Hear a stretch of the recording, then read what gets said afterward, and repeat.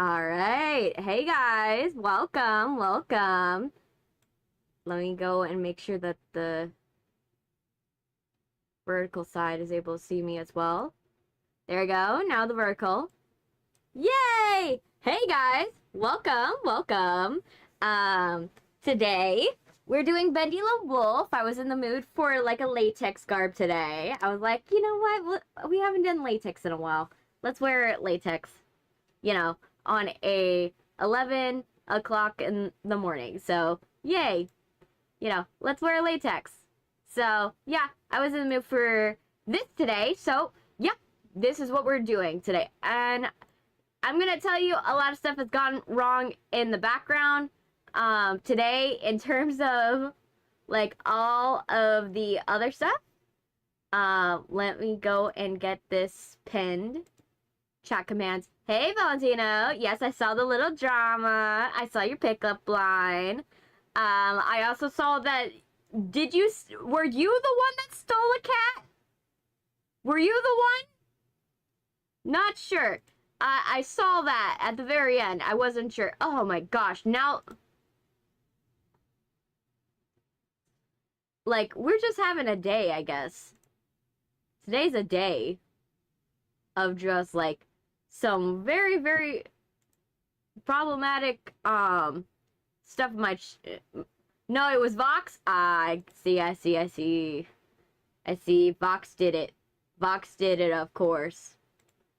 Of course it was Vox. Oh. Okay. One of these streams is not gonna have a good connection. Oh gosh. It is letting me know. What is the error? Keyframe 4 seconds or less. What the hell does that mean? What does that mean? Keyframes are... I haven't even changed my settings. What the hell, OBS? Current frames. Oh my gosh. I don't even know. Yes, I did like the pickup line. Like, I'm just trying to find out what is going on because, like, I do not know what keyframe frequency means, but it sounds not good that we don't have it. And so one of you guys are not gonna probably see my stuff very well, or if you do, you're probably gonna see a skittery version of it. I don't know. I'm gonna have to ask the horizontal audience how they're doing every couple minutes because it says poor stream quality. But note the ingestion error is called a group of picture sizes. But there's nothing wrong with it. Like it's not okay. It's not like I changed any settings last night. Like, I did nothing. I changed nothing last night. And this system is like, oh, it's the wrong sizes. And I'm like, it's the same system from last time. How is this, you know, being like this today? But I guess. Hey, Luffy, welcome. Welcome. But yeah, so I don't know what's going on, but unfortunately, that's what's, you know, it is what it is. We're just gonna have to deal with the fact that, you know, the horizontal is gonna have some issues. I'm probably gonna have to download the stream later and make sure that, you know, it didn't go that badly. But oh my gosh, it's gonna be an interesting day today. I tell you, I woke up and the first thing I see is like, okay, IP errors. I see like stuff like pages not loading, like streamer bot was glitching out, like the chat was messing up too. Like at some point SE elements didn't want to work too. I think it's mostly SE elements. I think that's what's the issue because like it's still like I could see the chat through streamer bot. I can't see it through SE live. So stream elements, get your stuff together. You need to get your stuff together, Streamlabs. Anyway, so yeah, basically I just had technical difficulty after technical difficulty, spilled my coffee on myself, so yay, burn legs. Just having a day. Hey Stellas, welcome. How you doing? But yeah, I'm just trying my best today. We have a rocky start today, but at least we're doing everything we can. For those of you who want to know, how did the Halloween festival go? The Halloween festival went very well. Was it a Halloween festival? I would say barely. It was a Halloween festival in the sense that everybody dressed up. Like, think a whole city of people dressing up. Like, there's a sea of people. You can't see any cracks in between. I'm already, other than Vox stealing a cat. Yeah, I saw that. I need more details about the story. Like, is it stealing, like, because you had a bad neighbor that just wasn't feeding their cat and you're just like, nope, mine now. Because I understand that. I've done that before. Or was it that it was actually a beloved cat, or like it was a cat on the street which you found out that was microchipped and you just decided to keep it? Like, I don't know what scenario it is. Like, so I'm holding judgment for now because I don't know what was the situation, but I don't know. I don't know if it's something bad, but I just wanted to let you guys know I'm holding judgment. I'm withholding my judgment until I get more information. Because I've been on the other side of that. I've been the person that, I have a neighbor currently next door that has like 50 cats, and do they all get fed? No. And so me and the neighbor that's in front of me, my family and her family made a decision that we're gonna take 9 of those cats and take care of them. And so we've been taking care of 9 of those cats. Unfortunately, the neighbor in front of us is gonna be moving away, so I feel bad for those 9 cats because we can't take them into our house. We can only treat them like stray cats and like put food outside of our house, but we can't let them in because my mom's highly allergic to cats. But we still go over to her house and take care of the cats whenever she's like on vacation, like in Disney or Vegas. She's always in Vegas. I'm not gonna lie. She's always in Vegas.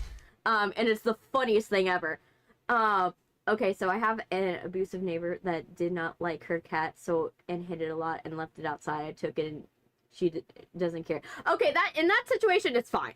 In that situation, I think you rehomed it. Like, at that point, that's a rehome, not a you stole. Like, yes, you did technically steal the cat, but it's kind of like how Child Protective Services, like, steals your children. Like, sometimes that situation is, like, a bad situation. Sometimes it's for the best, sometimes it's for the best. And in my opinion, like, I think you did a good thing, Bakugo. I think you did a really good thing.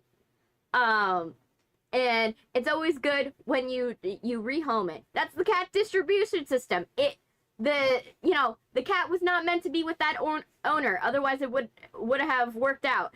And it found its way to you. It found you. And now you'll be taking care of that cat, and that cat will have a nice life. Hopefully you treat it well. I don't know.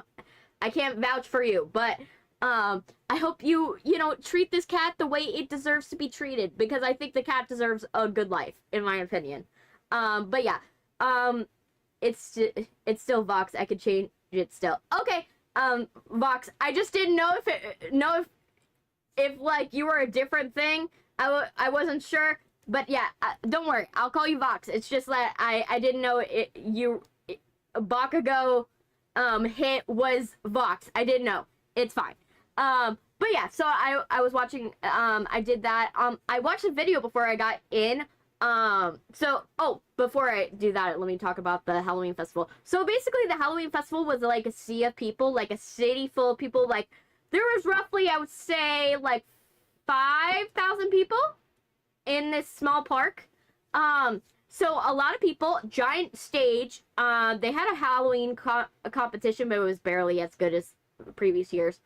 A lot of food vendors. The food vendors were good, in my opinion, but the only problem with it is that I don't like it when food vendors, they don't put, if you're gonna have a food truck, put your prices on your truck. Like, I don't understand why this is such a hard concept for these food truck owners, but put your prices on the food truck. I'm not gonna go and try to look on 100 different websites just to find how much a cheeseburger is.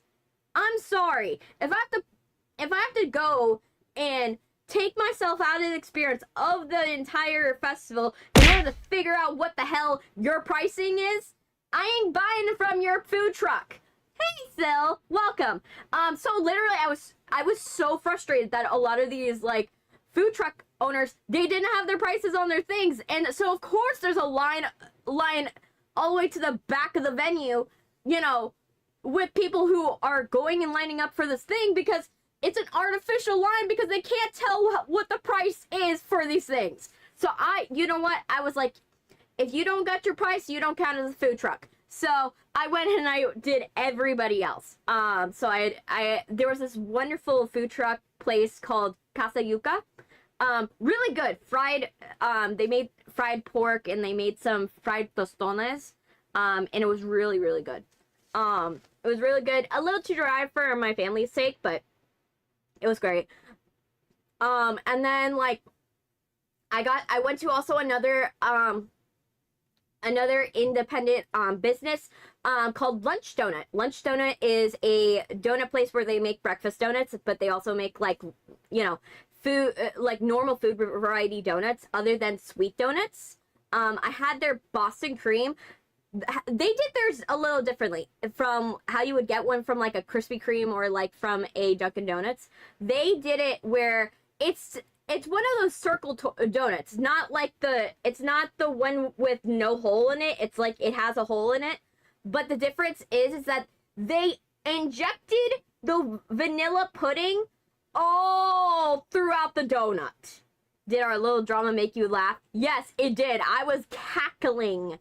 You saw me. I was liking every single moment of it. I was liking every single post because I was enjoying every single minute of it. I love it when you guys go and you talk in the chat and I get to have the chaos that you guys do in the stream in like a normal video because it's super, super funny because I get to like chat with you guys. I don't really get to chat with you guys outside of these streams other than what I post on my community page, which I posted for those of you who wanted to know wanted to find out about the souvenirs that I got at HHN. That's on the community tab on YouTube. So if you want to go and see that, that is on there. You have to be subscribed for at least a week in order to see whatever's on the community tab. But I digress.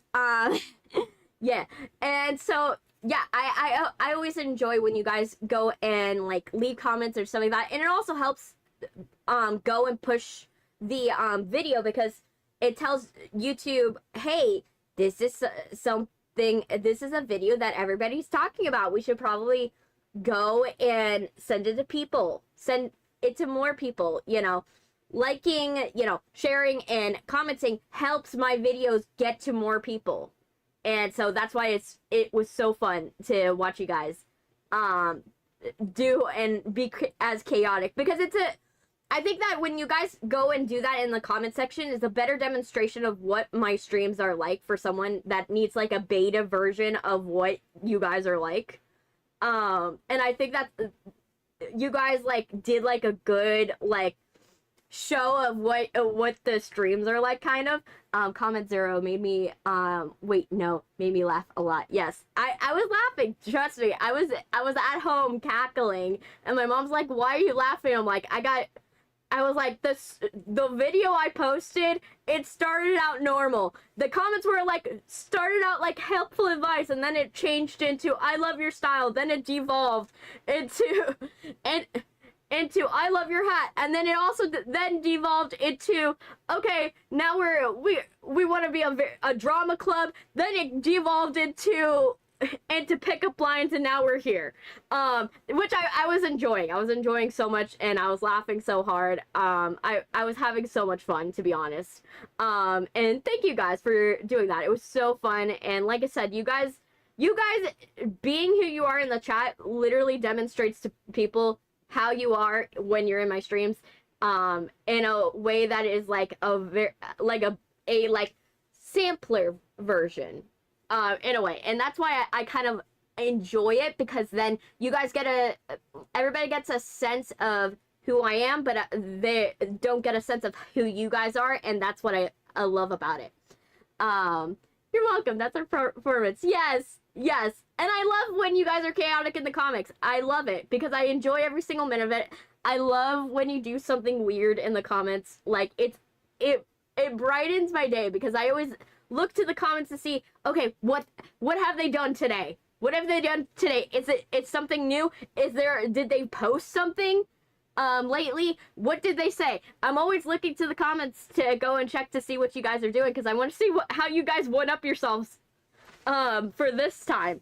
And so that's why I was enjoying it so much. I always enjoyed it. Like, if you have time to post a comment, trust me, I will see it. I will, like, anyone who thinks, oh, she won't see it. Hi, Loveline. Welcome, welcome. I haven't seen you in a bit. But yeah, like, for those of you who are like, oh, I don't think she sees it, I don't think that she's going to, like, go and comment, trust me, I will see it. I will see it. I see every single one of your comments. Sometimes I don't have an answer for what your comment is, because I don't know how to respond. And trust me, I will always try to like it, and, like, I will try to like it and heart it, because then you know that I saw it. You know, I may not know how to respond in the moment, but I'm acknowledging that I did see your comment and I did see what you wrote. I just don't know how to respond in that moment sometimes. So trust me, if you don't get me writing back, it's just because I'm stumped. I just don't know a witty comeback in order to go and say it, or I just don't understand what you're trying to write. So I'm trying to, like, deduce it, and my brain is just like cogwheels with, like, the spider webs, and it's not quite going right. Trying my best, you know, that's how it is. And unfortunately, that's, you know, that's what happens, unfortunately. And, you know, it is what it is, and we're just trying our best, and we're trying to get everything going, and, you know, that's how it is. But yeah, that's what was happening, and I that's why I say, just comment. I will literally see it. Don't worry. But yeah, so that was happening. I was also on TikTok. I was watching a video of a lady who, she left her cult, because of Disney. Because of a Disney burger. I was watching that on TikTok. There was a chick that she was married to a cult leader, and she went to Disney, and the guy got into an argument with her. Thank you. I was in the mood for latex today. I was in the mood for a latex leather moment. So yeah, I was just like, I put on the outfit, like, I put on the dress, and I was like, okay, no more notes. I literally, the outfit slays already. I don't have to add anything else. So I just ended up just leaving the outfit as is, because I was like, you know what, we're just leaving it as is. It's perfect as is.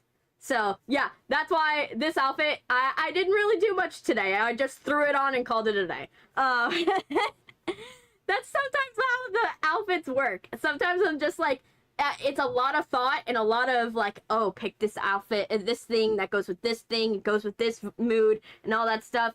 And then sometimes it's like, yeah, let's throw this on and just color shift it so that way the mask matches. That is literally all it is. And that's literally what happened. I was just like, you know what? I like the outfit, but I need the mask to be a brown in order for it to, like, vibe better. So yeah, that's what happened.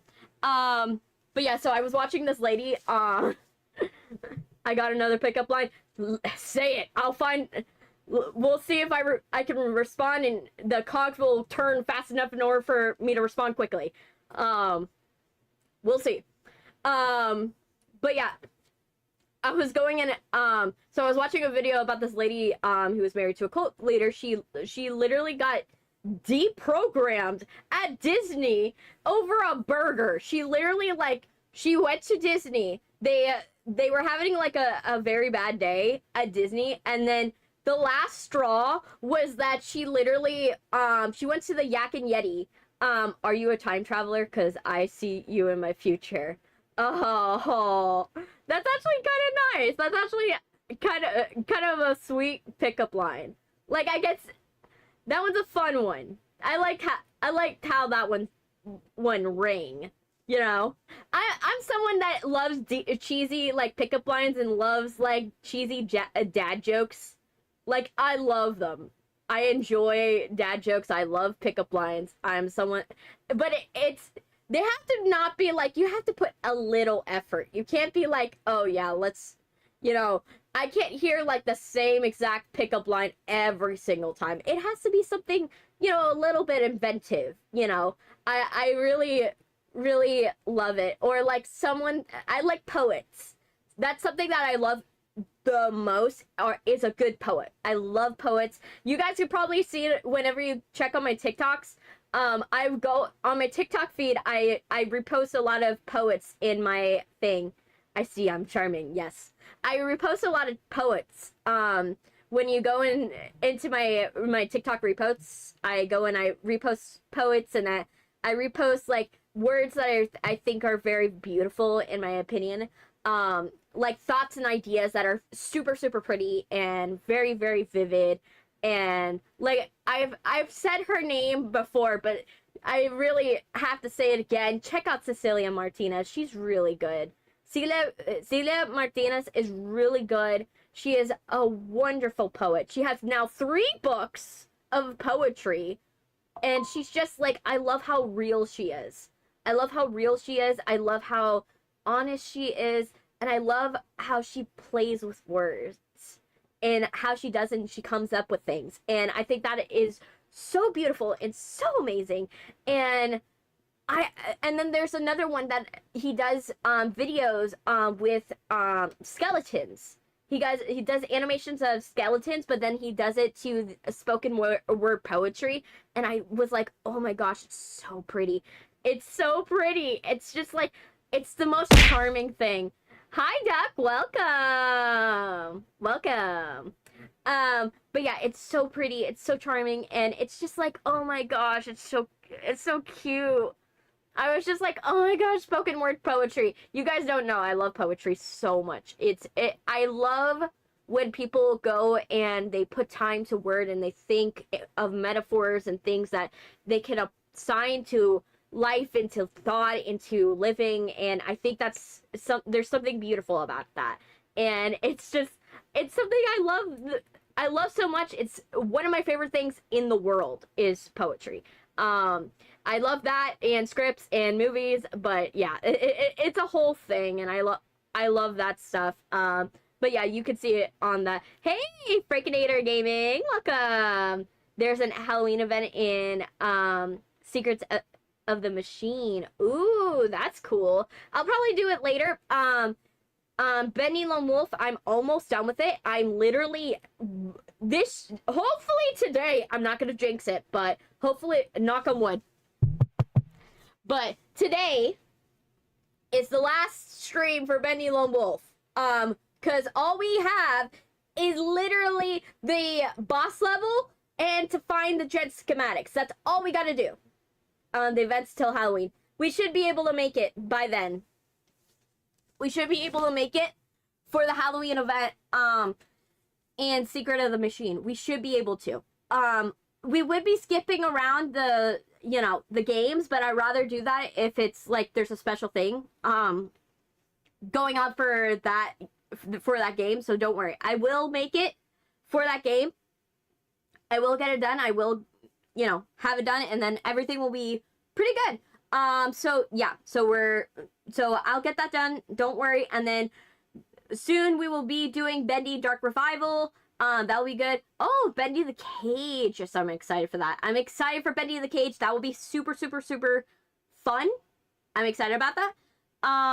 Who knows? It'll be something that'll be interesting to, watch and do and play. I haven't seen any footage for the game, so I'm going in really, really, really blind, but who knows? We'll find out soon. Hey, Kemi, welcome. How you doing? How you doing, Kemi? How we doing? Are you doing okay? I saw the drama that was in the chat. I'm all for the drama club, girly. We all for the drama club to be all in the chat. You know, I love to have a little subgroup of the basement dwellers be like a drama club. You know, and that would be fun. I love it. If you guys can just coordinate and just do that for the comment section, that'd be funny for me. You doing good? Great. We love this. We love everything about this. Let me drink my coffee because I need drink coffee. I literally haven't touched my coffee.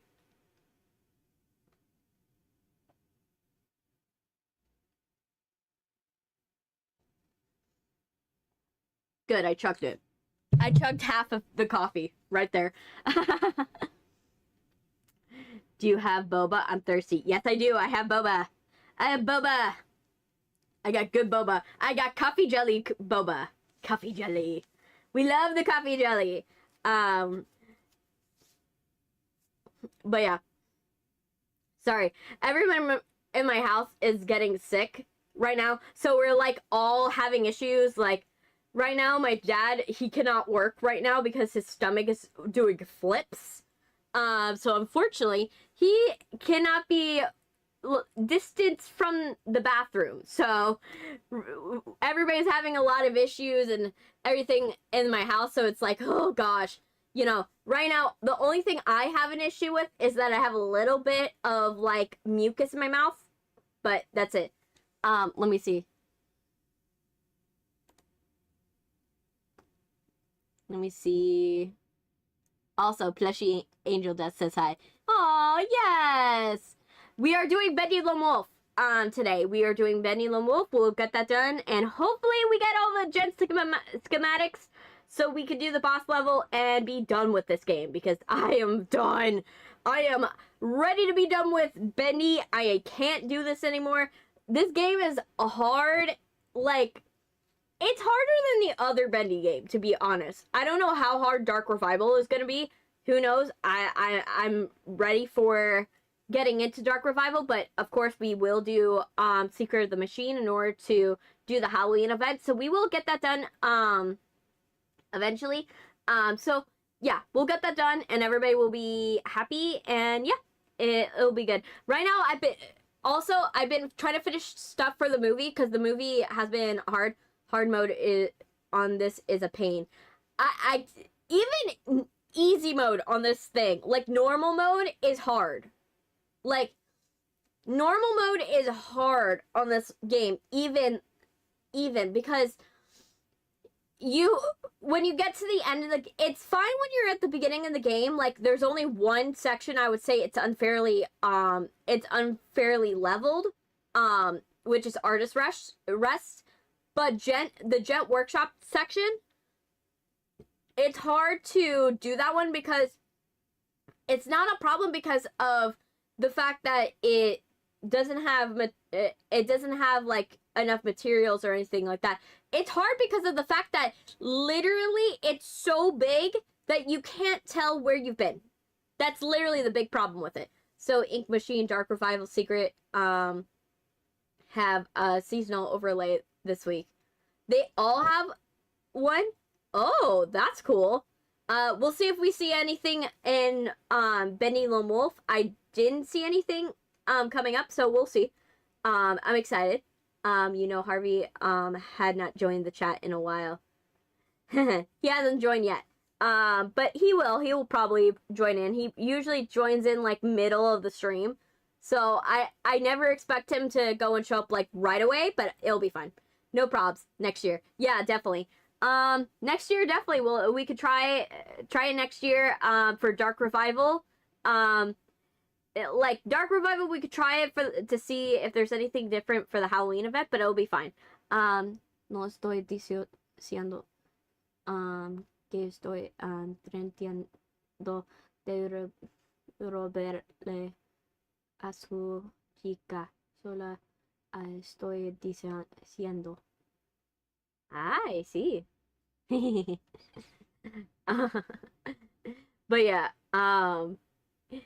But yeah, basically I literally I'm excited for those games. And also for those of you who've been FNAF fans and have been waiting for me to do FNAF, just know we will be doing FNAF 4 soon. We will be taking a break from Bendy. So I will do Secret of the Machine, but I won't do Dark Revival right away. So we'll probably do Dark Revival in November. November will be Dark Revival, probably late November. So late November will be Dark Revival, and then we will finally get into Five Nights at Freddy's, which we need to get into 4 because we haven't done 4 yet. So anyone who's been waiting for Five Nights at Freddy's, you will get your shot. I will make sure that we get some Five Nights at Freddy's content because I know some of you have been missing it. So we will be doing Five Nights at Freddy's 4. That will be happening. We haven't done it in a while. So trust me, we'll get it. We'll get that done, and then we'll have a scared little boy that we will play as. That'll be fun. I'm excited because that is also one of the things we want to get done. But yeah, let's see, what are other things that we gotta do? We gotta do or have come up lately. By the way, for the movie, I'm almost done with the EP, the rough draft of like the electronic press kit I have to make for this movie. They right now sent me over more pictures of the talent. So all the other producers that are tagged on the movie, so we're like, oh gosh, I have to like go and get everybody's headshots, get everything going, make sure that I get their production pictures, make sure I get all of the behind the scenes pictures, make sure I get the podcast stuff, make sure I get the website, make sure I have the social media. It's a lot of work to put together a press kit because you have to have all of the information and all the questions, and sometimes you don't have that information and you just have to start asking around. Hey, do you have this information? Thank you. Hey, do you have this information? Thank you. And you just have to keep going and doing that and everything of that sort, and it becomes a little bit of a hard thing because you got to make it look great because you got to keep the press's vested interest. Like, you got to keep the interest of the press so that way they keep reading through it. Otherwise they tune out and then they don't cover your movie. So I have to make sure that this press kit is absolutely perfect. Thank you for loving the outfit. You know, we always love the outfits here. Like, you guys know I'm always coming up with something for my outfit game. I'm always coming up with something, trying to make sure I look good. You know, like I said, I got a color season and a dream. I try my best every single day. Sometimes it hits, sometimes it doesn't. But we try our best and we experiment with every single outfit. And the only reason why I'm able to do this is because all of this is free. Personally, I do not own any of these in my closet. I wish I did, unfortunately. I wish these digital outfits I owned in my closet, because boy, would it be fun to wear these. I'm like, oh my gosh, it would be so nice to have these in my closet. Like, my closet is sad. Like, when I look at my real life closet, I'm like, I wish I had money to buy clothes.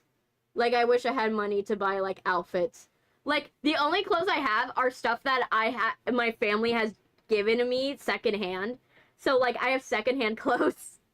A lot of them.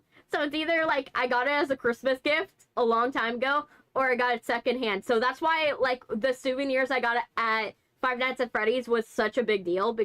At, like, HHN was such a big deal because I don't normally buy clothes. I don't have money for clothes.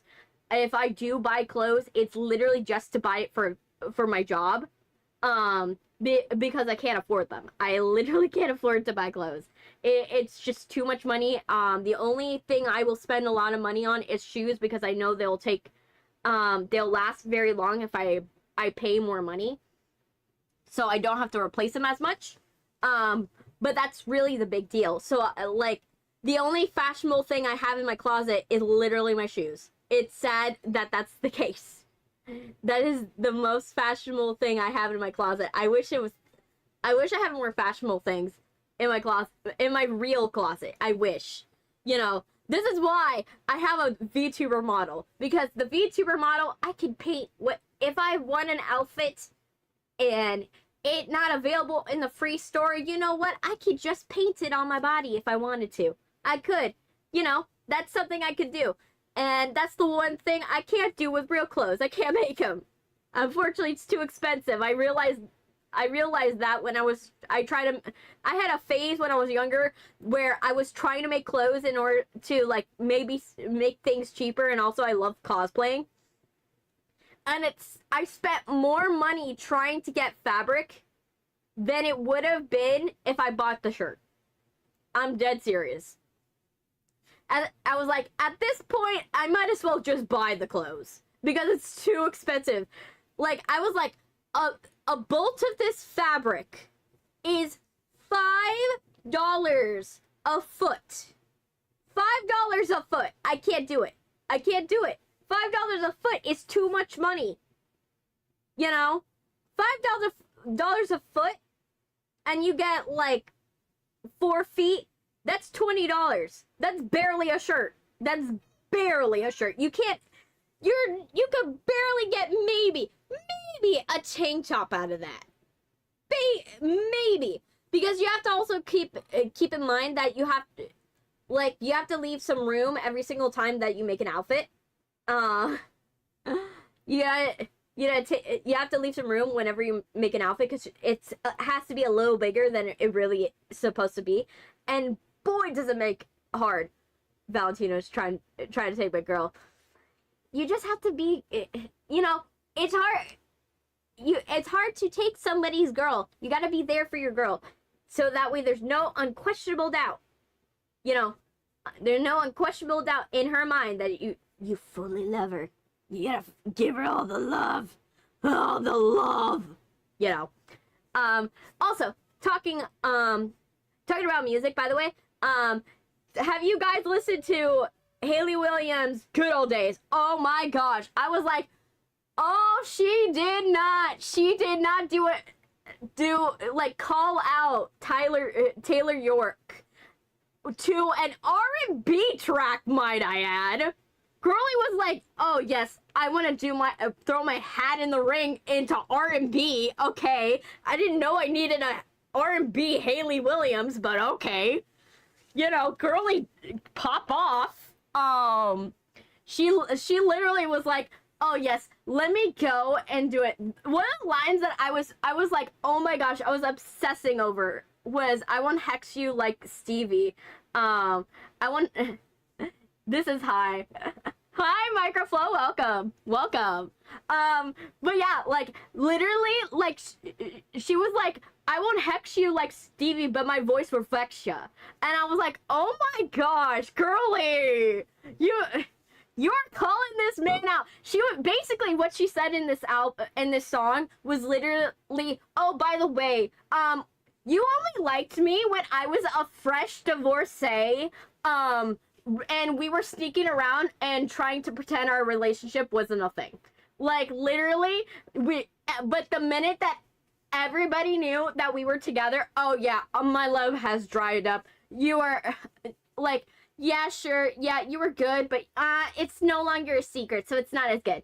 You know, like, I was like, oh my god, she's calling out this man.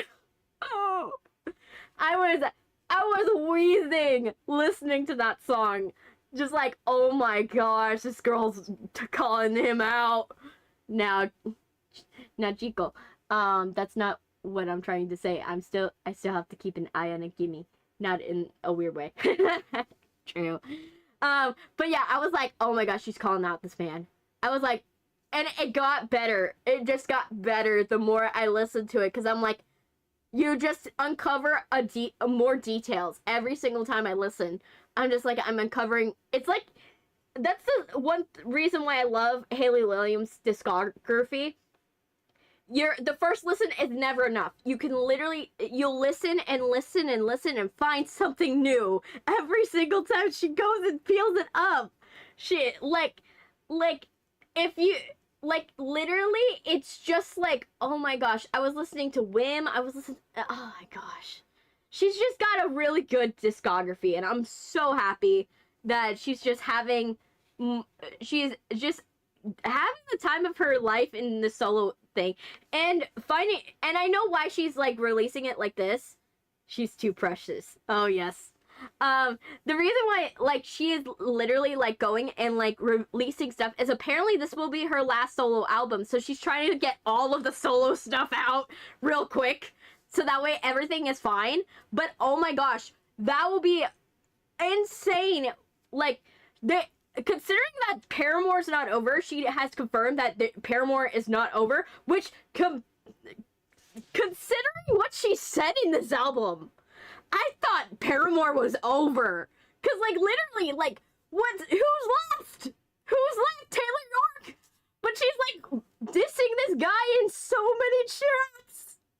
I'm like, how does Paramore go from this? You know, what album do they create? What is the album that's gonna happen after she disses this man?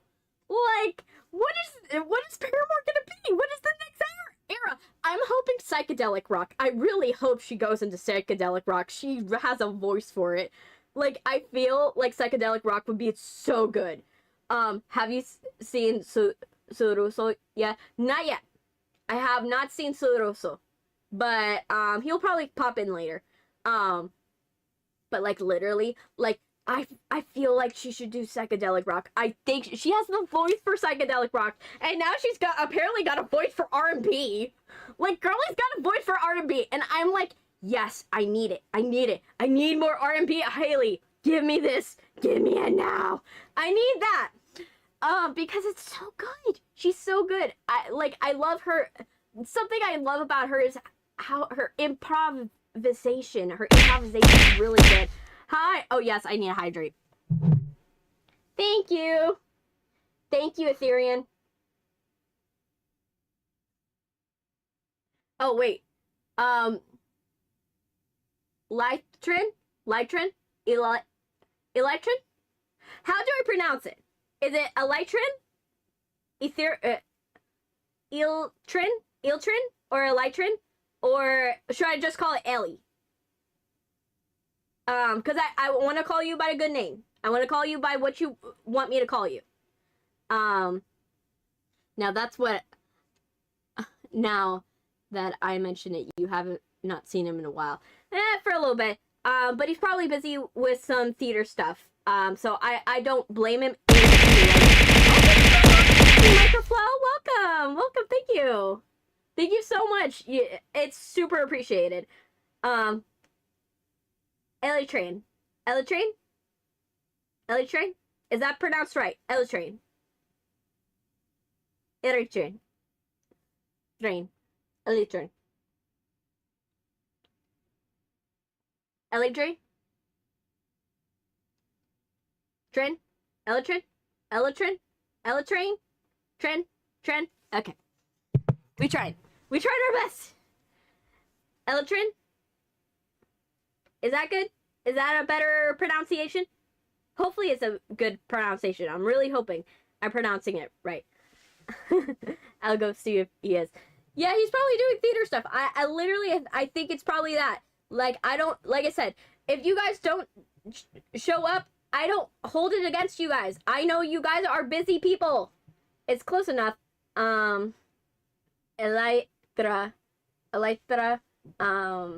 in Minecraft with an N. Elytren. Okay,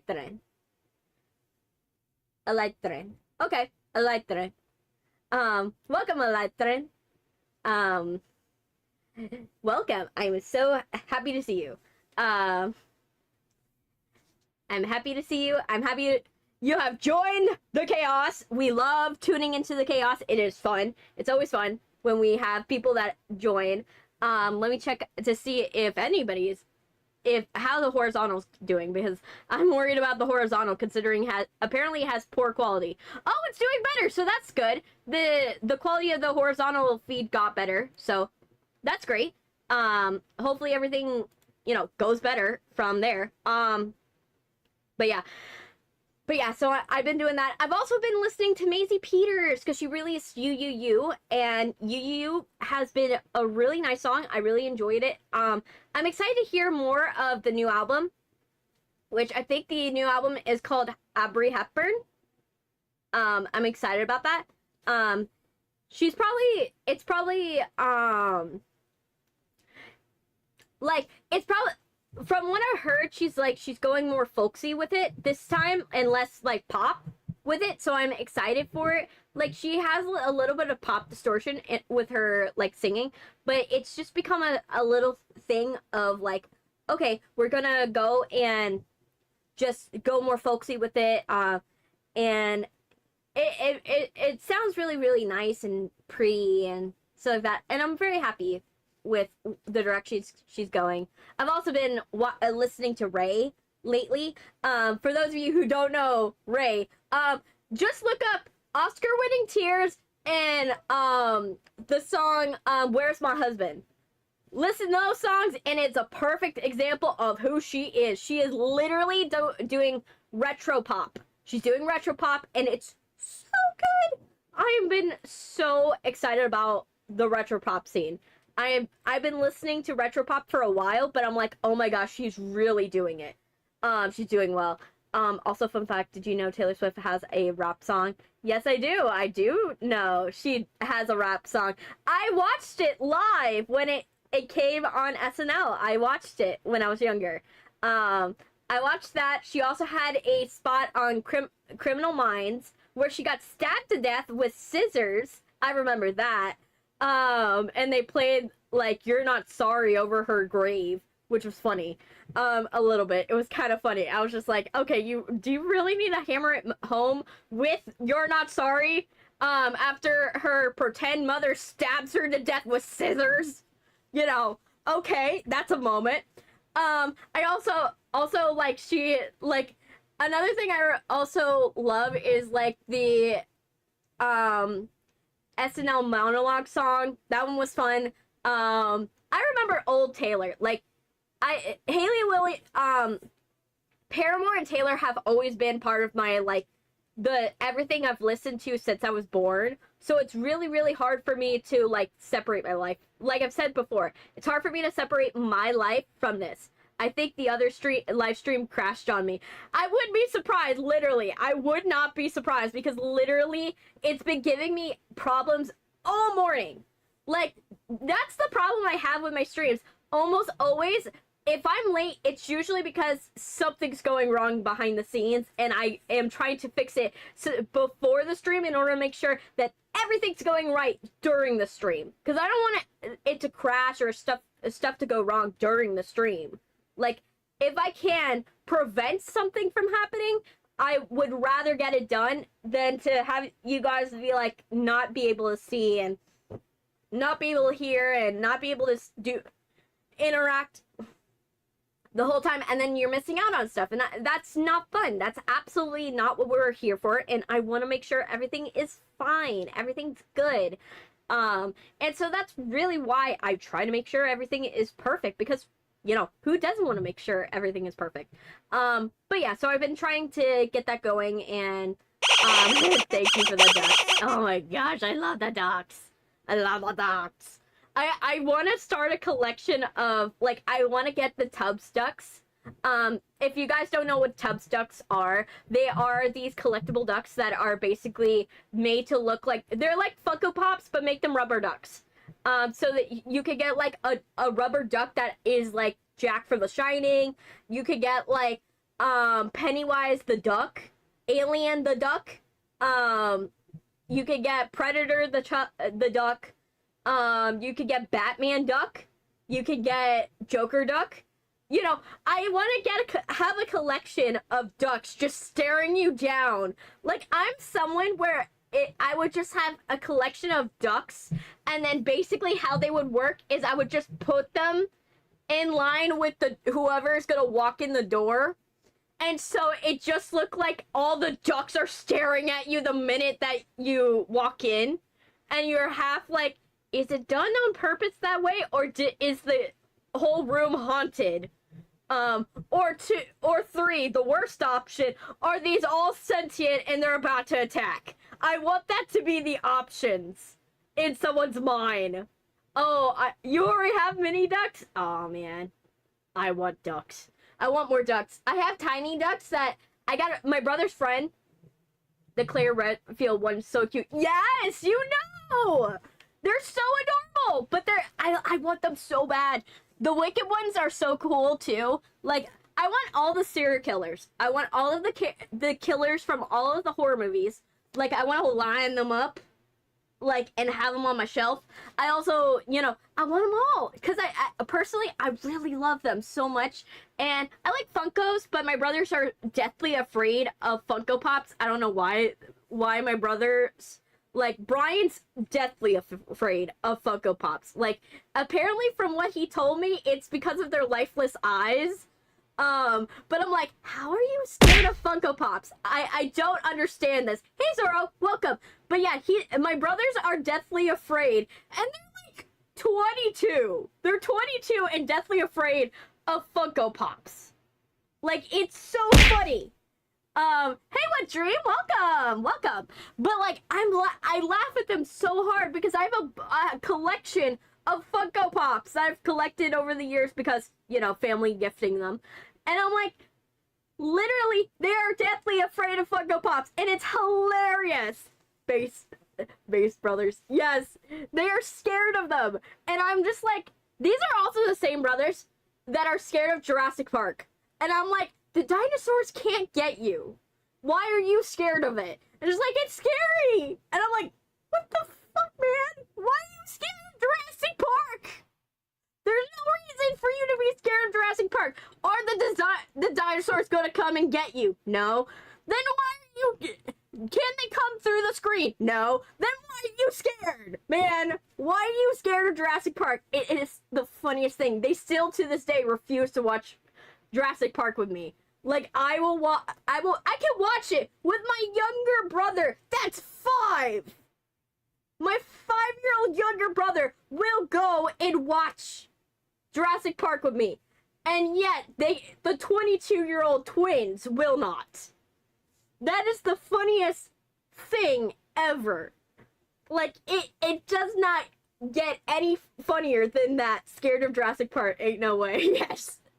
I'm just like, the fact the 5-year-old's fine, but the 22-year-olds aren't, it just makes me laugh so hard. Like, it's just like, it also shows that my mini Spice is like a mini-me. Like, my younger brother, like the 5-year-old younger brother, is basically a mini-me. So we watch stuff together. Like, we watch similar stuff. We've been watching anime together, and so, like, he's my little mini-me. So I call him Little Spice, and he calls me Big Spice. So, like, my little Spice, he literally will go and be watching, we'll be watching anime, and we'll be watching, some, like, I make sure what I have them watch is not, like, super bad. Like, I'm not gonna go and start this kid off bad. I'm still here. The fact I'm still here is crazy. Yes. But, like, the fact that I'm trying to make sure this kid is not, like, growing up to be bad. Like, I'm trying to make sure he's not bad at school, because he goes to private school. I ain't going to mess that up, you know. But I try my best, you know. I have him watch some stuff with me, and, you know, I'm trying to get him into anime. We do cooking stuff together. So, like, he's right now running around in a Batman suit. He's in a Batman suit. And I can bet what he's doing right now. He's probably watching his cartoons. And he's boxing, a punching bag right now. He's one of those two things. And that's the only two options it can be. Literally. It literally can only be those two options. And it's so funny. But yeah, he's just a funny little boy, and it's funny. It's funny to have a little mini-me. It's fun to, you know, we go and, like, sometimes we'll just, like, when we're alone in the house and I'm watching him, we'll just have like a moment where we're like, you want to go and have a scream off? It's like, yeah. And we just scream weird noises in the house. We just start screaming weird noises at each other. We'll just find the weirdest noise we could say and do with our mouths, and then we'll just try to scream it at the other one. And we'll just keep doing it. And it just becomes a fun little thing for us. You know, he's a wild child, and I'm all here for it. Where's Soruso? He said he's not in the theaters, he's in his room. He's probably busy doing something else. He's probably got, you know, work to do. He's probably got other stuff to do. You know, it's fine. I'm not gonna go and, like, you know, I'm not gonna go and mess with this man. You know, he's probably busy. You know, at the very end of the day, I'm not gonna mess with him. He could be, for all I know, lurking. For all I know, he could be lurking. And you know, I'm not gonna call him out just because he's not in the chat. So, would I love for him to be in the chat? Hell yeah. But unfortunately, that, you know, we don't get what we want sometimes. And that's okay. You know. Alright, let's make sure everything is good, and then we're gonna go. Oh my gosh, the horizontal stream is having issues again. How is the... Of course the horizontal stream is having issues again. Of course it is. Because it can't have a normal day. We can't have a normal day today. Absolutely not. Alright, so let's get into Bendy Lone Wolf, because we gotta get it into this game so we can get it done.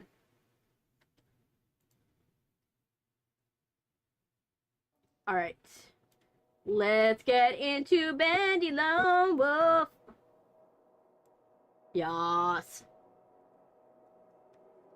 Everybody's a liar. Nah, it's just everybody's busy. You know? I'm not gonna, like I said, I'm not gonna call somebody out. Because I don't know what their situation is. Okay. Let's put this over here. Let me get my headphones. Wherever they may be. Oh. They're in the crease of my bed. My couch bed. I have a couch, by the way. For those of you who are wondering, like, oh, where do you stream? I stream in my room, but my room doesn't have a bed. I have a couch. I sleep on a couch. For those of you who are wondering. I prefer it. You know, especially when you're on vacations, like, if you're used to sleeping on a couch, then it becomes a good thing, because then you're like, oh, it's just more of the normal stuff. You know. Your brain is like, oh, that's normal. So, it kind of is a traveling strat, when you think about it.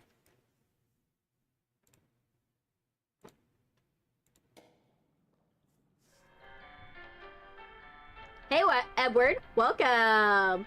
Playing House Flipper, unrelated to anything right now, except for the fact it's a game. Yeah, it's totally fine. But yeah. Let's make sure we go and get our stuff. Let's go.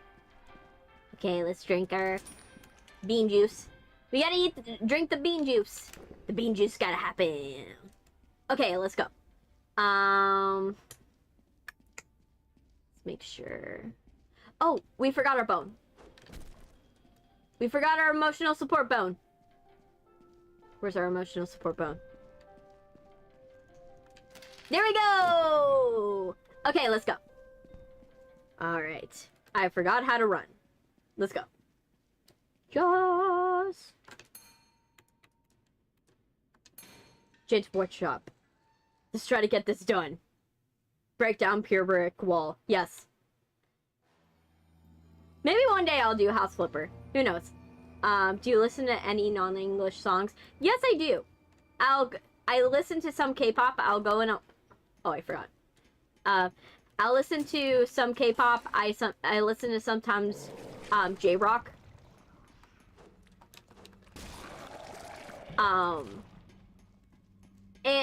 It's a little harder because, you know, yeah, I have some issues, you know, getting a hold of the music. It's like hard to get a hold of some music, but I try my best. I know that the first 12 decimal points of pi. Ooh, you do? Are you gonna just sing the Vsauce song, though? Like, there's a difference of knowing 12 digits of pi and you're doing the Vsauce song, and knowing 12 digits of pi and you know it just organically. Like, I know, like, and this is not to, like, dunk on people who use mnemonic devices. There's nothing wrong with doing that. But, like,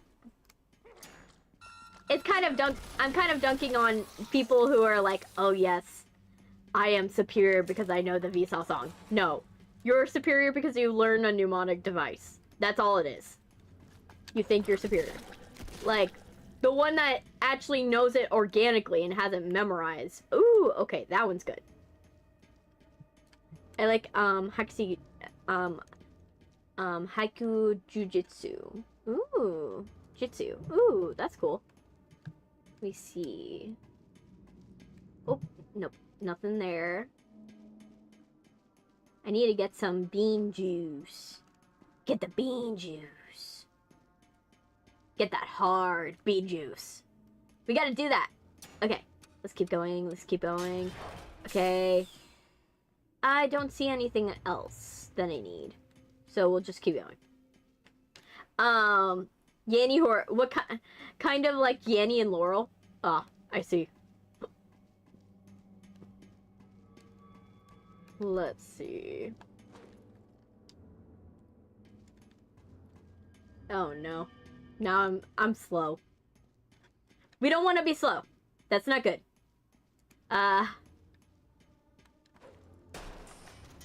No. How about Undertale? The only reason why I don't play Undertale is because it actually creates a small window. It doesn't have a full screen.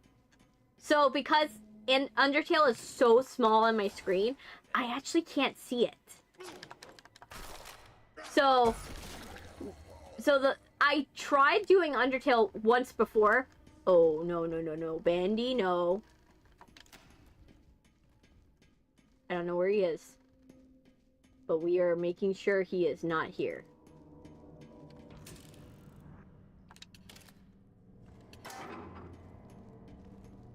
Okay. I'm just gonna hide in here for like a hot sec. That was a good choice. Because now I see him. But yeah. It creates a tiny screen, and it doesn't allow you to scale it. You can get it on console as well. I will probably do that. I can. I could probably get it on Switch. Because it shouldn't be too hard on Switch to run it. But it's gonna be an issue, because running it on Switch is a little bit hard, because I have to go and use my brother's setup stuff. I have to use coords, and yeah, I don't want to have to like owe him anything. I don't like owing my brother anything. And I died. Ah! I hate the thing. One thing I hate about this game is that you can hit something. You could have two enemies in front of you, but it will only hit one. That is something I hate about this game. Like, you'll have two enemies in front of you, you'll swing your mallet, and it will only hit one. And that is so frustrating. Because, like, the amount of times I get, like, surrounded by enemies, and I will hit them, and they'll be right in front of me, and I won't be able to kill them. It is so frustrating. But we try. We try. This is the Jujitsu lyrics. Ah. Wait. Oop. Okay. We gotta get this. We're gonna go down first, because I know this is gonna... Going down is important first. There. Got both of them. Oh no. But you see what I mean? Like right there was 2 enemies. And yet I had to finish the machine gun before I was able to go and do the other stuff. Do the other thing. The butcher gang member. I forget his name.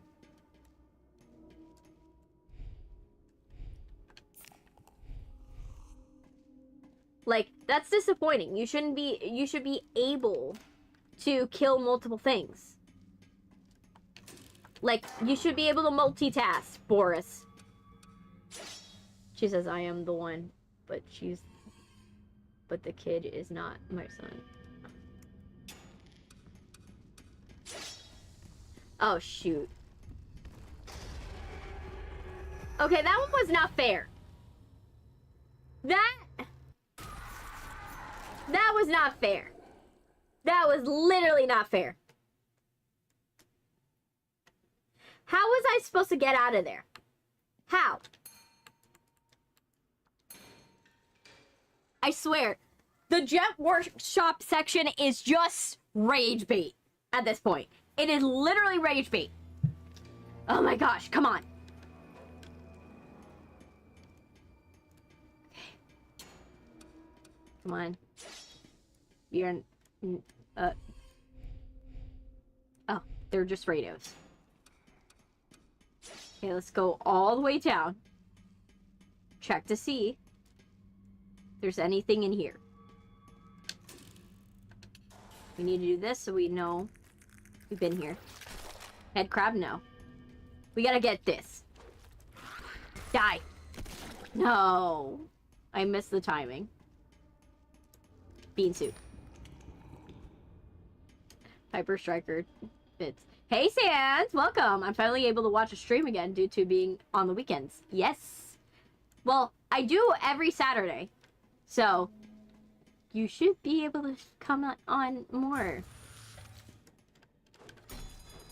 Die. Okay, got the jet schematics. Okay. Die. Okay. Let's keep going. Oh, I'm slow now. Gotta make sure. Ooh. Where is that? Where's my bean juice? Where's the bean juice? We gotta find the bean juice. The bean juice is important. Let's keep going. Girly. Yes! I gotta find the bean juice. The bean juice is good. The good bean juice. Damn, I must really not be paying attention to my notifications. My fault. Yeah. It happens. Don't worry. But I have an ample amount of videos on YouTube. They are getting edited. It's just taking a while. I'm trying my best with the editing. But boy, does it fight me. Got tea to... I got tea to spill. Let me know. I want to hear it. I want to hear it. Let me hear it. I want to hear every single moment of it. Let me know. You know me. I love tea. I love when it's piping hot. It is the best kind. Okay, let's keep going. Let's find it. Ooh, do we go in here? Is there anything in here that's worth my while? No, nothing. Okay, we can keep going. Okay, nothing in here. Nothing in here.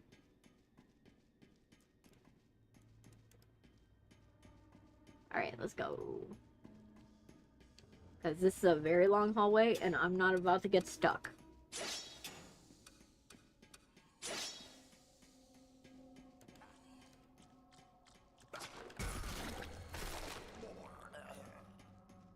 Okay.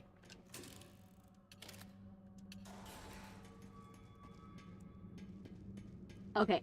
Well, one. Vox quit YouTube because he got bored. Aww. Well, it's totally understandable. YouTube is hard. So, I don't blame anyone who, you know, stops going and doing and working on YouTube because it's really hard. Like, I'm not gonna lie. Like, there are some times where you want to quit because I'm gonna die. Yeah. There's sometimes where you want to quit because literally that's why I made a post about this a long time ago, but like when you go and you do YouTube, you have to acknowledge that, oh my gosh, I hate the doubling in my ears. Let me give myself a second. I hate the doubling in my ears. It's just like I hear myself and then I hear a second version of myself. But yeah, basically what I found with YouTube is literally you could try your best and you could post consistently and try your best and everything like that. But YouTube is a time game. It's a patience thing. And it is demoralizing for like the first like year. The first year is like super demoralizing. Second year kind of, but not that much. And then it slowly goes up from there, assuming that you have improved upon your content. But sometimes, unless you're like doing it for the love of the game, like I'm doing this for the love of the game. I like making videos for YouTube. That's personally something that I love. But that's because I'm doing it for the love of the game. Whereas some people, they actually they want to turn it into something, but it's not the easiest career path. There's a reason why you have to love it.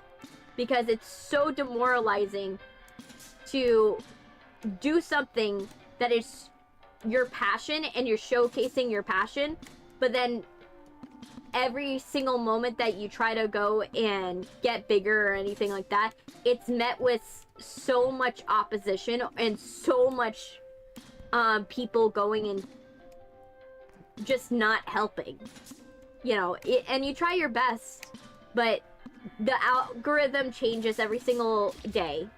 So the algorithm, you're playing by different rules every single day.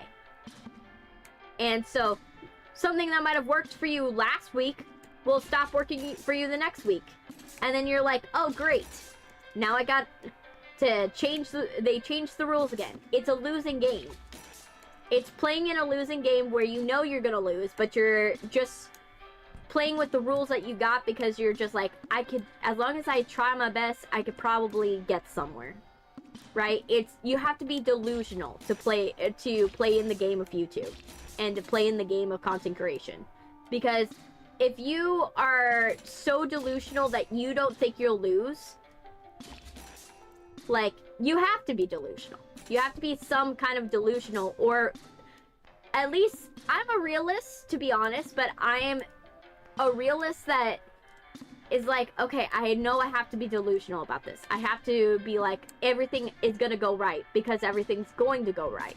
There's nothing, I can't leave any room for it to not go right, because if I leave room for it to not go right, then it won't go right. You know, it's so contradictory. I know what I'm saying is so contradictory and so weird. But that's literally the mindset you kind of have is like, everything has got to go right. And not everyone can be in that system, a broken system. You know, it's an oversaturated market. And then you're dealing with the fact that you have to reinvent yourself to become something that people time and time again will go and watch you. But it's not so different that the algorithm doesn't recognize you, so that way you can be able to be recommended for multiple different things. But you also have to keep it fresh, so it becomes an issue of, okay, how can I be different enough for everybody, be true to myself, so that way I don't feel lost, but also feel but do everything different but also the same. It's like I said, it's a hard game, and I don't blame people when they are like, I'm quitting, because you either have so much, are so delusional that you're like, oh yeah, it's gonna happen, or you are just gonna make it happen because that's the only thing that can happen, and you're gonna do everything in your power to make it happen, because what other option do you have other than that, right? So like I said, I don't blame anyone. I understand when people quit. You know, if you quit, I have no qualms with you. I totally understand it, because it's not an easy industry. There's easier industries to get into than YouTube. YouTube is literally probably the worst industry to probably get into, because it seems easy on the surface, but it's literally the hardest. One of the hardest industries to get into. Like, harder than Hollywood, to be honest. Hollywood, you just need to find the right golfer. You find the right golfer at the right golf course, you'll be in the next movie, pronto. Because it's a numbers game. Like, with movies, you just have to know the right person, and you gotta be friendly. That's the only thing that you need in movies. And as long as you got those two things, you'll be in big pictures, man. But with YouTube, you're working hard day in, day out. You don't have money for an editor? Oh, well, you now gotta spend hours and weeks of your life editing videos. If you don't have... Oh, you gotta do shorts? Oh, you gotta make sure that you put out a ample amount of shorts in order to go and recycle the content that you already created, so that way it's that way you are attracting more people into streams, and attracting more people into these things.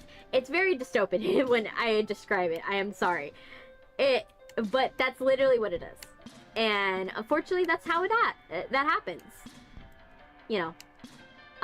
And second, there's one girl who had a crush on Zoro. Ooh, somebody has a crush on Zoro.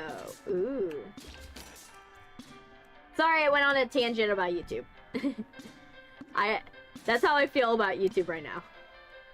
I'm right now in that slump where I'm almost to 500, and I'm trying to get there. Trying to get to 500, but it's hard to get to 500 at this point. It's like, ooh. And I've been in the same spot.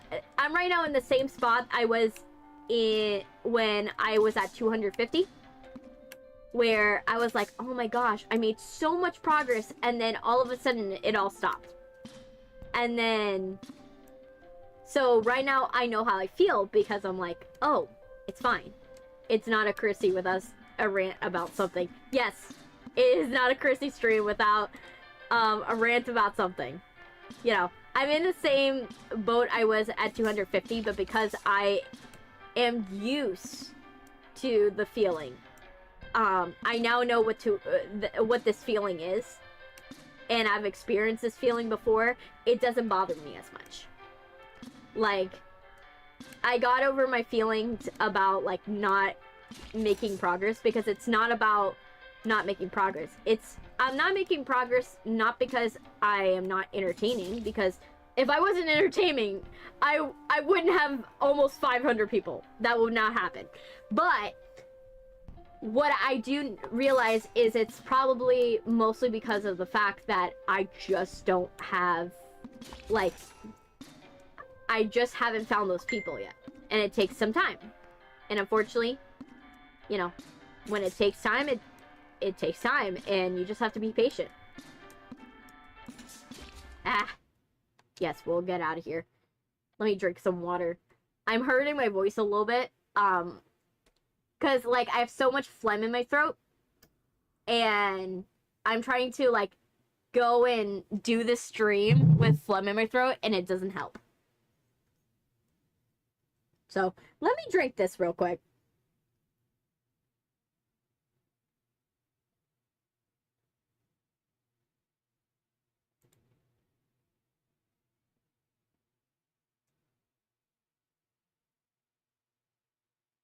But we're trying our best. Let me see. I recently started reading Death Note, and it's really good so far. I'm halfway through volume 5. Yeah, Death Note is really good. Like, people, like, not to say that it's underrated, because it's not. It's not underrated. There's no way it's underrated. But Death Note is a really good book. It's a good book. I have the Black Edition, and Death Note's just, it's a fun one. It's a fun read. I think the book goes a little bit more than the anime does, and the anime shuffles scenes that I don't think it should shuffle. Like, there's some scenes in the anime that I think that they shouldn't have shuffled, or they omit it. Like, they omit some scenes, and I personally don't like that, because I personally like some of the scenes that are in the book. Personally, I think that there's a reason why they exist. There's a reason why they're put in the way that they are. Okay, I need to figure out.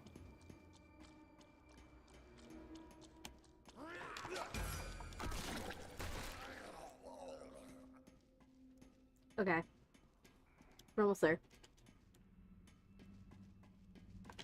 Okay.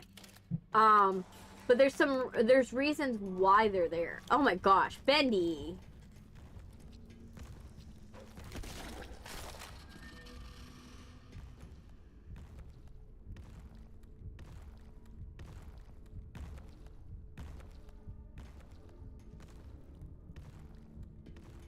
Bendy, that's not fair. You saw that. Bendy was like, oh yeah, I'm gonna appear here. Right where Boris is going. Which book and scene are you talking about? I'm talking about, we're talking about Death Note. And I'm saying that there's some scenes that are omitted. Like, for example, in the book, it's very clear, that Ryuk is telling the story from a flashback. Right? All of Death Note is supposed to be a flashback for Ryuk. Whereas the show, it wants to be like, oh yeah, it could be happening in present day, right? But the idea of the book is that everything that we are seeing has already happened, right? And Ryuk is just telling the story because he's on the way to find the next user. So what they omitted was there's a scene where he's talking with the with these two Shinigami, and the two Shinigami are like, "Oh, you dropped your book." And they make it seem like he dropped his book again, not for the first time. And so, and when he tells it, he's flying over the city, and he's telling the story of going and, like, what happened the last time he gave his book, he had his book. Because the first time he dropped it because he was bored. But when you listen to the when you read the scene in the book, when you read the, oh my gosh, Bendy. Oh, he's coming my way. Of course he's coming my way, because Bendy can't let me be happy. But when he goes to leave, right? You find out in the first scene of Death Note is that when Ryuk drops the book the first time, he's bored. Right? He's bored and he drops it. And then he eventually goes and gets it. When he drops it the second time, he has an estimated time that someone will most likely pick it up. And he's like, okay, it's been like 4 days. Okay, let's go and pick it up. That's literally what ends up happening. But you get that at the first page of the Death Note manga. It's interesting the author's next work was a scathing critique on the manga industry. Yes, it was. Because there's a lot of things wrong with the manga industry. Like, a lot of people won't say it because, like, and a lot of manga have done it before. They're like, oh yes, let's go and, like, critique, you know, society, and let's critique what we think of, like, writing and, you know, how good writing is, and there's a lot of things. Oh my gosh, Bendy! Can you leave me alone? He's, like, obsessed with me. But, like, I think that that's something that's very important about Death Note.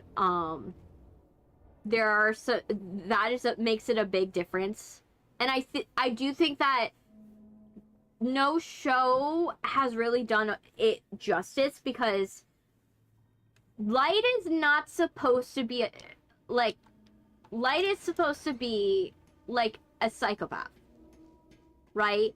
But given the tools that he, like, given the push that he has to be a sociopath.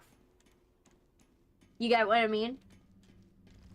There's a difference between a psychopath and a sociopath, if you guys don't know what it is. Sociopath is created by an environment. So you have apathy towards society because of experiences that have happened in your life, which most serial killers are sociopaths, not psychopaths. Psychopaths have a lack of emotion because they're born that way. That's how they're wired. And so the only difference for Light is he is technically a psychopath because he has no emotion to begin with. He's only doing stuff for the validation of other people, because he knows through the validation of other people that is his barometer of right and wrong. And so that's how I know he's a psychopath. He fits the criteria. But Ryuk is corrupting Light's sense of morality. I made a mistake in my drawing. That's totally okay. You know, it's okay to make mistakes. You know, I make mistakes in my drawings sometimes, and then I find a way to make it into a happy accident. You know? But yeah, Ryuk literally, he corrupts, Light. That's the key to it. Is that, well, yes, he's a psychopath. It doesn't mean he would have been a psychopath. That's what the second book is what it's supposed to show you. And when he goes and becomes... Wait, Chrissy just talked. You just talked to yourself in the chat. What?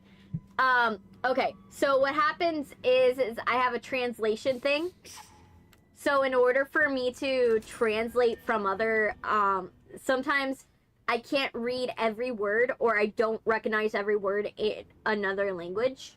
So sometimes what I'll do is I'll use the translation function. Like, for example, I wasn't sure about 2 of the words in what Valentino had wrote in the YouTube chat. So I just wanted to make sure that I read it correctly. So that way I make sure I answer it correctly.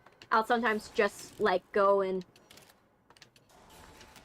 I'll use the translation function. Even though I know the idea of what it's saying, I would rather be correct than to go and be wrong and then have issues. Oh, by the way, Kimmy won't be on YouTube for a while. She went to TikTok. That's totally fine. I'm still, like, for some reason, the TikTok live is still not allowing me to, like, do a live on there. I don't know why. I don't know why TikTok decided, you know what, we're just not gonna allow Chrissy to go live on TikTok. Like, and the funny thing is, it's not even, like, going live on TikTok. It's not that I'm not allowed to go live on TikTok at all. It's the fact I'm not allowed to go live using SE Live, which is stupid. Because I'm like, if you expect me to use your app, TikTok, in order for me to do it, I'm not gonna download an extra app to go live just because you don't want to, you know, allow me to do it. Like, that's stupid. That just prevents creators from using your app. Like, but it is what it is. But like I was saying, so yes, he's a sociopath. Light's a sociopath. He's a confirmed psychopath, because he fits the DSM for psychopathy. But that doesn't mean he's a bad person. It's proven when his memories are erased of the Death Note, when he hands back the Death Note, that he actually would have been fine with his old validation system. He would have been fine. He would have been a model student, would have been a model detective, would have been a really good person. That's why why we need to see him without. It seems like you thought about this a lot. I have, because I had to write an adaptation script. So I had to think about who is Light, who is Ryuk, who are these things, what is, you know, who are these characters down to the core. That's part of the reason of being a writer. You have to dissect characters in order to write your own characters. You have to know the psychology behind these characters and why do these characters do the things they do. I personally know that he does the things he does not because he's an evil person, but because because he was corrupted into it. That's literally what it was. And Ryuk rewired his validation, and that's really what happened. And that doesn't make him evil. It doesn't make him anything. That's why when people are like, oh, I hate the chapters where he was like basically normal. I hate the chapters where he, like, they nerf Light, right? Hey, so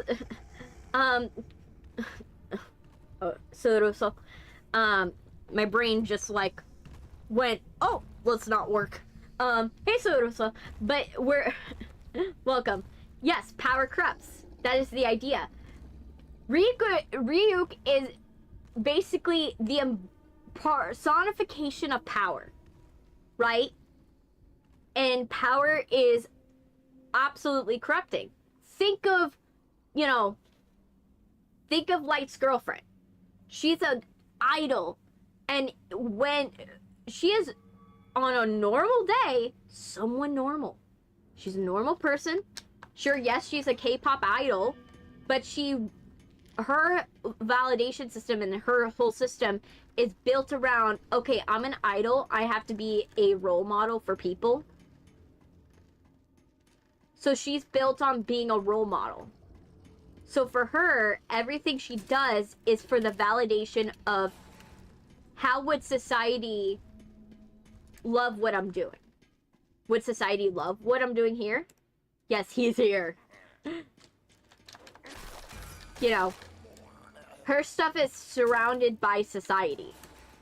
Her view is like, okay, will I look good when doing this? Right? And the reason why she probably initially loved Light is the idea of Light. The idea of this godlike being that is giving these people power, making these people feel powerful in a world where they feel powerless. And that's really what exactly she initially gets out of it, right? What attracts her to Light initially. But she also doesn't see Light for who he is.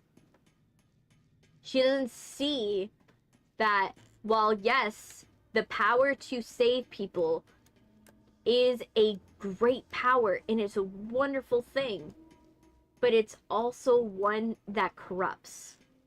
And she doesn't realize it till it's too late. That is the idea. And so that's really why she has issues. It's not because she's not good or she didn't try hard enough, you know, to convince him. There was no way. Power was in his mind and he was blinded by it. She tried her best and just, it wasn't enough. The power was too... What's the best word to say? Tempting. It was too tempting. That's the idea. She didn't realize she couldn't save him. Once Ryu got his grips into him. Like, I can name the moment where he was unsavable. And the moment he was unsavable is literally when he kills Pembroke's wife. Right? When he kills the FBI agent's wife. When he kills the FBI agent's wife, he didn't have to do that. He could have. She didn't have enough evidence to actually convict Light. She actually didn't have enough evidence to actually put him away. So realistically, if he left her alone, she would have gone to the task force, been turned away, and nothing would have happened. Literally. But the fact that he stuck his nose in there and then made it a situation where he would have to kill her and then found pleasure in the fact that he killed her, that was where he was far too gone. Like, you can argue Pembroke, the FBI agent, like, yes, what he did was evil, but at the end of the day, he knew he was going to get caught. That one you can say, okay, he was very, like, he was happy with the fact that he got away with it, right? It's the second time. You know, a serial killer isn't a serial killer till its second kill. Because that means that you've made that decision that you're going to continue on that path. Whereas, if you killed one person, sure, yes, that's not a good thing. That's absolutely not a good thing. But you can argue it was because it was something you needed to do, not because you wanted to do it. If you did it the second time, then you wanted to do it. You wanted to do it, and that was your only way that you thought to do it, to handle the situation. So that's realistically how I view Light, is that the first time as a tester, if you still kill after the tester, you're irredeemable. Let me see. I'm trying to make sure I'm not getting caught. Because I'm finding enough things that I'm like, oh, I don't want to die. Okay, so we found a health station. We found a health station. Hopefully the health station's fine. Okay, so this is our hiding spot, just in case. There's nothing here.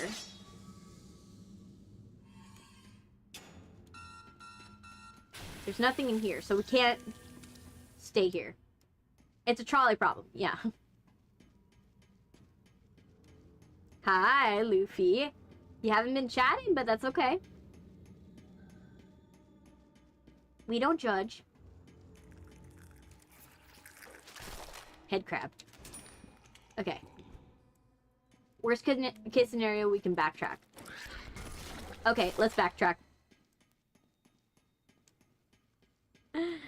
Okay, time to backtrack. But yeah, so I've studied these characters like very, very importantly, because of the adaptation. I just had to do things. That's totally fine. That happens. Trust me. I know I am probably not the most important thing in your day. I do not have that much ego to be like, oh yeah, I'm the most important thing in your day. You have to show up. No, I don't have that ego. I know I am an optional thing. Will I make your day better? Probably. But am I something that is absolutely needed in your day? I absolutely know I'm not. I absolutely know I'm not, and it's totally fine. It's absolutely fine. But yeah, I love Death Note.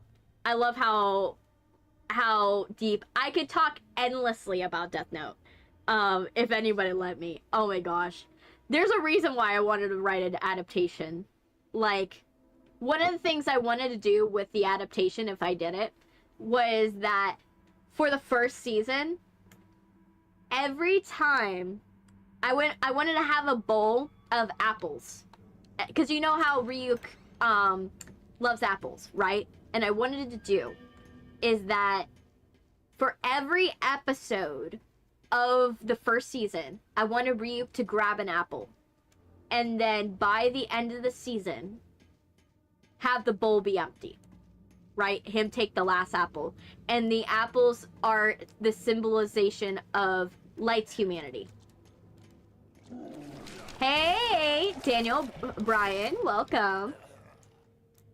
We're talking about Death Note while we're going and trying to survive Bendy Lone Wolf. You know, it's a big word is try, because we have died multiple times. And hopefully we don't keep dying. Because I need to survive. Okay, what's here? A radio. We do not need a radio. But yeah, Bendy, but yeah, I wanted to do, if I did an adaptation of it, is to have a bowl, and every apple represents a shred of Light's humanity, and with every apple Ryuk takes is another shred of Light's humanity that goes. And I wanted that to happen in the opening credits of the title sequence, right? Have that happen every single time. And it's the representation of the fact that he is losing his humanity every single day, every single episode, with every single action. And I wanted that to happen. And then inversely, when this is your Halloween costume. Nah, it's not a Halloween costume. I'm just fashionable usually. I'm just usually fashionable. That's how it is. You will always catch me wearing a different outfit every single day.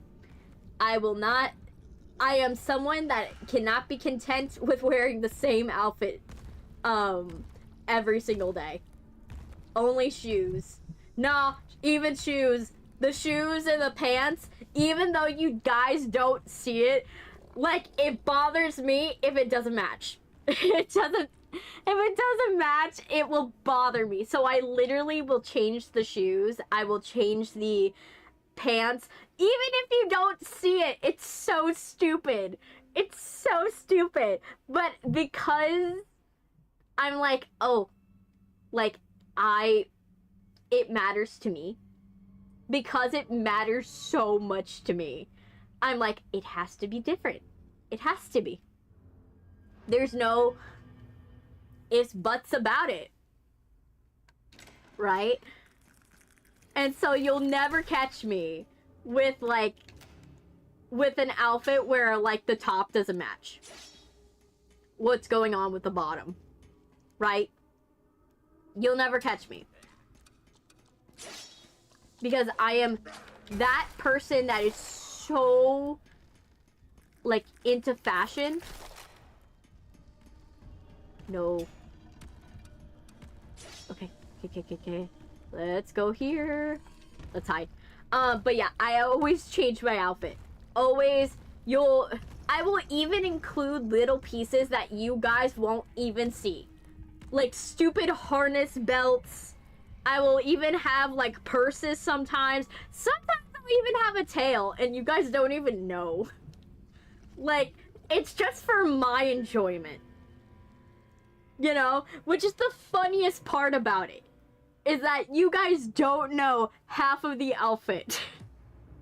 You guys don't know half of the outfit that I'm wearing sometimes. Like, I'll be wearing so many random different things and you guys won't know because you can't see the bottom half.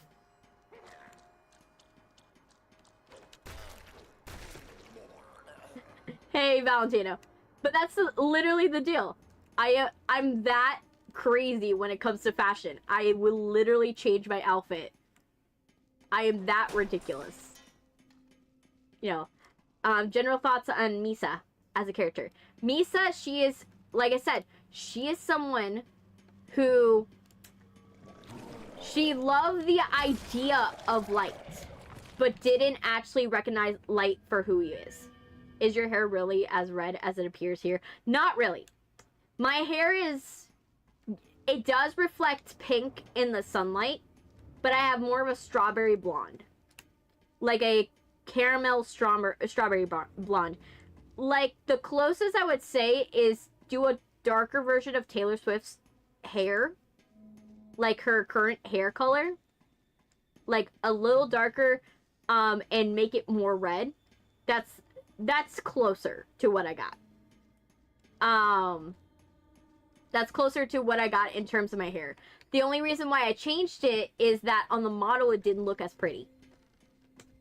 It didn't look as good on the model.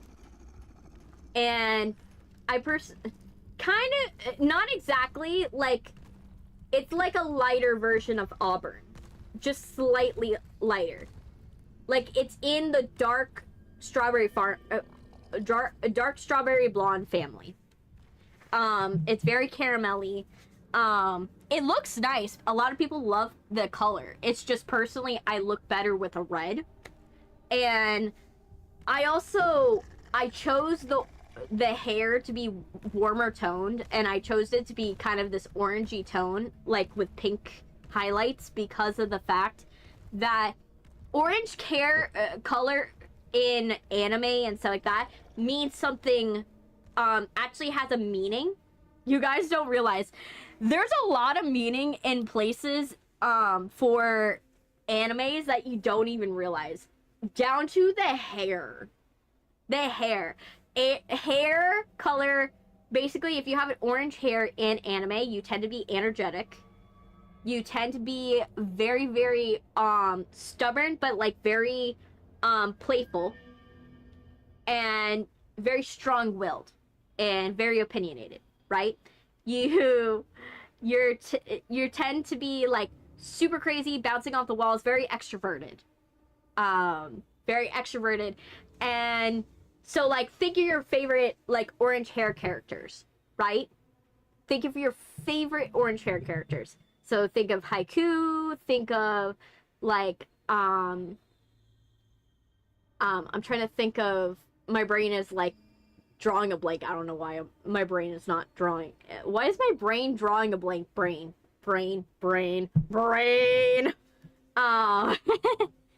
But yeah, think of your favorite orange colored hair character. They tend to be very manic in, like, who they are. They're very manic, they're very crazy, but crazy in a good way. Sorry, these are distractions. You can continue the game talk. Yeah, it's totally fine. It's just I get distracted. That's the thing. I got distracted. That's what happened. There's nothing wrong with it. It's just me getting distracted. Okay, I don't know where he is. I know he's somewhere. And I don't want to die yet. I'm, like, at the point where I'm, like, I'm so close, but I'm not ready to die yet.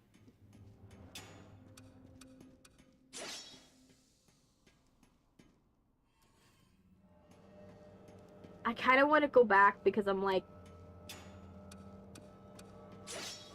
I don't want to die. Okay, I need to go back. That's what I'll do. Is it best or worse? Versus worse. I know nothing of anime. Personally, I find like normal colors are boring, in my opinion. I'm someone that I can't have a normal color of hair. I'm just like, I'm one of those people where my hair color can't be normal. Hey. Hey, Sil. What up? Okay, let's actually find... I need to find a healing station. Like, right now. Oh, he's coming. He's coming. He's coming. He's coming. Dude is coming for my butt. Also, back to Misa. Back to Misa. Misa loved the idea of light. Misa liked the idea of light. She didn't actually like light as a person. Because if you look at what she likes about light, like in how their relationship goes, he realizes she likes the idea of him and then puts on the persona that goes and does a persona that basically connects with that, right? So he goes and he makes sure that that idea of who he is not like, the idea of who he is not like contradicted. My question is, should I put a cute dress on for Harvey? Always, but only when you're feeling like it. Hope your day is going well. Yes, it is, Ken Bush. He's yes, he's gaslighting her. He is absolutely gaslighting her. He is manipulating her. He is gaslighting her. He is doing everything. He's doing everything to mess with her. He doesn't have to do the half of the things he does. But because he needs her, because she is the only one that he can really trust with the secret right now. He only trusts her for the fact that he needs to make sure she doesn't fess the secret. That is literally all it is. They don't actually have a real relationship. And so he only pretends to be who he is. Which sucks for her because, think about it. She dies for this man. She dies for a man that was never ever truth to her.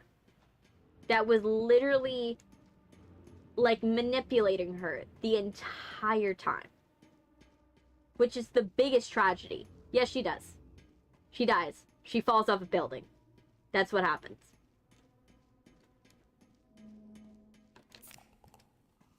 But she dies. The only real relationship he has in his life, ironically, is the one with Elle. Because both Elle and Light know that who each other are. They know, he knows that Elle is Elle. He knows Light is Light. But the only thing that is true is the fact that the only thing they know for the fact is that they can't get an answer out of either. That's the only true relationship Light is ever true. Because the other party knows exactly that he's lying. Like, his whole life is a lie. That is the reason why Elle is so perfect. He's the only one that realizes, that sees through Light, and Light sees through Elle. Light knew that Elle knew that he was gonna die. you actually find this out. Light literally does is he's on a rooftop with L, and L already sussed out that Light knows his name. He already sussed out that Light knows a way to get his name. Right? He already sussed it out. So what does L do? He stands on a rooftop in a rainstorm, and then he asks Light, "Can you wash my feet?" For those of you who don't know Shinto burial practices, you wash the feet of the deceased. You wash the feet of the deceased. L asks Light to wash his feet. He knew he was gonna die.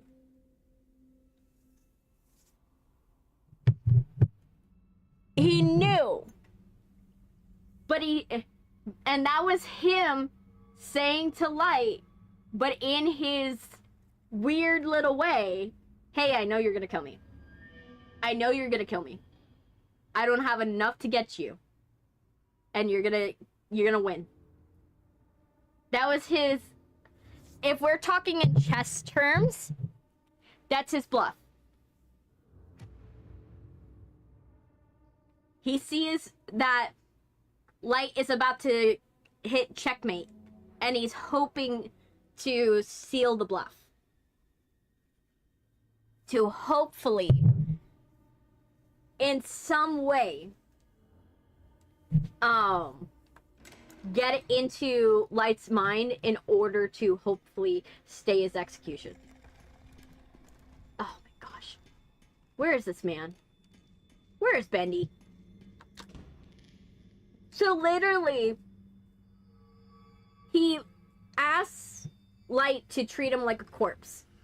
That is literally what happens. To do that, and that's what happens. And he was right. Later that day, Light kills him. Light kills him. And he knew. He knew in that moment.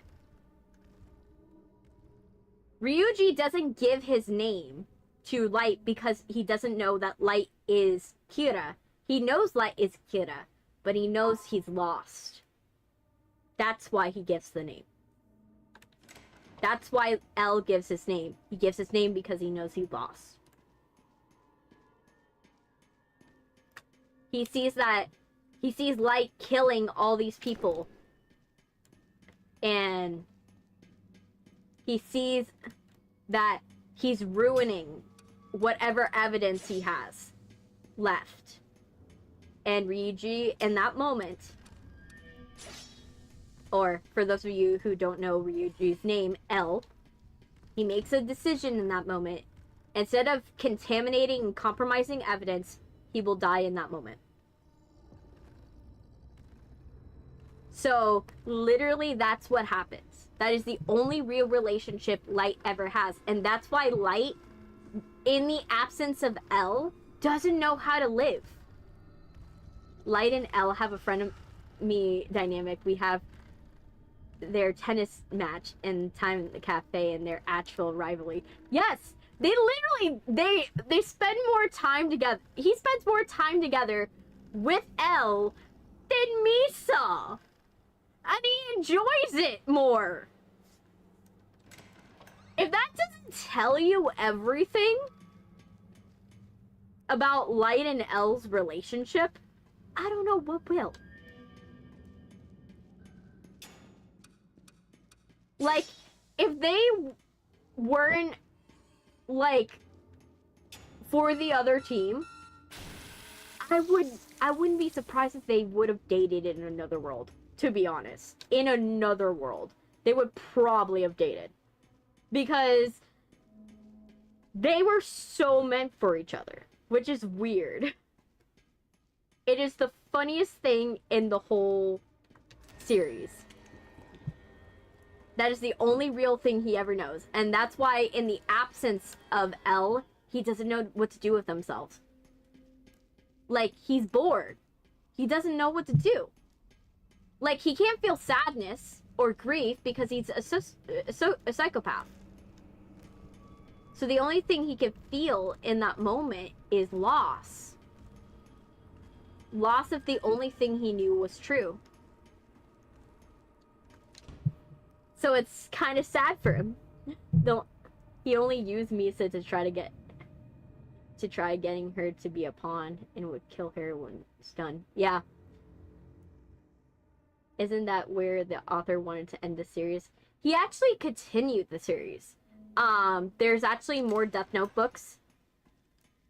So if you love Death Note, I would suggest definitely read.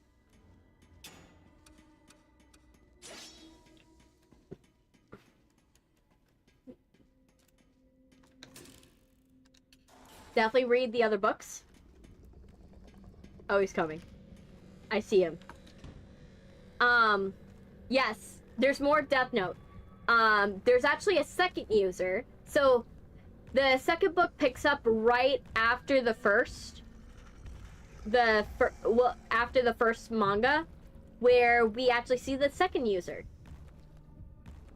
But what's his next work talking about? He wanted to end his manga earlier. He had him end it early because what was happening is what happened with the MHA crew. So, if you remember what happened with the manga creator for MHA, they were the publisher wanted to flesh out the story so much and was asking for returns. The creator of the manga didn't have enough time to go and get everything done. He didn't have time. So imagine you're working like tirelessly. You're working till your fingers bleed. And your publisher is just working you to the bone, basically. And then eventually you get so tired that you're just like, I need to end this series for my health. And that's what happened. He had to end the series. 100% there's a fanfic out there for Misa and Light had an actual relationship instead of the one-sided. Yeah, there's definitely one. But personally, I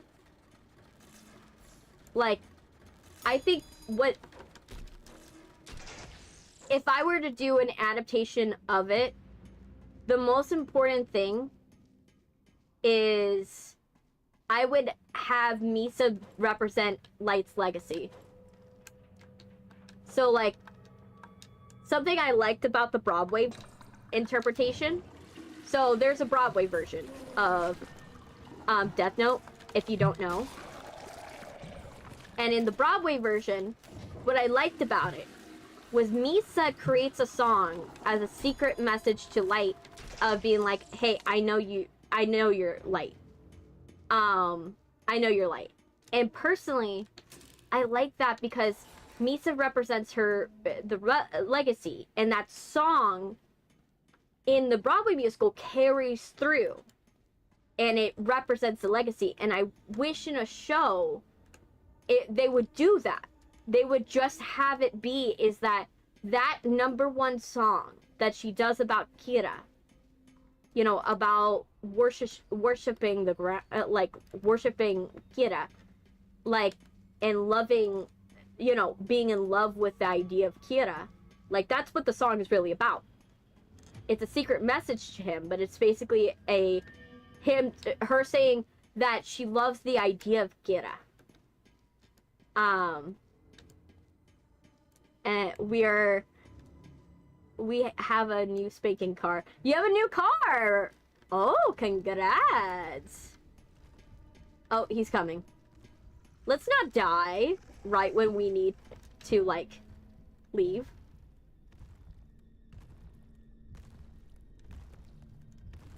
But yeah. Nice, congrats! What type of car is it? What type of... Oh my gosh, he baited me! You saw that, right? No! No! Bendy, what are you, a big troll? You saw that, right? He came in. He came all the way up. And then he walked all the way back. He didn't even need to come in this room. He didn't need to. He just came because he saw, oh yeah, Boris might be in here. Boris might be in here. Let's mess with Boris. You know? Oh gosh. Nah, Bendy, no. Oh my gosh. But yeah, what type of model car is it? Like, is it like a Chevrolet, Fiat, Pontiac? Just joking with you. But yeah, so literally, what I liked in the Broadway version is the fact that that song carries throughout. And if I were to do my version of it, I would want to do is that we would listen to the song throughout the series, and the melody would be in like the instrumental of like the show's like theme song. Because like every show has to have a good theme song, to be honest. Like every show. You can't have like a good show without a theme song. That's like not, that doesn't work. But yeah, so basically she would have, like, the melody would be in the theme song, the melody would be everywhere, right? And what I see in the image, like when I see the final image of how Misa dies, right? In my head, how I see is that Kira dies, you know, Light dies. But then we hear the melody. We hear the song play one more time. The melody of Kira. It goes throughout the streets. We see it floating down the streets, basically. We see people tuning their phone into Misa. And Misa. Over and over and over. And then we see Misa on the rooftop. We see her. And I leave it ambiguous for whether she jumps or not. We just see as we go down the skyscraper how it's flooding the streets, the song of Kira, and it just slowly infects the streets, and then you see posters of a cult of Kira, and that's where I end it. That's personally where I would end it, in my opinion. If I were to end Death Note, that's how it would end. Do you think Dexter Morgan would do against Light in a combined universe where Miami Metro was called in during a height of Gira cases? I think, okay, Dexter, we actually have this answer a little bit. RGB, the reason subscribe. Oh, thank you for subscribing, RGB. Welcome. Thank you. Oh, Bendy. We kind of have this answer for Dexter. So Dexter's encounter people that actually have a similar moral code as him. They often don't last long, but they actually last longer than the normal serial killers. What ends up happening is Dexter will go and he will enjoy their company for like a little while. Like not too long. Oh my gosh, Bendy. Now Bendy's gonna chase me. I need to get out of here.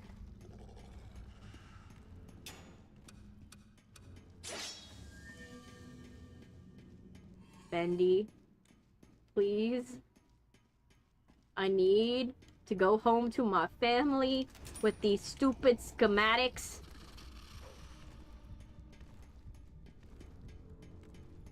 You know, I gotta go home. I got a wife and kids, probably.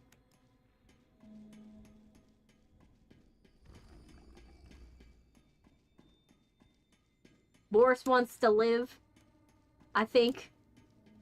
I don't think Boris wants to, you know, die. Can we cut him a break?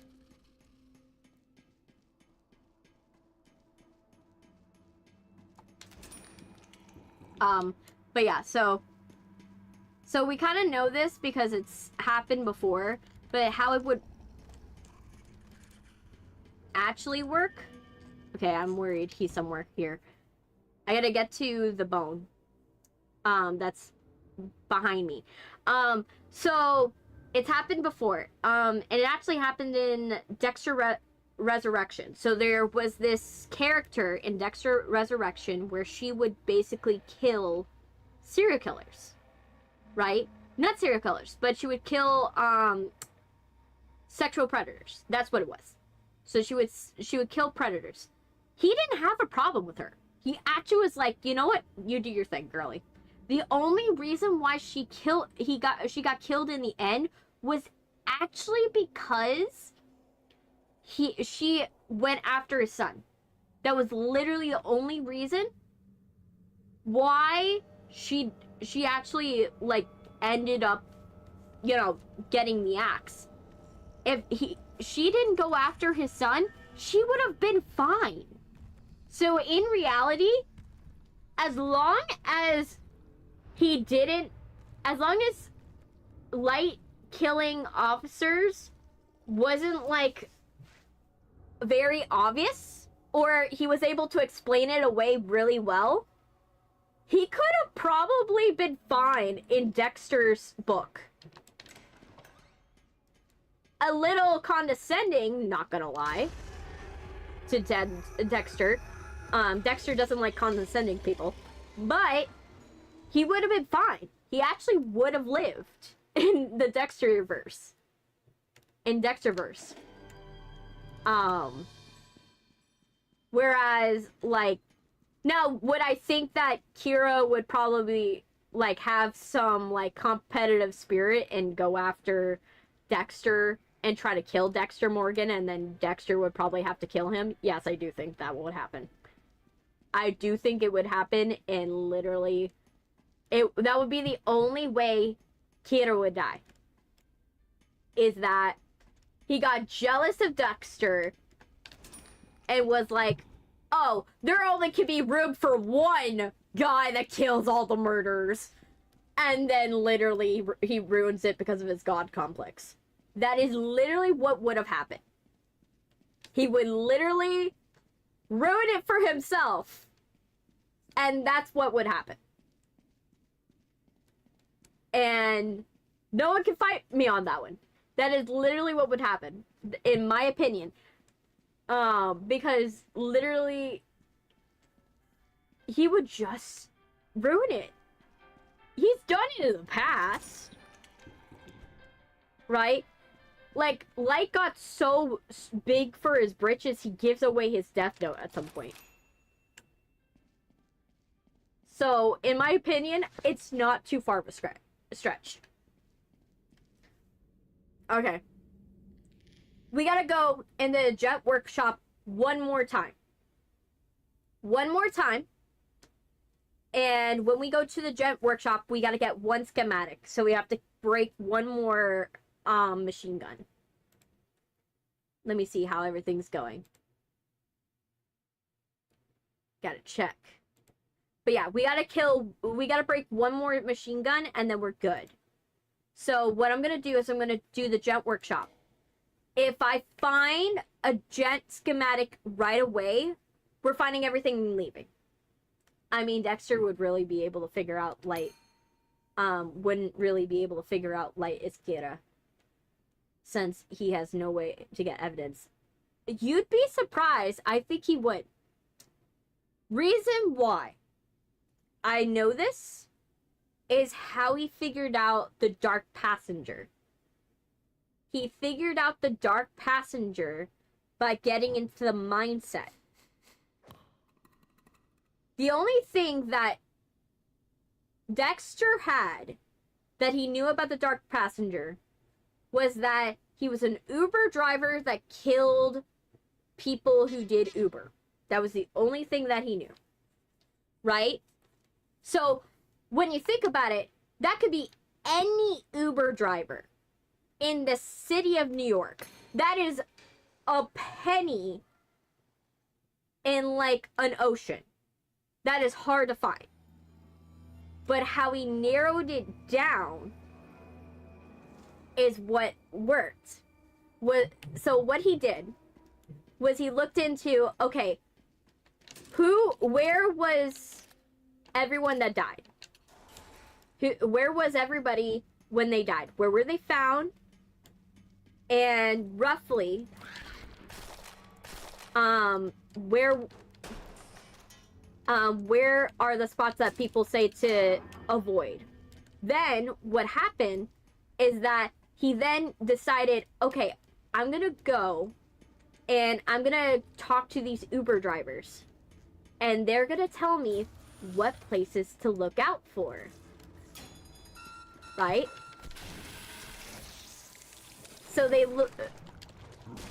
So he talks to these Uber drivers. He actually gets an apartment with one of them. And they tell him how to be a good Uber driver. They tell him how to be a good Uber driver and how to get your score up high and everything like that, so you have like good stakes. And then what happens is he goes and he does some Uber calls. He does that. Let me go and put myself in here. He does some Uber calls, and basically, would be able to figure out Light is curious since there's no way to get evidence. Ryuk would warn Light about Dexter trailing him. Less intelligent L. Like I said, I think you're not giving Dexter credit. Because, one, like I said, it's how the Dark Passenger thing happened. He then he got his rating up, posed as an Uber driver, then he found out that the targeting method, because what he found out is every victim had a little picture of their kid. And what these Uber drivers would do is they would put a picture of a kid or a family member, so that way it would make people tip them. So he found out that that's the motive. Okay, so whoever has a picture, so I gotta have a picture, so that way it draws me in. Then what he did, right, he then figured out that, okay, so if he's doing this, he's gotta have some type of, he then, like, checked the build and stuff like that, and he figured out, like, I forgot how he figured out his home address, but I remember he figured out the home address at some point. He figured out the home address, which then gave him the reason why this person was not able to be photographed. He used LED technology to block his face. So no one was able to photograph him. That's why he was able. He had it built into his hoodie. And what ended happening is that Light finds his apartment, figures out he's an IT guy. He narrows it down that he's an IT guy, but doesn't figure out what's his name. He doesn't know his name. He just knows enough that the guy must have a place where it must be in a bad side of town, and it must be somewhere where you gotta have like an easy getaway, right? So that way you can store a lot of your stuff, because he's got the getaway vehicle, but obviously you gotta store the like murder weapons and stuff like that. So he does all that, he figures it out, and then eventually, like, he then goes after the guy, kills him, and all that stuff. I think that, like I said, you don't give him enough credit. I think he would figure out Light. How I think he would figure out Light would be pretty simple. One, he would notice that this guy must be in league with the police, because Light knows more information about the people than anybody else. So if you're either work for the police department or you know somebody from the police department. He knows he must be intelligent. Because someone that is doing all this work has to be smart enough to know how to get away with it.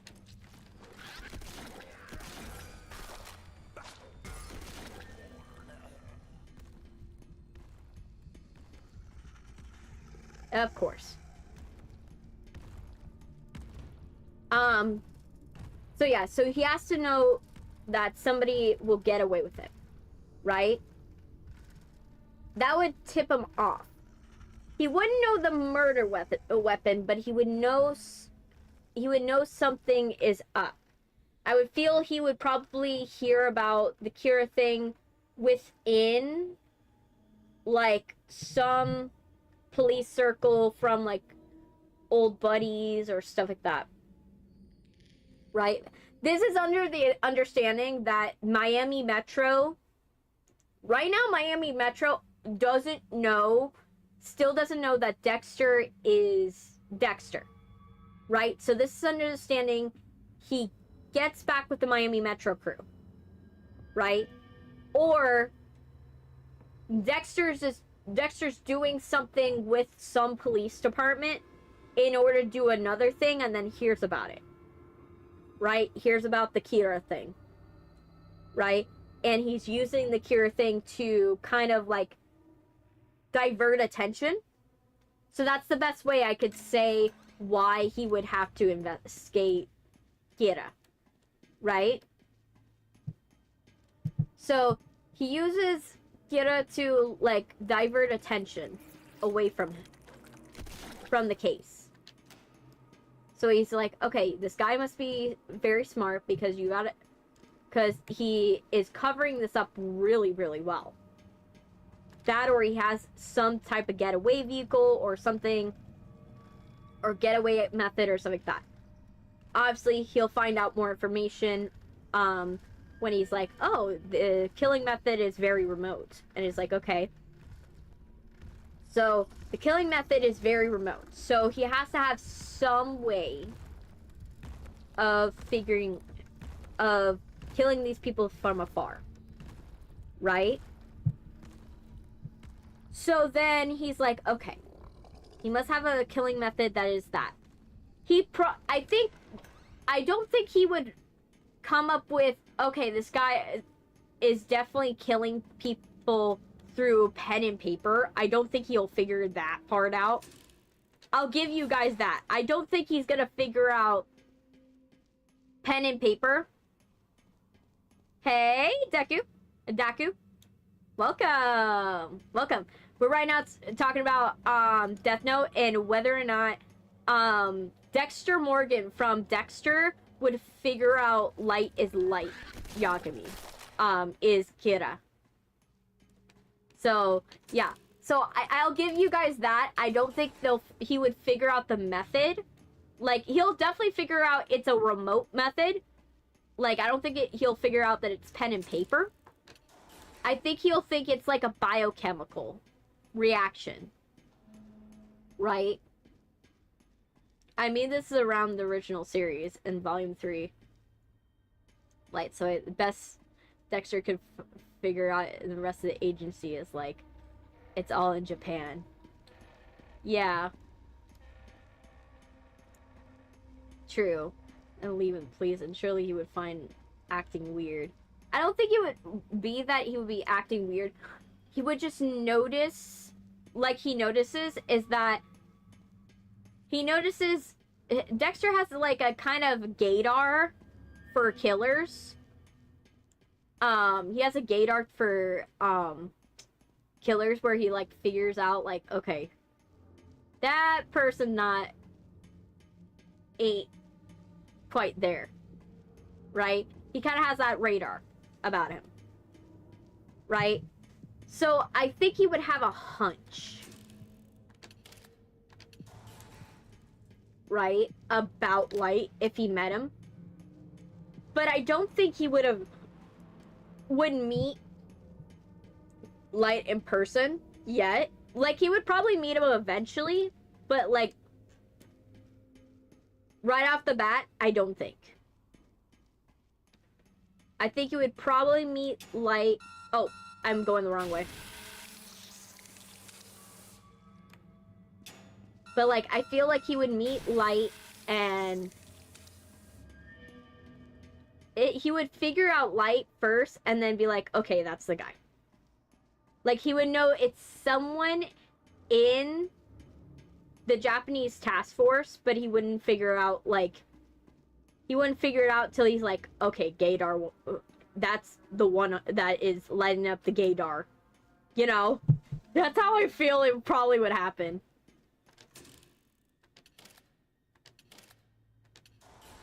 He has, like, an air to him.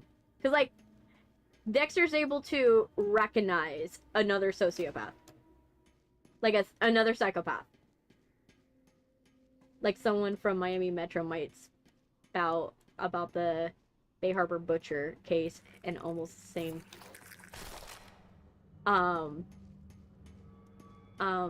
Same as a hidden killer is killing.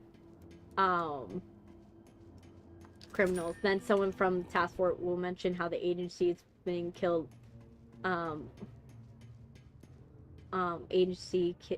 Were killed and light up Dexter needing to kill whoever this is. Yeah. I feel what it is it's similar to what you're saying. Is that I think what will happen is, right, they're on the task force, they're talking about it. They're like, it's probably, maybe it's over beers. Like, I wouldn't be surprised if it would be over beers. Right? And what would happen is that he would go and they would be mentioning the Bay Harbor Butcher case. And they're like, oh my gosh, this is our big, you know, holy grail that we haven't solved yet. Right? We think we solved it, but it doesn't feel right. Right? We have our own holy grail where we're just like, we can't pin it yet. It feels not right. And they mention it. Oh, thank you. Oh my gosh. Thank you, Daku. So like this holy grail case, right? There's a holy grail case that they've been working on, and they mention it. And then what I would think would happen would be Light goes and he mentions like, oh, that seems like somebody that was on the inside. They use the fact that you can trust them to their advantage, and then they circumvented you using trust. Right? And basically, Dexter is like, how did you clock me without even clocking me? Right? Like, that's how I feel. It would be both, because Light and Dexter would start investing both each other. Immediately, Light would be investigating a Dexter Morning, again, how he's being stalked back. And I think season 4, 5, he might get caught, and Light would either think he could use Dexter, or Dexter would be trying to stalk Light and not knowing. Has Ryuk tell on this. Yes. I do think Ryuk, Light has a slight advantage. Light has a slight advantage because he has Ryuk. And he can bribe Ryuk with apples. But remember, Ryuk is not doing it for the sake of Light. At the end of the day, Ryuk is not going to save Light's life. He has mentioned this on multiple occasions. He will only keep Light alive only if it's going to serve for his enjoyment. If he's not going to be... if it's going to be more interesting if Light doesn't know, he will actually not tell Light. And it's happened in the past where Ryuk notices something but doesn't tell Light. It's happened multiple times. More than Light would like to admit. It's and only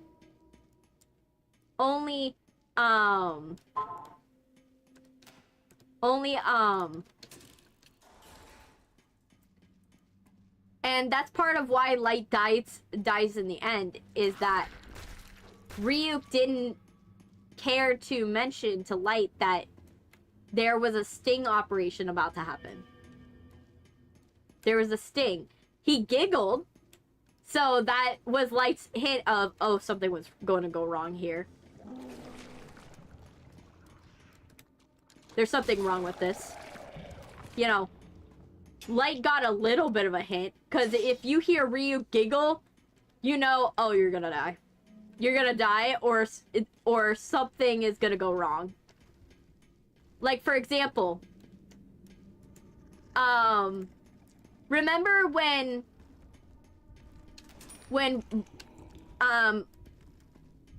L tricks Light the first time with the Lindell Taylor thing? The reason why Light was so frustrated about it was mostly because oh, I died. Because Ryuk noticed it. Ryuk already knew that Light was making a mistake. Ryuk knew Light was making a mistake, and he let it happen because it would be more funny. He saw the guy's numbers. He saw the guy on the screen. His name did not match the name he saw with his own eyes. Did he tell Light? No. He just giggled. And Light didn't take that as a hint. He didn't take it as a hint. He didn't realize it. And what do you think, remember, happened? Lindell Taylor turned out to not be L. Lindell Taylor ended up being someone that was getting executed. And basically, Ryuk only knew something was wrong was because he looked at the guy's numbers. Ryuk looked at the guy's numbers, knew exactly that guy was about to get executed and could not possibly be the investigator. That's why I know that if it's more entertaining that Dexter knows more information, Ryuk would let him know. Ryuk wouldn't let Light know. Ryuk will giggle every single time it happens, but he will not let him know. He will only let Light know if Light realizes it, clocks that Ryuk knows something, and bribes Ryuk. That would be the only cause and events that would happen. That's how I would see it. That would be the only way it would go down. But that's something that a lot of people miss, is that Ryuk does not have Light's best interest. He never has, never will be. He never will have Light's best interest. He will only do what will be the funniest thing to Ryuk. That is literally how that works. That is their contract in full.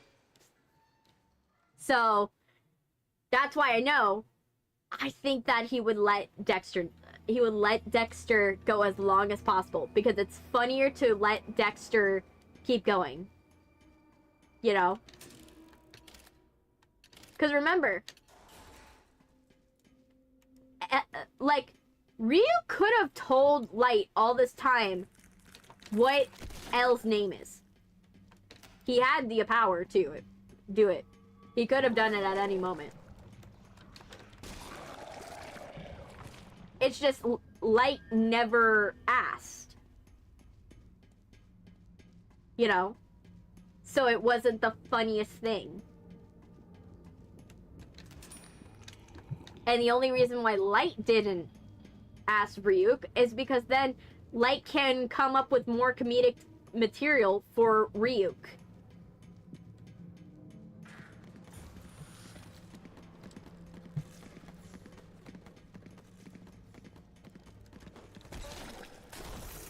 So, literally, he just had to be like, okay, I'm just gonna let this happen, you know? So at the end of the day, I think that that's literally where it was at. My opinion, Ryuk and Light Yagami, that's how that would work. How that works. But yeah, in my opinion, Dexter and Light would figure out each other. I think they would figure out each other, but Light would also figure out that it's like a point of mutual destruction. Like, if I kill Dexter, like, killing Dexter doesn't serve me. And if I kill Dexter, then literally that will assure my destruction.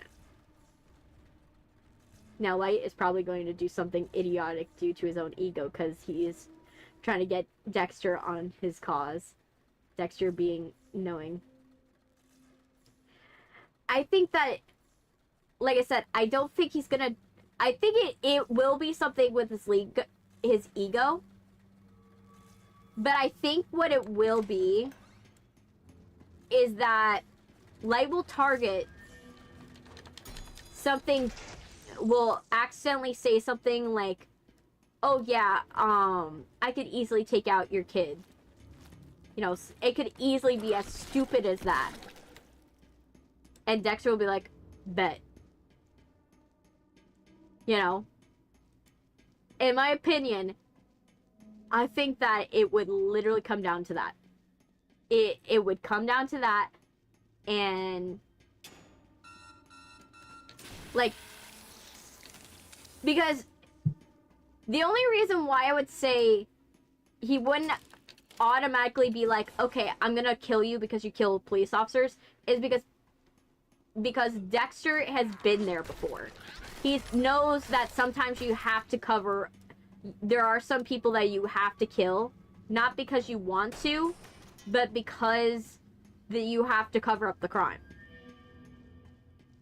And so that's why I don't think it would be as little as like, oh, he's going after Miami Metro, or he killed the police, or something like that. Like, Light just has to explain himself away. I do think it would be something with Zigo. He would probably threaten Harrison, and then, you know, at that point, all stuff is off the table. You threaten Harrison's life? That's just like a, you know, a go pass. A recent Dexter series was filmed like 30 minutes ago by my house. That's nice. That's wonderful. Yeah. I one day want to go and check out, like... I really want to go to Atlanta one day. I just want to go to Atlanta and just hang out where they film the films. Just want to do that. Like, one of these days. Just do that. If Light would be egotistical, because like Light maybe, but it isn't stupid that it is Dexter is huge in size, and Ori has suspicion of Dexter being completely hidden killer.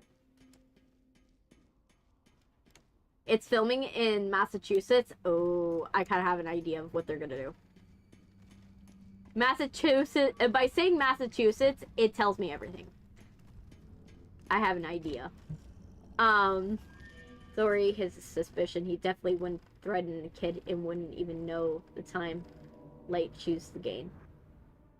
The only thing is that is the only mistake. That would be the only chess move that would ensure Light's failure. Is if he were to threaten Harrison. Inversely, if Dexter threatened to out Light, that would be his chess move. Because that would be the chess move that would kill Dexter, because Light only worries about his image. Dexter doesn't care about his image. He did in the first few series, like he was like, oh my gosh, I gotta make sure I uphold this like perfect citizen mentality and all this shit. But now he doesn't care. He doesn't care. What he cares about is making sure that Harrison's okay. There's nothing... He's gonna live a good life. He's gonna have his wife and his kid be okay. Dexter's grandchild won't have to live, you know, with a single mom. You know, and he gets to... Dexter's just like... He wants to be the grandpa that just gave his grandchildren a good life. That is Dexter's goal. If his grandkids live to have a normal life and never know the life of crime, I think Dexter will call that a win. In my opinion.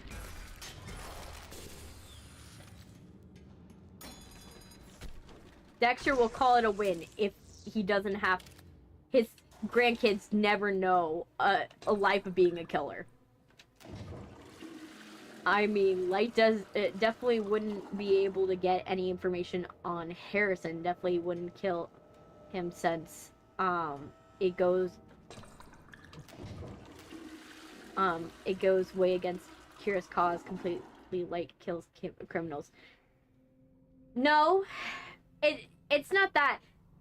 Light gets to the point where, like, if you annoy him, he'll kill you. Like, he gets to that point.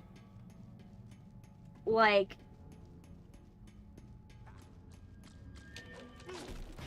it's to the point where they're like, oh, where is the line, Kira? Because he gets so lost in the chess game of, like, trying to win to L that he forgets the plot in terms of, like, killing criminals. He still kills criminals, don't get me wrong. But he loses the plot a little bit. But I do think that I do know that it will be funny to see, like, a fan thing of that. But I digress. Because I've been talking about Death Note for so long. Oh my gosh.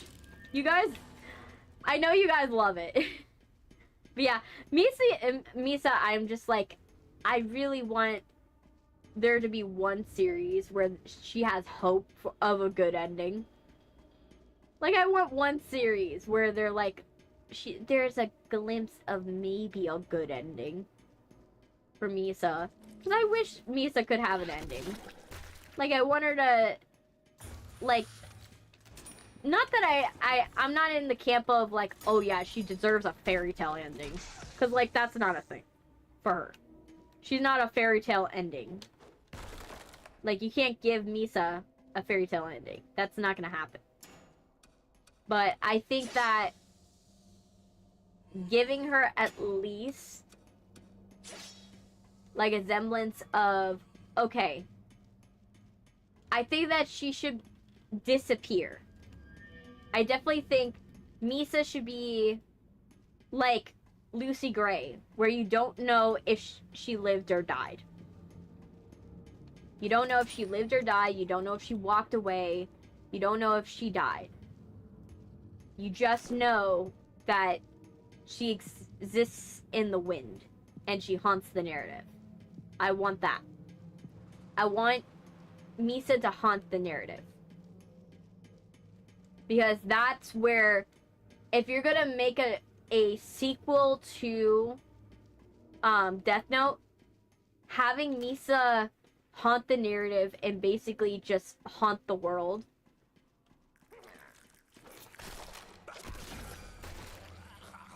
that would be the best. Right? Because that's what I think she would be the most powerful. Misa isn't powerful for her voice in the present. She's a voice from the past.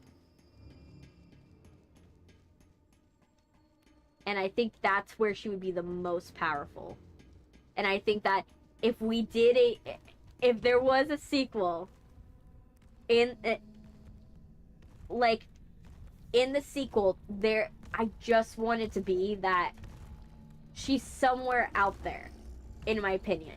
If she's somewhere out there, like, she doesn't even need, it doesn't even matter if she's alive or dead. That's what matters.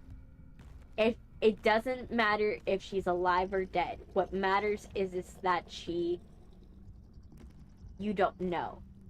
And that's why I would want Misa to haunt the narrative for the sequels. I want her to haunt it. She would make a good Jackie. She would make a good Jackie or Lucy Gray. Because her influence on the story informs that she would be perfect for it. Like, and there's not many stories where you could say, oh yeah, that character is definitely gonna haunt the narrative. There's not many things. Like, it's really hard to have a character that will haunt your story. Because that character, to do it properly, their death had to mean something. Not just like, oh yeah, they made the character sad for a moment. Like, oh, their death actually... Their death literally causes the world to ache in their absence. The world can't live without the memory that they are gone. Like, for example, overtly Sarcastic Productions does like a very good way of saying it. Like, if you want a better detailed explanation of this, definitely watch Overly Sarcastic Productions. But how they described it, and they describe it beautifully, is with Steven Universe. Steven Universe. Pink Diamond haunts the narrative. We don't know if she's alive. We don't know if she's dead. We never find out for the entirety of Steven Universe if Pink Diamond's alive. But if she's alive, doesn't matter. It really doesn't matter at the end of the day. Because it's the fact that we can't get closure for the decisions she made in life. We can't get closure. The diamonds... So, like, for example, the gems know of Pink Diamond for this kind, charismatic, nurturing woman that would, you know, kiss their wounds and take care of everyone.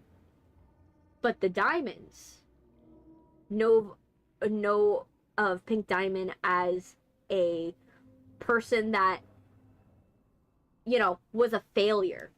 Kept on failing, kept on messing up, kept on not, you know, helping in this world.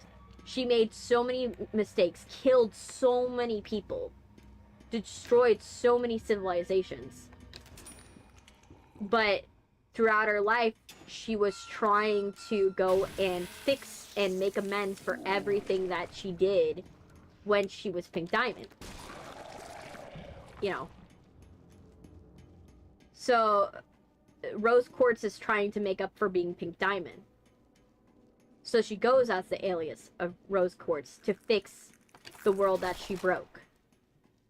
And so the gems have no answer. They can't ask Pink Diamond, why the hell did you do everything you did? She's not there. All they got is Steven, but Steven has known them since he's a baby. He's never known He doesn't know who, you know, Pink Diamond is, really. He's finding out along with them. And so, a character that effectively haunts the narrative, you have more questions than answers, but you're seeking closure that you will never find. And that's what I want Misa to be. Misa needs to be that closure you'll never find.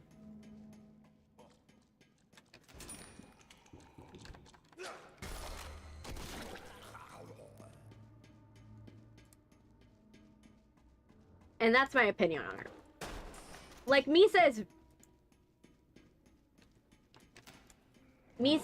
I think, works for that. Works with that idea and works for it. Ooh, is that... Ah, it's a radio.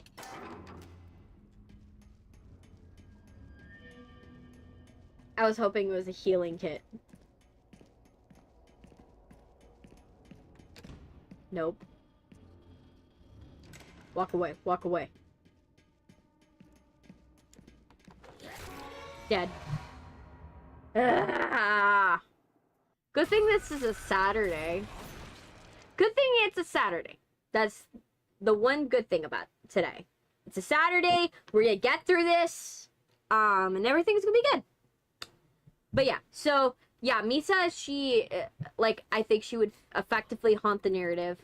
We would have more questions than answers. And I think that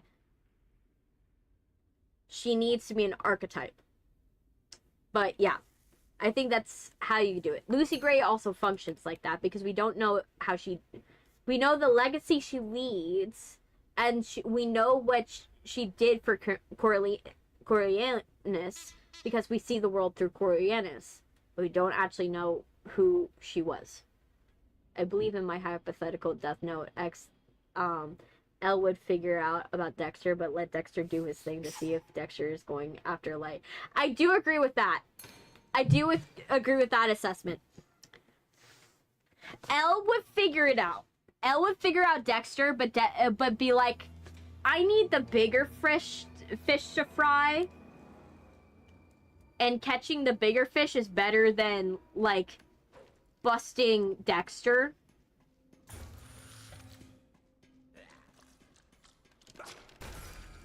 He would realize that busting Dexter would not help his cause. And would just be like, okay, let's go and see what Dexter can do. And let's see if it can lead to that. That's part... He would treat it like how he treated Misa. If you remember how he treats Misa, he doesn't charge Misa immediately. Because Misa is a bigger fish. He could charge Misa. He has enough to charge Misa. But if he charges Misa, then he won't get Light. And sure, yeah, he'll get someone that works for Kira, but he won't get Kira. And that's what matters.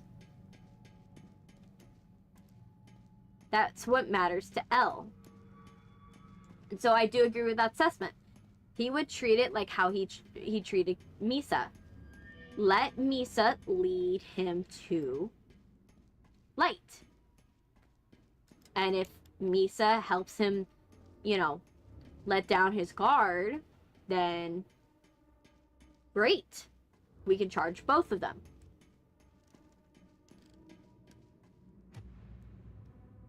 But due to the fact that, you know, like I said, I think that it would work out. I think it would work out. Do I think we would also lose another Miami Metro crew member again? Yes. I think that part of the joke of the Dexter series is that every season, like every series, they're killing another person from Miami Metro. They're just like, oh, let's kill another one. That's the joke. Miami Metro can't leave alive. There has to be one that dies every season.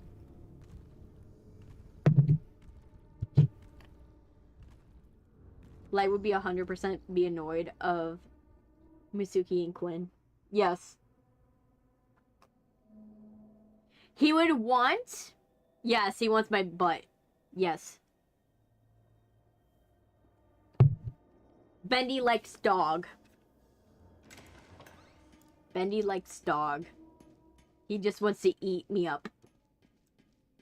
But yeah, like, he would be annoyed with the Miami Retro crew. He would be like, oh my gosh, these people are so loud. Can I just, like, get these people out of my vicinity? Can they just, like, leave? I can't. I can't with these people. I wholly agree that he would just be like, can I just not with these people? Can they go away? They're kind of annoying, and I kind of am not driving. And I die.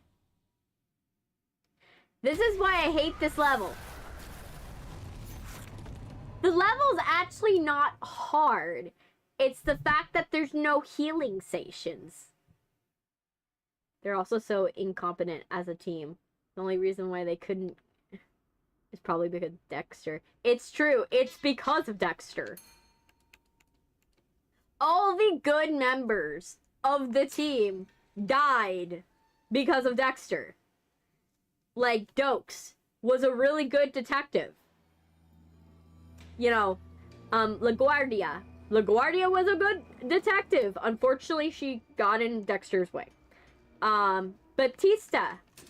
Good detective, just didn't know when to stop. You know? Who would win, M2 or Ruin Mimic? I'm gonna tell you Ruin Mimic. Only because Ruin Mimic has more lived experience. Because that's the big difference between it. M2 has the benefit of the fact that he has more, his joints are working nice. It's like old man versus young man. Like, one has more experience, obviously.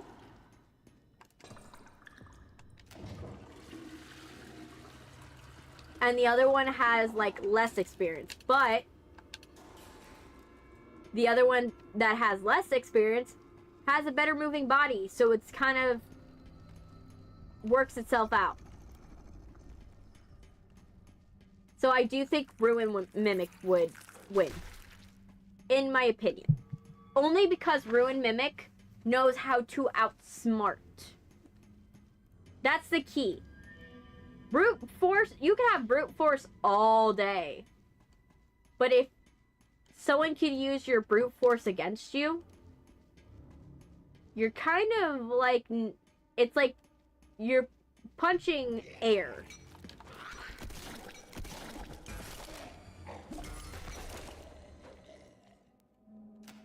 That's the best way to describe it.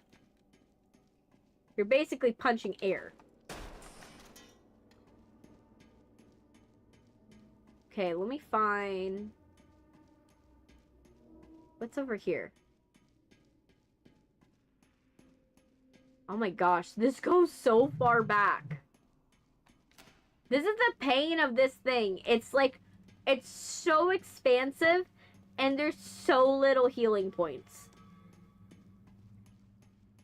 There's stamina points, but so little healing. And so, if you find a healing point, great. Memorize it. But if you don't, oh gosh, you're gonna be screwed.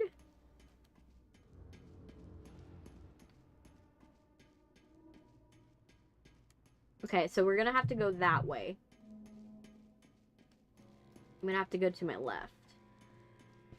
But yeah, if anyone will die for the team, it's definitely going to be Quinn.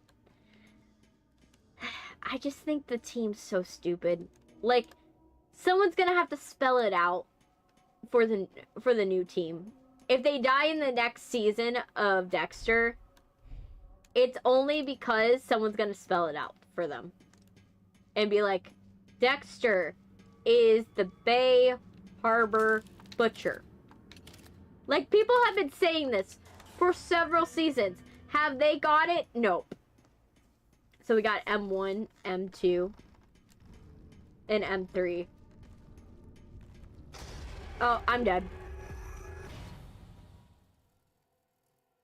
So we got M1, M2, and Ruin Mimic. They should be called. Like I said, M2 and Ruin Mimic are the same thing. The only difference between the two is experience. M1, on the other hand, is Fiona.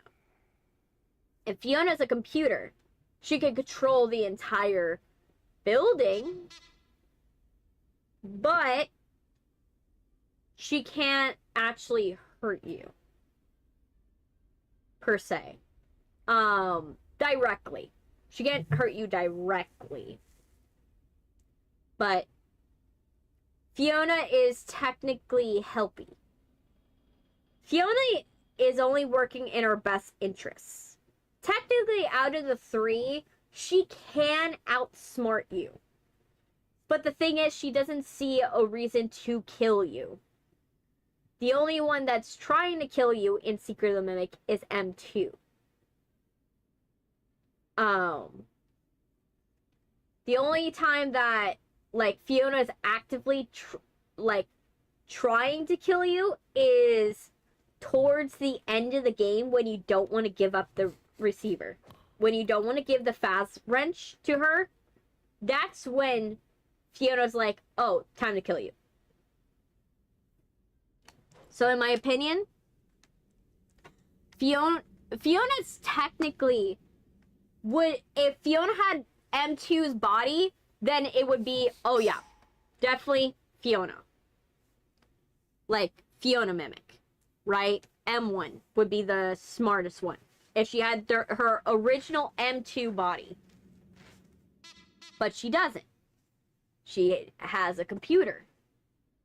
So, her with the... Let me fix this. I have to charge my phone. Her with her computer body, I put her low. But her with her, like, M2 body, oh, yeah, she would definitely kill us. She would definitely kill us. There would be no way to come back from M2 mixed with M1. Because, like, if you have the intelligence of M1 with the body of M2, that's a deadly combo. Like, Edwin Murray was smart to separate the two. They were smart to separate the two.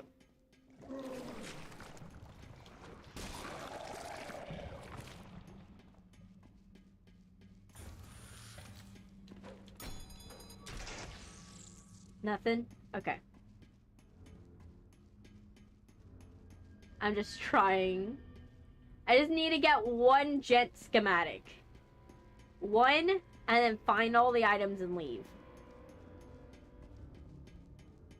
I mean, theorize Quinn. Might know Dexter since he's a spy on Dexter. Close. And choose to stay quiet because he knows what happened. It could be that too. And that's a smart decision, to be honest. Like... Oh. Bendy's coming. But, I do agree, like... two different versus a match... two different versus mashup one on YouTube side being Mimic versus Mimic, and Twitch side is Kira versus Bay Harbor Butcher. Yes, I know. That's the funny thing about it. That's the good thing of about having two chats at the same time, is that I can have multiple conversations going on at the same time, and the conversation never gets boring. It never gets boring. We never have an issue, and we just keep going for the most part. But yeah, so yeah, I do agree with this. What else? Helsing's also another one where, like, Helsing would be a fun. Oh. Oh, let me give myself a second. Like, it's just, I'm just like, oh yes, I'm just waiting for Bendy. I'm like, Bendy, let me live this round. Can I win this round? You know, I don't have to be in the section if you let me win. Let me win this round. Let me get all the items. Let me get the jet schematic, and I'll be out of your hair. If we're out of each other's hair, guess what happens? I get the boss battle. And when I do the boss battle, I don't have to play this game again. You know? Okay. But yeah, it's always funny when there's like two different conversations on two different sides.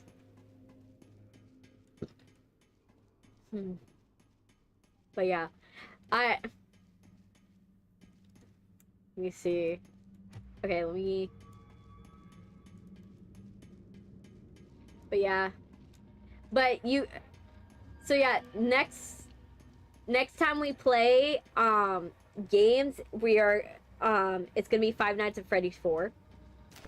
Are we excited about Five Nights at Freddy's 4? Is that a good decision? Or do we have another game we have in mind that we would like me to play? Do we want to... because I could put off Five Nights at Freddy's 4 to play something else. Provided that it is not a walkthrough simulator game, because I'm already playing Casting Whispers.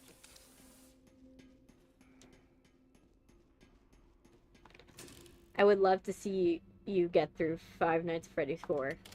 Yes. Especially, the reason why I think it will be funnier is that I'll just be like, hi, Freddy. You know, like, I'm not gonna react very much, so it's gonna be funny to just be like, hi, Freddy. How we doing? We doing good? You just standing? Are you gonna bite my head off? That's okay if you do. You got to say the line where when you see the bite. The bite of 87? The bite of 87. Yes. Or the bite of 83. Or bite of 86. There were so many bites. At this point, we can't keep track. Same thing with how many fires have happened in the series. Like, there's so many fires that have happened in the series that it's like, it's a joke at this point.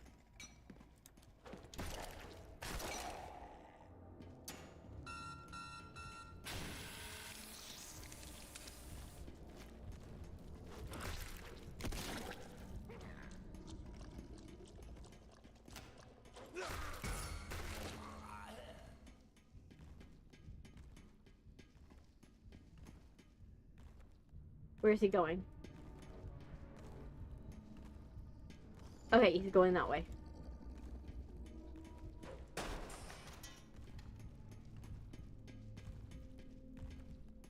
Ah, man. Bendy. Yes, I will say the bite line.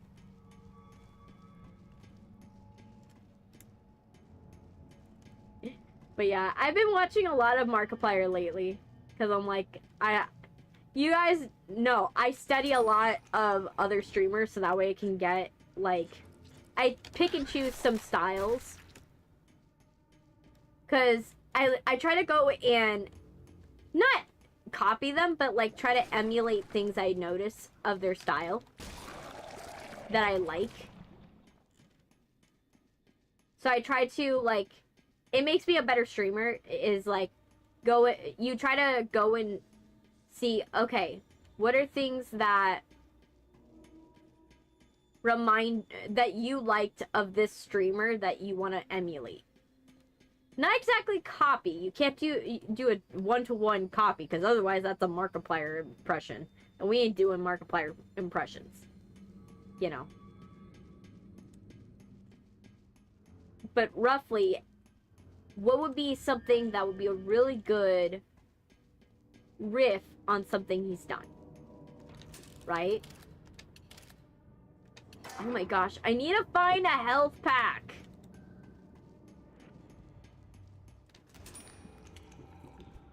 This is what I hate about this game. I wish, like I said before in this game, like earlier, like a while back, I wish that when you play this game, every once in a while when you open a locker, you have a chance to get a health pack of some sort. Right?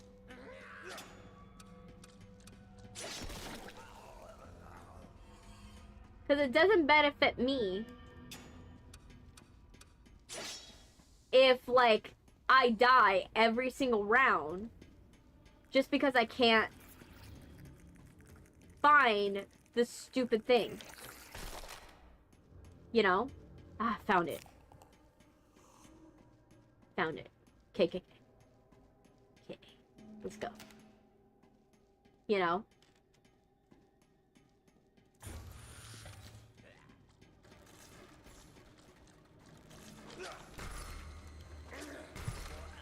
Oh my gosh.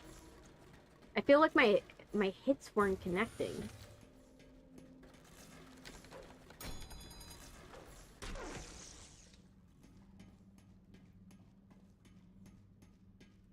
Okay, that's a hiding spot.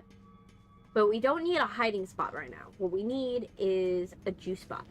Did you ever decide if light was overall a good thing for society or an evil person?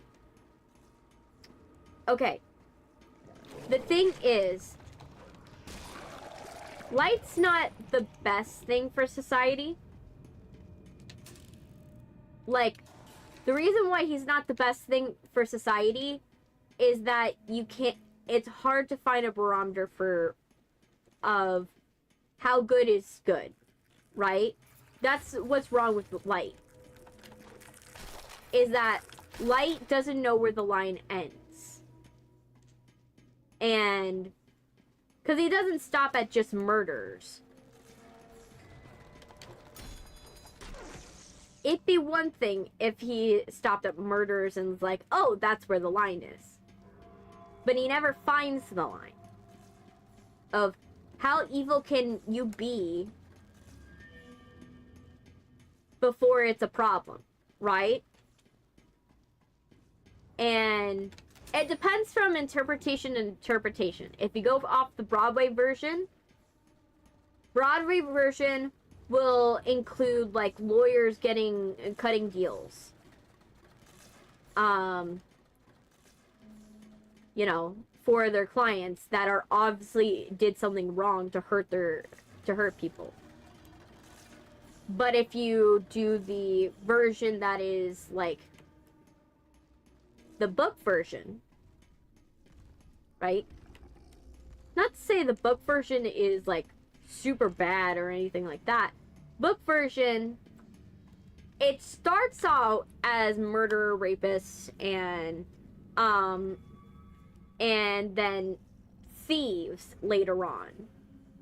But then it morphs into whoever is against the idea of Kira, right? That's the difference between like that, because Broadway version has to stop very quickly. They have to end the story soon. they have to end the story sooner than the book version did. Same thing as the other interpretations of it. So it's really from interpretation to interpretation. It is up to other people. That's something that's left up to the audience to determine. How far is what Light's doing is wrong? Is it wrong in your judgment of it being wrong? Would you deem Light's actions good? Oh, is the horizontal buffering again?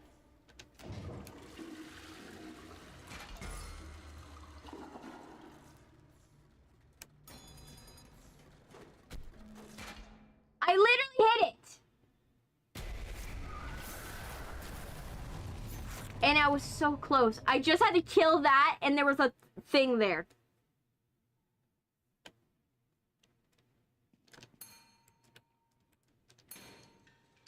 But yeah, but it's left up to we're talking about whether what Light is doing is good or evil. Right? Was it good for society or bad for society? And it's really up to the different interpretations. In the Broadway version, I would say more correct. I think that he needed to be... I don't think him doing it long term was a good thing for society. But him doing it short term as a reset to reevaluate, to basically change people's like values, yes. Only because people needed a reset on what they did. I do get a hello. Yes, you do, Sil. You get a hello, Sylvia. But the world needed a reset. That's the whole point of Death Note. In the premise behind it is that the world needed a reset. So if you go off the Broadway version, where he just kills murders, just kills rapists, just kills the people who are doing bad things to the world, and tries to kill corruption, yes. Because it was a short amount of time. If it's in the book version, no. No, because of the fact of what it brings across. I never watched or read, and I learned through Wiki. Yes. The long form version, the book, the problem is they create a cult of Kira. And because Kira becomes mainstream, it all becomes so mainstream, Kira loses all its meaning. That's why Kira, long term, not good for society. Because Kira's original idea of Kira never publish a manifesto or anything like that. So it's up to the interpretation of whatever follower of Kira's opinion of who's evil and who's good. And that's a problem. Because when that's ambiguous, then that can be as easy as, oh, someone that said something bad about me on the internet versus someone that actually hurt somebody. Okay, I'm trying to focus so hard on not dying this round, especially when I found the jet schematic already, and I'm like, oh, I need to live.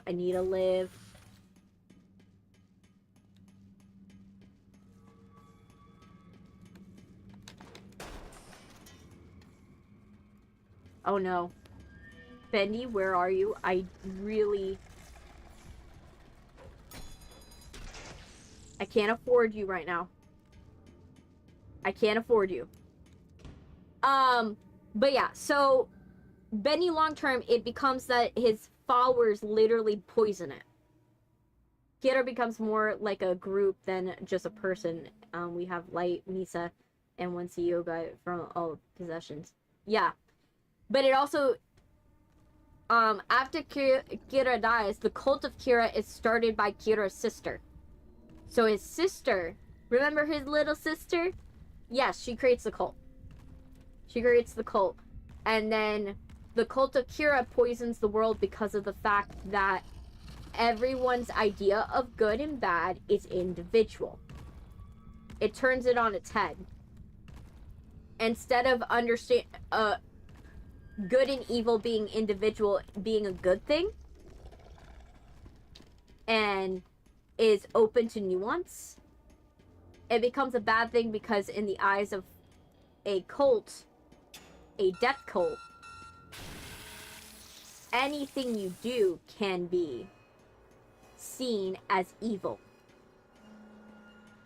So it's saying another suspect with Light's sister was foreshadowing. Yes, it was foreshadowing. And his sister actually never finds out that her brother was Kira. She only finds out after he died. She only finds out that Kira was Light from the fact after he has died. So that's what happened. Part of the reason why L even posits this at some point during the series is, if we do catch Kira, should we even publish that he was caught? Because if you catch him, he's a martyr. But if you keep him going, he's a savior.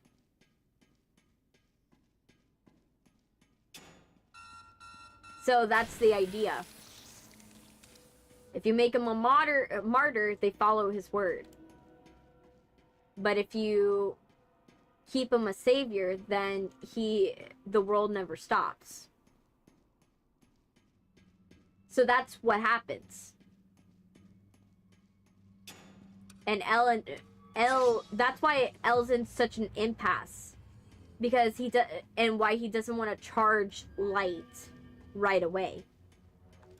He doesn't want to charge Light with this implication, because half of it means that he not only has to charge, what people don't talk about enough is not only does he have to charge Light with the fact that he is Kira, but he has to charge him without a shadow of doubt, and on top of that, make sure that if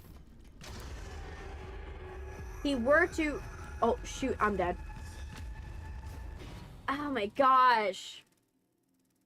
I hate this level. He has to charge him without a shadow of a doubt, and he has to find a way to do it without making Kira a martyr. And he was able to do one, prove that Light is Kira. He was able to do that. Prove it without a shadow of doubt, and it's murky. But to prevent him from being a martyr, he was not able to do. And that was because what happened is that this is what Nier didn't understand. Nier was like, oh yeah, I'm superior. I can figure out the case. I got modern technology. But he didn't realize what L figured out. If I charge Kira, he's a martyr. Nier didn't do that. Nier didn't realize Light would become a martyr.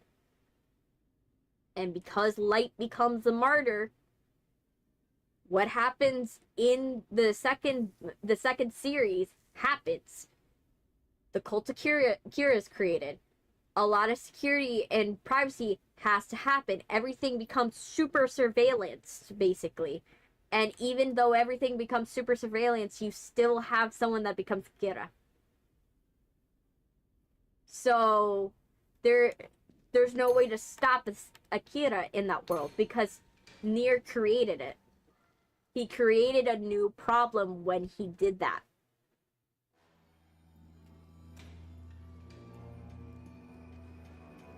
That's the problem. So, L had the hardest job, I will say. L had a hard job. He had the hardest one because you can...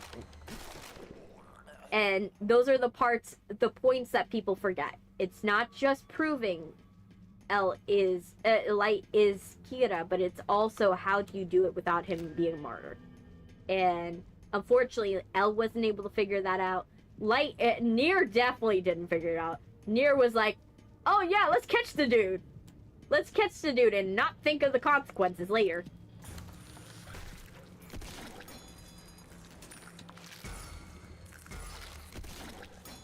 And because he didn't think of the consequences, that's why the series happens.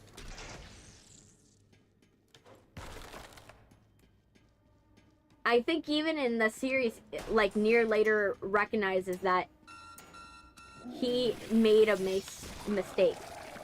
Thoughts on the Bendy movie announcement in the director's announcement for a couple of months back? It could go either way. The problem is, I know people are... I don't put a lot of stock into a director's announcement or the announcement of games, only because I don't know if this is a passion project or not. The reason why I say this is that how movies are all funded is that movies are made to fail unless it's guaranteed that it's going to do well. If you get what I mean in box office numbers. So, what do movie studios usually do? They will make a movie to tank it. They'll make a movie to fail. If they're unsure of the audience will like it, they will make it to fail. And this can go one of two ways. Either it fails so hard it's good, and then they put effort into it, or it fails so hard that they can reallocate that money to a real production that they care about. If you guys ever notice, there will always be, you'll always notice, like, if watch producers, not the directors, the producers. Because what you'll notice is they will have a movie that tanks, and you're just like, oh my gosh, that's the worst movie that has come out from this producer. I can't understand why it was made so badly. And like, where did all the money go? And then the next movie that will come out, mark my words, will be the best movie on the roster. Not gonna lie. It happens every single time. And that is because what these producers will do is, if they're not sure about the movie that they're given, because a lot of the times these producers are given a script, and they don't come up with the script themselves. If they're not sure with the script if it's gonna go well, then what they do is they just make the movie tank. And everybody gets paid. They get their gambling money. Because what you guys don't realize is movies are rich people gambling. You guys don't gamble on movies because you're not rich people. But this is an open secret. Rich people bet on movies because how it works for them in their thing is that they give money to these things, and what they're paying with their money. So they'll get, let's say you have this rich person, they give $2 million to this movie. And let's say, right, this $2 million makes up like maybe like 2% of the budget, maybe. This movie does terribly. They don't expect their money back. They know they're not going to get their money back. But let's say the movie does good. The movie does amazing. It does well in the box office, it's an Avatar film. That 2 million just turned into 40% of whatever the profit was on the profit margin. Sometimes 20. It's whatever they negotiated when they gave their 2 million. And it's for the payback principle. So they get money back. Sometimes they'll triple their money, sometimes they'll double their money, sometimes they won't even make money. But it's for the prospect that they could. They could make money. And so that's what happens. So they'll go and they'll bet on a film that they think will do well. Or they bet on multiple films. And then they will get a portion of whatever the box office sales are, or merchandising sales, or whatever it is that they agree to in their thing. And then that is money that goes in their pocket for the rest of their life. Think about it. You bet at $2 million and didn't get it back. Or you bet $2 million and you get money for the rest of your life. You get $6 million for the rest of your life. Think about that. That's a lot of money that person bet. But also that person got back. You know how small Pokemon game budget is? It's usually under 2 million, which is insane. Yes, but game studios, they don't run on the same principle. That's what makes the difference. That's how movies work versus games. Movies, they work as gambling.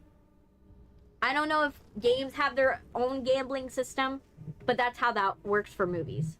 And so, ideally, if you want to know if a movie is going to do very, very good, check to see how many millionaires are on the bill. Like, go and look at the credits. They'll be called, usually what they'll be called, so like, if you see associate producer, that's someone that paid money. They didn't actually do any work on the film.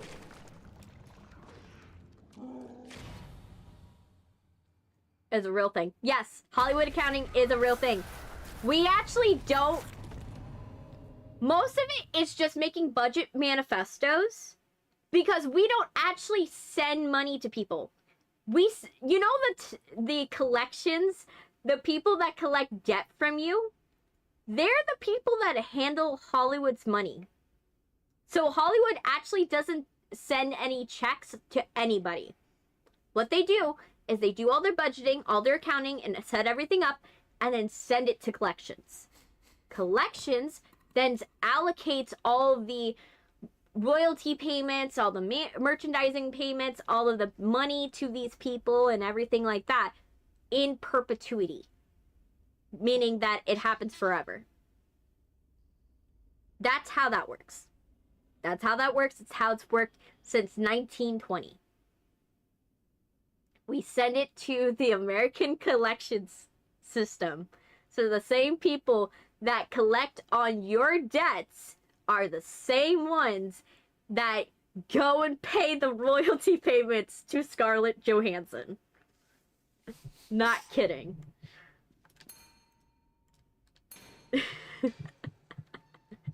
You guys don't know. It's hilarious. Like, the little facts I know about film. Like, you guys would be cackling with all the weird stuff that Hollywood does. Like, but yeah, Hollywood doesn't handle their money. They shove it off to collections. And let collections people do it.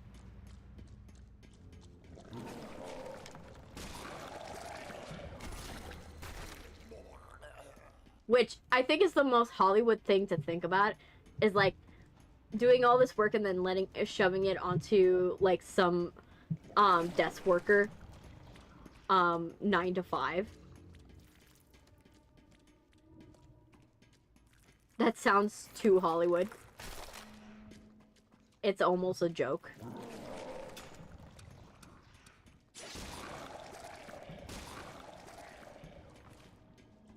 No.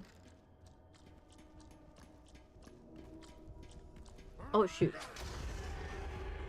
No, I'm dead. I'm dead. I'm dead. But yeah, so it gets shoved off on collections. And then LA seems awful when so close. San Diego's so close nearby. Yeah. I don't have any opinion about LA because I don't live there. I don't live in LA. Most Hollywood isn't in LA anymore. Hollywood moved to the East Coast quite recently. Like, if you guys know, like, the boom of Netflix, that's when everything moved to Atlanta. Everything moved to Atlanta, so you'll notice the CW moved to Atlanta. Netflix moved to Atlanta roughly around the same time. They also are in Texas. So if you know Austin, Texas, that's also another capital for filmmaking. We don't do LA. LA is not really a capital anymore because it's too volatile in terms of weather conditions. That's also another reason why Miami was a place for film like a long time ago, but it's no longer a place for film. Because Miami was amazing if you had to film anything in a water tank or water sports or like you had to like film any thing. Like there was a famous movie from like Miley Cyrus. It was like The Last Song or something like that. I think that was the last film, one of the last films that filmed in Miami. Like before everything moved away. But Miami is so hard to film in due to the fact that it, again, very volatile weather conditions. You can have a wonderful day in Miami, super bright, super golden hour, awesome, and then it rains the rest of the day. You are not guaranteed a sunny day all day. And so that's why they used to do water stuff here.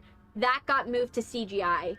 Water stuff got moved into CGI stuff, so it really stopped being a thing. And so they got rid of it. They got rid of everything. Seems like you thought about it. Yeah. They got rid of a lot of stuff down south. So they used to have it. There's a place called Brownsville. Brownsville used to have a whole waterworks section where it had like water tanks and scuba diving and all that stuff. And the last film that filmed in Miami was actually Bad Boys. It was Bad Boys, and I actually almost traveled out to do that one. I almost did Bad Boys. I remember that. The only reason why I didn't intern for Bad Boys was at the time I was so busy. I was so busy at the time. I was taking 7 classes that semester. And so I didn't have time to do Bad Boys. Which kind of sucked. It would have been fun. All of my friends that got to do it, they were like, oh my gosh, the cast is so cool. Like, everybody was chill. I was like, oh man, I wanted to do that. I wanted to do the Bad Boys films. But yeah, I never got to do that one because I was so busy with classes that I couldn't travel out. But if if I could ever, if I ever had a chance to do it again, I would. I was like, oh man. And it was set up with my school too, which was sad. They were like, oh yeah, we're guaranteeing that you have a place in Bad Boys if you want to go and do the movie. And I'm like, damn it, I wanted it. I look back on that and as like one of those moments where I wish I did it. I wish I did it. It still gets me mad that I didn't get to do it. But it was during a time where I can't get too mad at myself because it was during a time where, like I said, I had 7 classes in one semester. No person in their right mind should be taking 7 classes in one semester. I'm sorry. That's not a thing. That's not a thing. I literally hacked the system. I hacked my school system so I could take more classes. You know how pitiful that is? You know how pitiful that is? That's sad. That's absolutely sad. I guaranteed myself no free time. There's a reason why there's a cutoff in the computer system to be like, yeah, 4 classes is enough. And I was like, nope. Was it worth it? In a way, maybe, yes. But like, I wanted to do Bad Boys. Bad Boys would have been fun. Just like be on the beach. Like, be on a beach. Sure, yeah, I would have to wear long sleeves because I'm basically a vampire and I cannot be exposed to the sun because I'm pale. But, oh, it would have been so good. It would have been so good. But yeah. You guys will probably could look up later what Bad Boys movie I didn't get a chance to go to. I didn't get a chance to be in. Which sucks. But yeah. But, you know, that's because of what happened in Bad Boys, if there is an opportunity that comes up later on, like in my future, I am sure as hell I am not going to turn it down. I am not. Can't be exposed. No. I am pale. Like, I am paler than paper. Sir, I am so pale. Like, when I get exposed to sun, if I'm in the sun for only a little bit, I've developed softball-sized blisters. You know how much those hurt? Those hurt a lot. I'm not about to, you know, develop blisters across my entire body. I did it once and twice and 7 times over, and I'm not about to do that. Softball-sized blisters are not for me. You know? I learned the hard way, you know, I'm not meant for sun. I'm not meant for the sun. The sun does not like me. We have a mutual decision that I stay out of it. If I want to go to a pool, I go at night. I go night swimming, and that's it. I don't do that. I also have a bad case of anemia, so it also makes me paler than I'm supposed to be. Like, so, oh shit.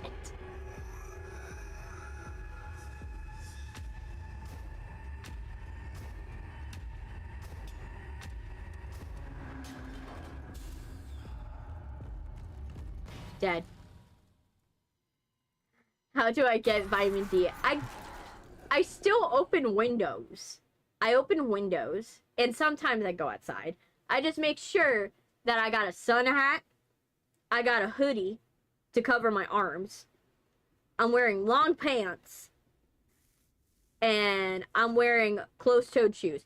Basically, I'm covered like I'm not supposed to be in that season. Like, I'm covered like if I'm bundling up for the winter. Which is hilarious. You just see a sunny day, you walk by and you see somebody in a tank top, and then you see me in full winter gear. And you're just like, am I hallucinating? Like,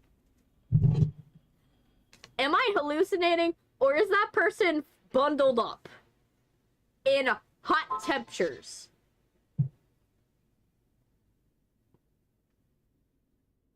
Like, insert Marceline from Adventure Time here when I think of your disguise. Yes, yes, you're not wrong. You're not wrong in that, that description. You're not wrong. And my jacket, by the way, it has hand mittens to cover my hands. Move to the north then. I don't got money to do that. I don't got money. You know? I'm stuck here in the south. You know? I'm stuck here in the south where I could get a sunburn from just glimpsing the outside. Imagine the ghost with the most showing up. Yes. Preferably the Alex Brightman version. I'll take the Alex Brightman version any day. Alex Brightman was so nice to me. Alex Brightman is so nice. If you ever get the chance to meet him, boy, is that guy nice. He's one celebrity where I am so happy that, like, when I met him, he was not full of himself. I was very happy about that. Because when you meet celebrities, it's a toss-up. You don't know if they're gonna be super, super nice, if they're gonna be amazing, if they're, like, you know, mean, and they just are like, thank you for thank you for, like, you know, paying money. You know, they're not, like, exactly nice. Like, you don't know what you're gonna get. It's a... Not to say it's a box of chocolates, because it's not. But, like... But it's like, you don't know what you're gonna get. 7th time. So charm. Level. Yes. He's just so nice. Like, I spent 10 minutes talking with this man. And you could tell he's someone that he's worked so hard to get to where he got to, and for everything he's got. He's worked so hard, you could tell. And I've seen Alex Brightman since the beginning of his career. You guys don't even know the beginning of his career. The Streamer Awards nominees are out. Is that something? Sure, I would like to hear about it. I'm down. I'm game. You know, I'm here till I finish this, to be honest. So, any information is better than no information. So, I'll take it.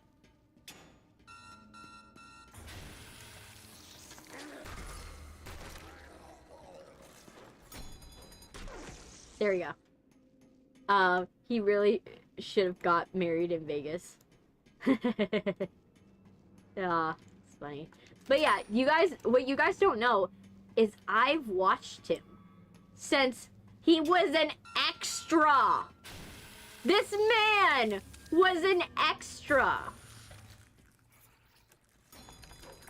Like, what you guys don't know is this guy, back in 2012? Something around there. Something around 2012. He was an extra in Matilda. In the Matilda Broadway show. So he played one of the big kids. Straight out of Juilliard. Straight out of Juilliard. Plays one of the big kids. In there. I still remember him, like, swinging on a swing set during the American tour. He swings on a swing set. He acts like a kid. He raps in that show. It's so fun. If you guys are like, how is he able to do everything as Beetlejuice? That's the show that literally taught him how to do everything. Matilda taught him how to do it. Because literally everything he does now is everything he did in Matilda. And so I humbly, you know what happens if you say his name 3 times? Yes, I know. Alex Brightman, Alex Brightman, Alex Brightman. This is my hope that he shows up. But he's the sweetest guy. Like, he's so humble, and I remember that about him. Like, he didn't, like, it's such a deep cut to know that he was in Matilda. You guys don't even know how much of a deep cut that is. Like, to know this guy was in Matilda. The only reason I know is that I was doing my production of Matilda, for, like, high school. And I was doing a high school production of Matilda, and I was studying, no, Beetlejuice. Beetlejuice, Beetlejuice, Beetlejuice. He literally, he said, he literally, I was going and watching videos because I was trying to create my own version of Matilda when I was a freshman in high school. I was trying to do that. And the reason why I was inspired to do that one, to do Matilda, was because I actually watched a wonderful documentary about Tim Minchin. Tim Minchin, if you guys don't know who he is, he's also a wonderful artist. Check him out. He's really good. He made my favorite Christmas song. If you ever like are wondering what is my favorite Christmas song, it's White Wine in the Sun. But he made my favorite Christmas song. But he's the composer and writer and lyricist for the entirety of the Matilda show. He wrote all the jokes. He wrote everything from the top of the show to the bottom. And all of the sentimental moments. And what I fell in love with it because of that documentary, because it talked about how this guy was a guy that was a struggling comedian / singer. Not in the sense that he was struggling, like, he had a robust career, but he didn't have, like, international knowledge. People didn't really know him very well. Hey, Groggy. They didn't really know him on an international level, and he was kind of having issue. Like, he was only known in Australia. And he was trying his best. And what happened is he worked hard, but he wasn't getting anywhere. And then he had his friend. His friend happened to be looking for someone to go and do the composing because of the fact that their original composer fell through. Hey, people on YouTube, how are you guys doing? Sands is asking. But the original composer fell through for Matilda.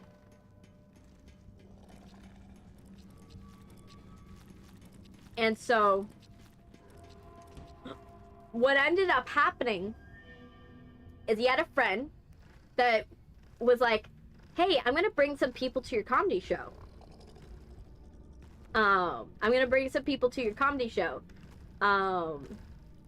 And he finds us out in the green room, right? And he's like, oh, it's probably gonna be some stuffy people or some shit like that. And what happens is that these were the people for Matilda, and they were looking for the composer. And the problem with Matilda is it's a show that has so much comedy and so much levity, but you have to nail the sadness of some scenes. You have to nail, like, the feeling of loss of childhood and stuff like that. You have to nail those very sensitive moments. And you can't just be like super upbeat all the time, right? So they're expecting they're gonna need 2 composers for this musical. They go into the musical, and they go into his comedy show, and their first impression from his comedy show is like, oh yeah, this guy has really good comedy. Like, he has a good top 10, like a tight 10. This guy's really good at his job. But they're like, he doesn't quite have any sentimental, any sentimental quality. Like, I don't see any good songs for, like, the sentimental part. And then he goes into White Wine in the Sun. And the song moves all of the people on the Matilda team so much that they decide to hire him on the spot without telling him. The guy doesn't even know it's a job proposal, by the way. He doesn't know they're there to offer him a job. He only knows that, there's people at this comedy show that are, like, big stuffy, like, musical theater people. That's the only thing he knows. And they hear his rendition of White Wine in the Sun. It brings them to tears, and they are like, we found our composer. There's no one that could, like, do a song as well as him for this. And so they go and they do it. And the production of Matilda was fraught with some issues. Don't get me wrong. But what happens... Is this Plumber Simulator? No. It's Bendy. But Matilda was fraught with issues, but the first song that comes out that nailed the show, the proof that he got the show right, was the song When I Grow Up. Which, if you've never heard of the song When I Grow Up, please do. It will bring you... The song is playful, but it will bring you to tears. I am not gonna lie. It is such a wonderful song. It embodies that, the whole premise of the song is, like, the crazy things that kids want to be when they grow up, right? I want to be tall enough to reach the branches that I can't reach right now.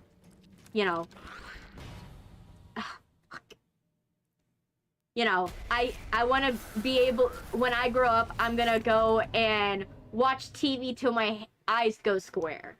Or I'll be able to eat all the candy I want. It's such stupid things like that, right? And he finds an emotional twist on it. Because he goes and he has all these kids talk about all of these things that are like these frivolous things of like what they would do if they actually grew up. And then he goes and he then spotlights the character of Matilda and the character of Miss Honey.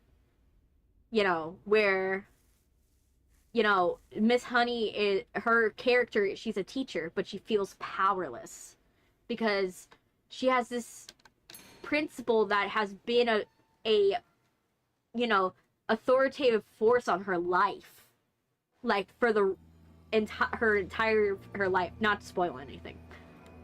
And what she says, I'll be strong enough to defeat the monster underneath my bed. And that, it's a very emotional song. Like I said, I implore you to go and listen to it. And this whole song, by the way, is being done by kids that are swinging on swing sets.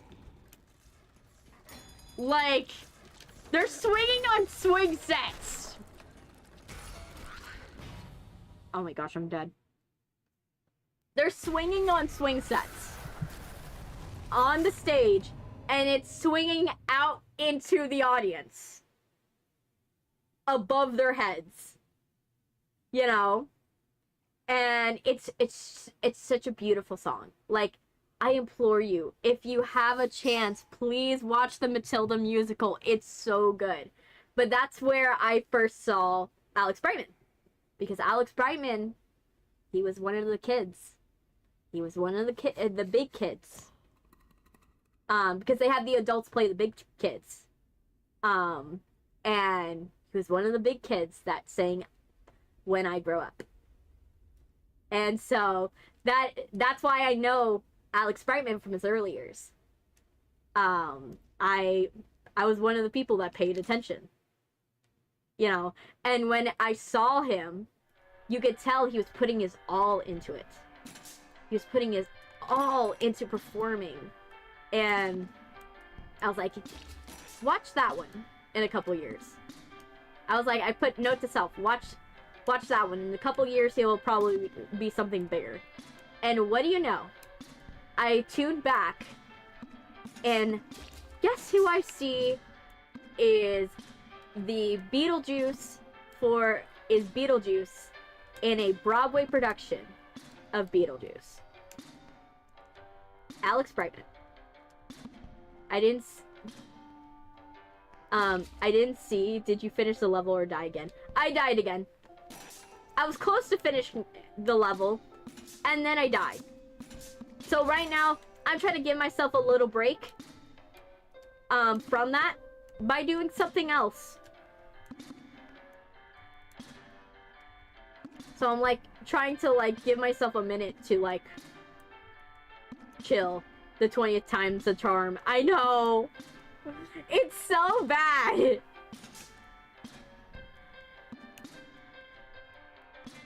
Worst case scenario, we can try ourselves at the gacha. Let's try ourselves at the gacha. Let's do that. But yeah, like I said, there's a lot of musicals that, like, I said this before. Percy Jackson musical, please watch it. It's good. Like, I know everybody's like, oh, the TV show. But no. You need to watch the musical. The musical's way better. It's hilarious. Like, you will not know full happiness till you do the musical.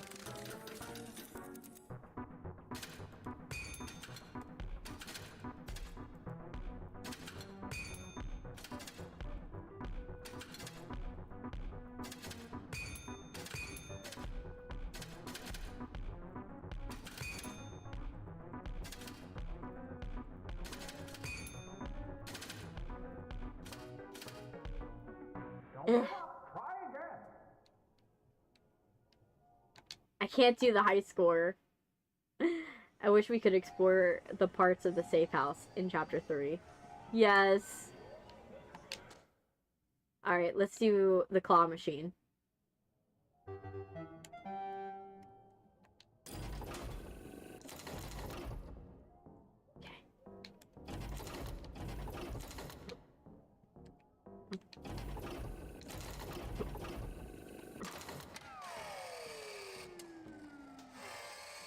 See? No!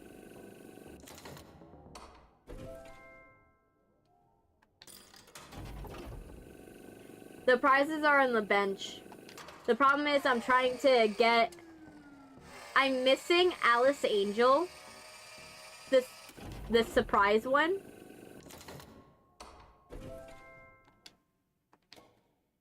Let me see. So these are the ones I'm missing. I'm missing Alice Angel.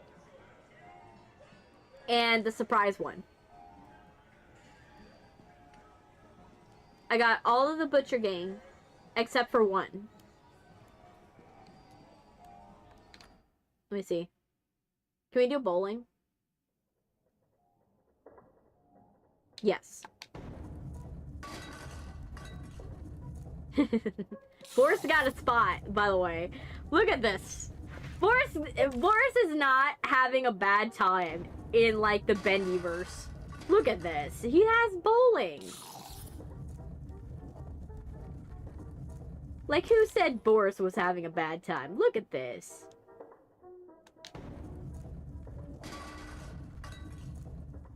Boris just up here bowling his heart out. The only thing I don't like is the sounds that come out of Bendy's mouth. Okay. Did YouTube respond to my question? Not really. Unfortunately. They didn't, because they're focused on something else. But it's okay. They're right now, like,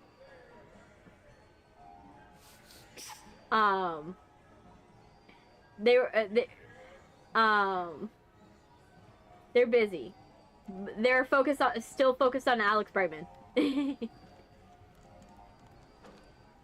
it's okay. They're doing okay. They're still focused on Alex Brightman, though. But yeah. I'm gonna put this into just chatting, so that way I can give my brain, like, a minute to just, like, okay, let's just talk and just not focus on the game for, like, a hot sec. Because maybe it's that my brain is tired and I need, like, a minute. Watch this be, like, the longest run of Bendy, like, for the past couple days. Watch it. So, let's kick it into just chatting. That way I can give myself a break. My stomach and not feeling. Okay. Let's do this. Okay. That way I can focus on you guys. Oh, I now see your buffering stuff. Oh gosh, you guys are funny. Let me see how everything's doing. Everybody's doing good. Okay. So yeah, today is going to be a longer stream for those of you who are not used to me doing a longer stream. Today's a longer stream only because I need to finish this game. I need to finish it, and so we are not going to stop playing till I finish. So it's either this game is going to die or I am going to finish it. But we'll see which one comes first. But yeah, so expect to lock in, and we're gonna be here for a while. But yeah, so like I said, let me scratch my nose. My nose is itchy. But yeah, let me sit it. Okay. So yeah, so let's get lock in. Where was I in terms of what I was thinking? Yes. Okay. Another let me see. My brain is like trying to recalibrate. Calibrating. Can we talk about how there are so many different versions of Trunk or Treat? My family, just in the past couple days, like, we did Trunk or Treat, but then we also did, like, Tent or Treat, and I was like, oh wait, there's such a thing called Tent or Treat?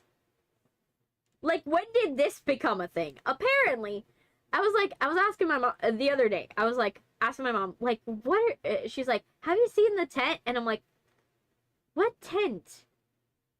What tent? And she's like, what? I was asking them, like, what do you need a tent for?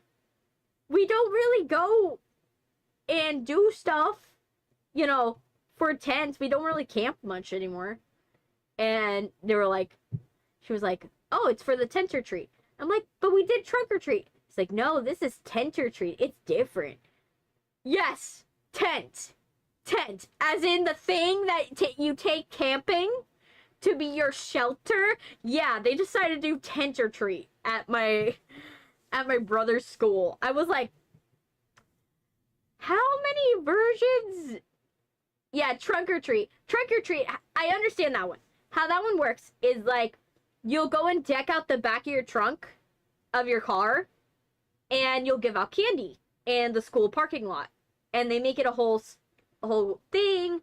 They make it a whole thing where you like, it's a safe way to trick or treat.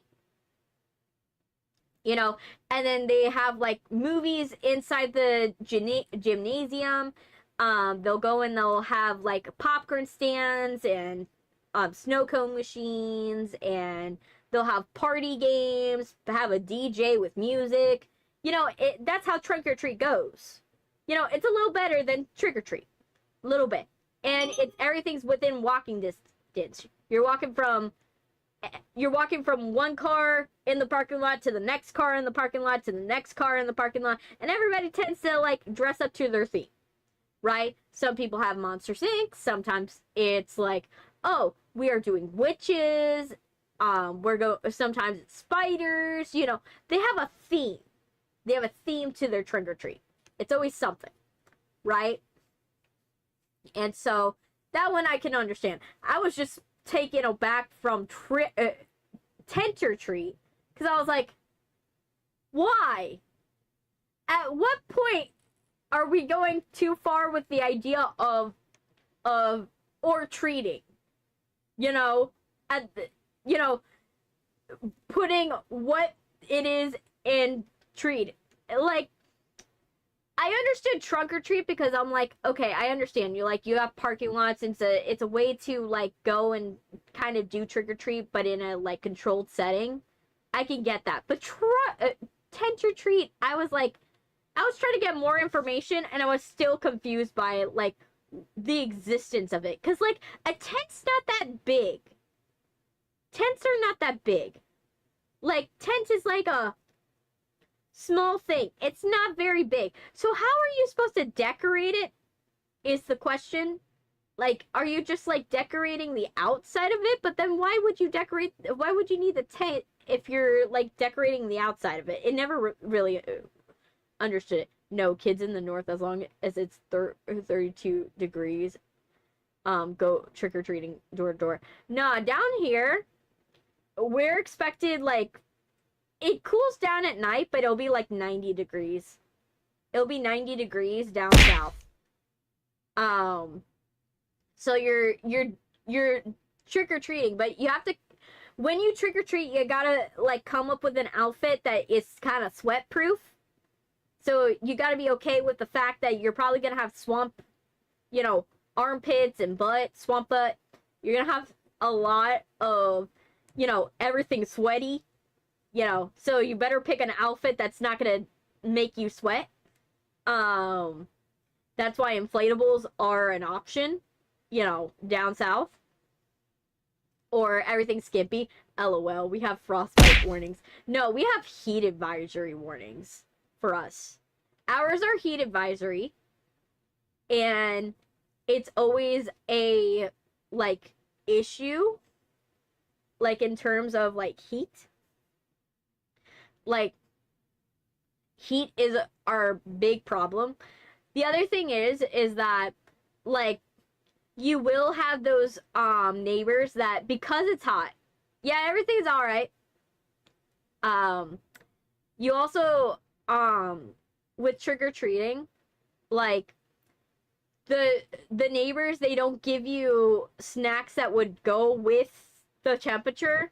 Like, you would think if you got a hot temperature, you're probably gonna not want to give chocolate to children, because it's gonna probably melt before it gets to your home, right? Nope. And down south, they will literally give you all types of chocolates. You'll get Hershey's, you'll get like Ghirardelli, you'll get like all the chocolate ones, and by the time you get home, it's all melted in your pocket. I'm watching Chainsaw Man on the day after Halloween. I see. Me, like I said, I have my tradition of watching Nightmare Before Christmas, but only the first third of Nightmare Before Christmas. We do not watch the rest of Nightmare Before Christmas. Nightmare Before Christmas, we watch the first third. First third. We watch the first third of Nightmare Before Christmas because Nightmare Before Christmas, I like to watch it in chronological order. So, in my opinion, the first third takes place after Halloween is finished, and then after that, you wait till Thanksgiving. You watch the second third of the movie. Then, on Christmas Eve, watch the last one. You watch the last third of that movie, and voila, you've watched Nightmare Before Christmas. It is a very weird way to watch Nightmare Before Christmas, but I recommend it fully. Personally. Oh, are we ending now? No, we're not ending. I'm just taking a break. I'm taking a break. Trust me, we're not ending till I finish Bendy. We are not ending till I finish Bendy, because you should see Salem Halloween. Oh, it probably is fun. Probably everything's orange and yellow and all that stuff. I don't have that. Down here, nothing's yellow. Like, we don't see seasons. I don't see a season. Like, the closest thing I know, the only reason why I know it's Halloween season is when the storms get bad. Like, when I see, oh, it's lightning and thunder every single day, and the wind is getting so windy that it's nearly blowing away people. Yes, that is Halloween season for me. So you'll see inflatables flying down the road, and you're just like, yep, it's Halloween. Yep, it's Halloween. You'll just see a ghost inflatable flying down the road. Like, you'll just be like, yep, Casper's going crazy again. You're expecting that. Because it gets windy, because we get hurricanes during this time. Right now we're waiting on Hurricane Melissa. Melissa's coming. So we gotta prepare. I had to scrape my windshield off the ice before I could leave this morning. Yeah, for me, like, we don't have, it's always heat here. We have, like, multiple different seasons of heat. If we do have a cold season, it's like 6 days in February. We get 6 days of, like, good temperatures. Like, it may be 60 degrees. We get maybe 60 degrees. That's as cold as we're gonna get. Like, the rest of the days, we're, like, in the hundreds. Like, we're going in hundreds. Like, triple digits. Triple digits for the summer. Summer is triple digits. Expect spring to be, like, 90 degrees. Then early spring is, like, 70 to 80. And then, like, winter is, like, 70 to, like, 80 degrees. 70 to 80 degrees. Guillermo del, let me see, Henry Selick, with Guillermo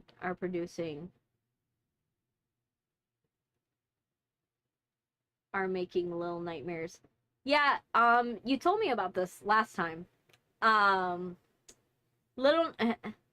I said,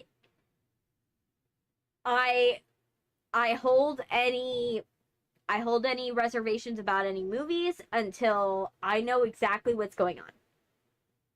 Like, I hold any reservations about any movies.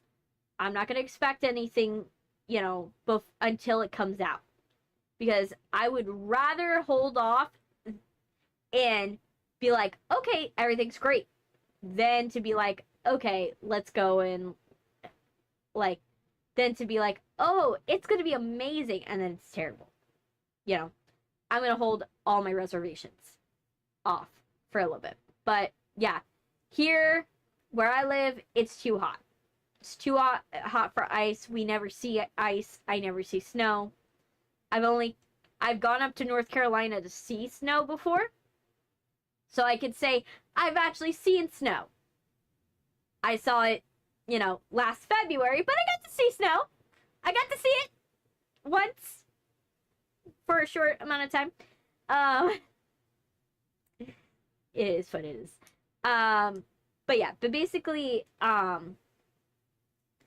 personally, so Halloween for me is same thing with Christmas. Christmas has a different vibe because Christmas here doesn't freeze. We don't have snow. So when Christmas doesn't snow, the closest I see happen is the leaves change to yellow. That's the closest I get. When the leaves kind of change to yellow, that's the closest thing I get. So for us, it's like Christmas and Halloween look the same. The only difference is that it's like different types of decorations. So it's still people that are putting inflatables and lights in their yard, but it's not the same. It's not the same type. It's like a different vibe of decoration, if you get what I mean. And it just like Christmas just feels weird when you don't live somewhere where it's like wintry. Yeah, Thanksgiving just looks like a normal day. Thanksgiving's literally a normal day. Like, Thanksgiving doesn't look like anything different. Like, it doesn't... We don't have an autumn. I don't have an autumn. I don't have a winter. So because I don't really have an autumn and a winter, autumn literally becomes, like, okay, we might get a pumpkin spice latte, maybe. We might get, like... We, obviously, when we were younger in, like, school, we would do, like, okay, let's do, like, some turkeys for Thanksgiving. And the kids would be like, where do turkeys come from? And the teacher's like, it's a very faraway land. Don't you worry, little child. They would be like that. Same thing with, like, the snow. Like, don't you worry, little child. It's snow. It's a mythical thing. Don't you worry. Sure, yes, you've never seen it, but it's there in your dreams, you know?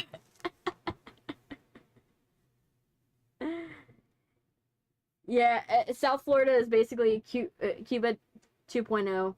I'm not sure, but personally, like, it's hard. It's really hard. Turkeys are a menace. I get 30 of them in my yard. Nah, the closest thing we have to turkeys are turkey vultures. We have turkey vultures. So, like, when we see these things, they're eating dead cats. So it's like, that's the closest thing I get to a turkey. You know, I get that. So it's like, you know, that's not really winter. Though I will say,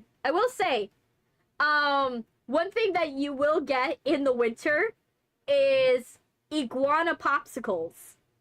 We will have iguana popsicles. So, like, what you guys don't know is when it gets to, like, 70, 60 degrees, the iguanas freeze. And when the iguanas freeze, what will happen is the Hondurans will come out in droves, and they'll go plucking them off of the trees, because it's like free meat, right? They'll pluck them off the trees, and then they make these delicious dishes out of the iguanas that we pluck off the trees, the iguana popsicles. And they're just as you probably are picturing it. You'll see an iguana, and it's frozen to a tree.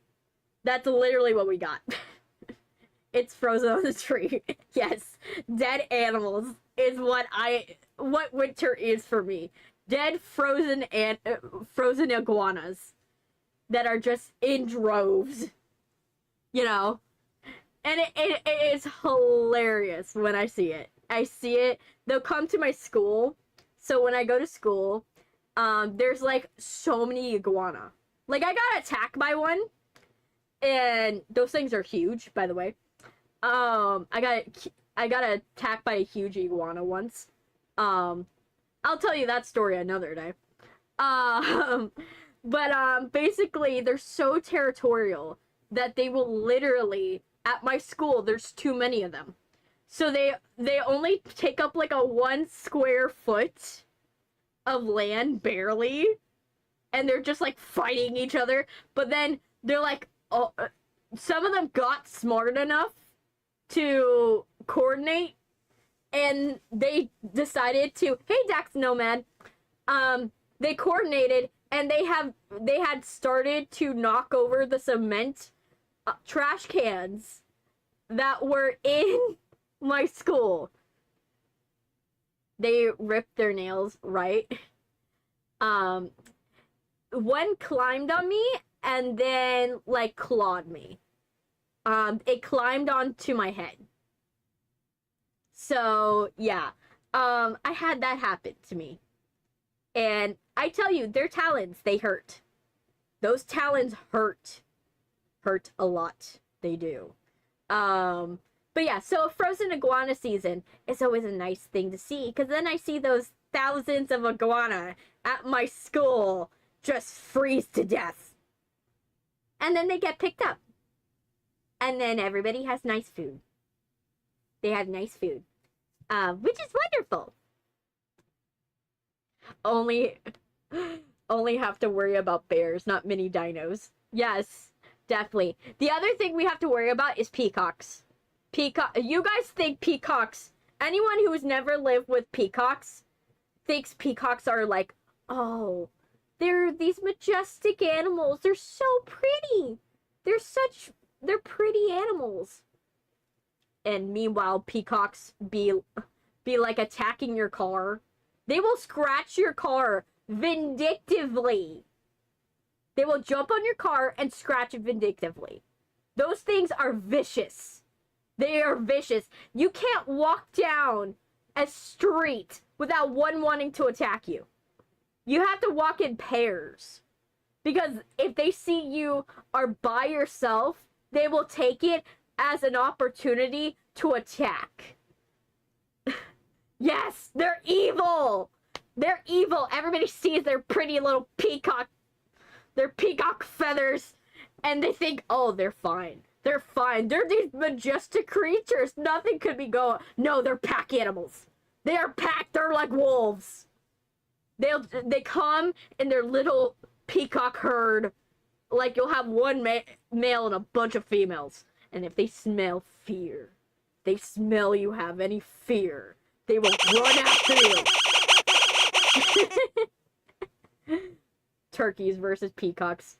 TikTok battle with Chrissy as the commentator. Yes, the peacocks would win, unfortunately. Because I tell you, those things are vicious. And they're huge. They're huge. They're bigger than you guys think they are. They're humongous. They're like so humongous. Like it's a pain in the butt.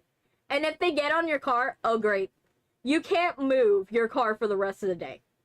Just give up on the fact you're using your car for the rest of the day. Because that thing, if it thinks you are driving, you're going to drive your car, it's just going to stay on your car. It's going to clench its claws, scratching your paint, breaking your windshield, and just like going and just staying there. And it'll just be a hood ornament, and you won't be able to drive. Turkeys are bigger than peacocks. Well, I've never experienced a turkey, but I've experienced a peacock, and boy, those things are hard. You guys don't know peacocks.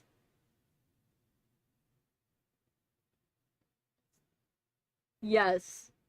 Those things are big. Like, they're big and they're vicious, and I hate them. I hate them. I have like a a herd of peacocks that live by my house, and I am done with them. Like, we can't do anything about them because they're endangered species, but boy, they need to go. They needs to go. They're bad. They're so bad. They're like invasive technically. They're endangered species, but they're invasive, which is the funniest contradiction ever. They're invasive but endangered. And yet we can't do anything about them because they're invasive. They're not invasive, they're endangered. So it's a problem that you just have to deal with. You just have to deal with the peacocks. Just being your mortal enemy. Peacocks are my mortal enemy, and I will forever stand by that. I will forever stand by peacocks being my mortal enemies. You know. Now, if I got the chance, if I could befriend a crow or a raven, I would love that. I want to befriend those. They're so pretty. They're so pretty but vicious. I hate the flamboyance, you know. But yeah. Literally, I want a crow or a raven. Like, if I had a crow or a raven, I could stand by those. Like, because at least the crow, like, it has enough intelligence that you could basically, as long as you're nice to the crow and the raven, and you continue to feed the crow and the raven, they will do nice things for you. They will pick pockets for you. They will steal stuff for you. Like, I am waiting for a heist movie where it's just the burglars only use crows. I've been waiting for this for such a long time. They're only loud when they're talking. Like, they're fine, you know? They're fine. They're wonderful creatures. They have an intelligence of a 2-year-old. And you can basically, once you, not 2-year, a 5-year-old. And so if you literally go and treat them nicely, they will remember that. They remember your face for 20 years. So if you hurt a crow, they will vindictively tell their children about you and spread the hate to their buddies. And then you will not have one crow that's mad at you. You have multiple crows that are mad at you. So you'll have a generation of crows that hate you. Or you befriend one crow. Their friends tell everyone that you are a friend to crows. And then you then become a master, a master at heist stuff. Same with Blue Jays. Yes. I want one heist movie where their mode of stealing is just crows. I want that. I want it. I think it would be the funniest thing. It would be the funniest thing, and yet the most realistic. It would be so realistic. Just give them, like, it would have to be something like shiny. Like diamonds or like jewelry or stuff like that, and you just get them in League. You just get them. You get them. They'll basically. You don't even have to tell them. You just have to, like, basically go to a place that you want to stalk for a couple of days. Like, go there a couple days. Go and show that you're, like, looking at, like, this jewelry. Like, let's say you stalk a jewelry place. You stalk a jewelry place. You walk around this, right? You go to that jewelry place enough times. The crows recognize that something in the jewelry place you want. They don't know what you want. They know you want something. That's perfect. They don't need to know the specifics. They don't need to. They just need to know that you want something in the jewelry store. Then, Once they know you want something in the jewelry store, they tell their crow buddies. Then one day, you go to work. You don't go and follow through on the heist. You just let them do it. Then, what happens is that these crows will dive bomb these salesmen. Just attack them at the right moment. They'll just like stalk the place, they'll learn the patterns of like the salespeople, because they have pattern recognition. So they'll learn the patterns of the salesperson. They'll realize the salesperson will take out the jewelry when there's somebody that's interested, and then they'll dive bomb it. Someone will go for the fingers, another person will go for the eyes, and then one will go for the jewelry and just take it. You'll just have a ton of crows in one case, just grabbing stuff, just plucking little gems out with their mouths, and then hightailing it out of there. Maybe one or two might get caught. Who knows? One or two might get caught, but like, what are they gonna do? Charge a crow? You know? You can't charge a crow with a crime. Yes, real life light being born. Yes, you can't charge a crow with a crime, so then basically what happens is that they set it free at some point. It gets off scot-free at some point. You know? If they kill the crow, then basically that's animal endangerment, and they would go to jail. And you know what will happen? Is that you'll be at home, and then you'll look over to your window where you feed the birds. And you'll notice a lot of jewelry right in front of your window. Will anyone know that you have the jewelry in front of your window? No! No one will. But the crows will. And you'll feed the crows a special blend, a special nice blend of, feed that you give them. Give them something a little special. And give them they give you your shinies. You give them the nice food. And then they learn. Whenever you case a joint, go and take from there. Go take from that place. And they will do that. There has been reports of like literal crows that people will feed their crows, and these people will take care of them. And then one day the person forgets their keys somewhere, or they forget their phone, or they forget something, and the crow will find the keys or find the phone and bring it back to their owner.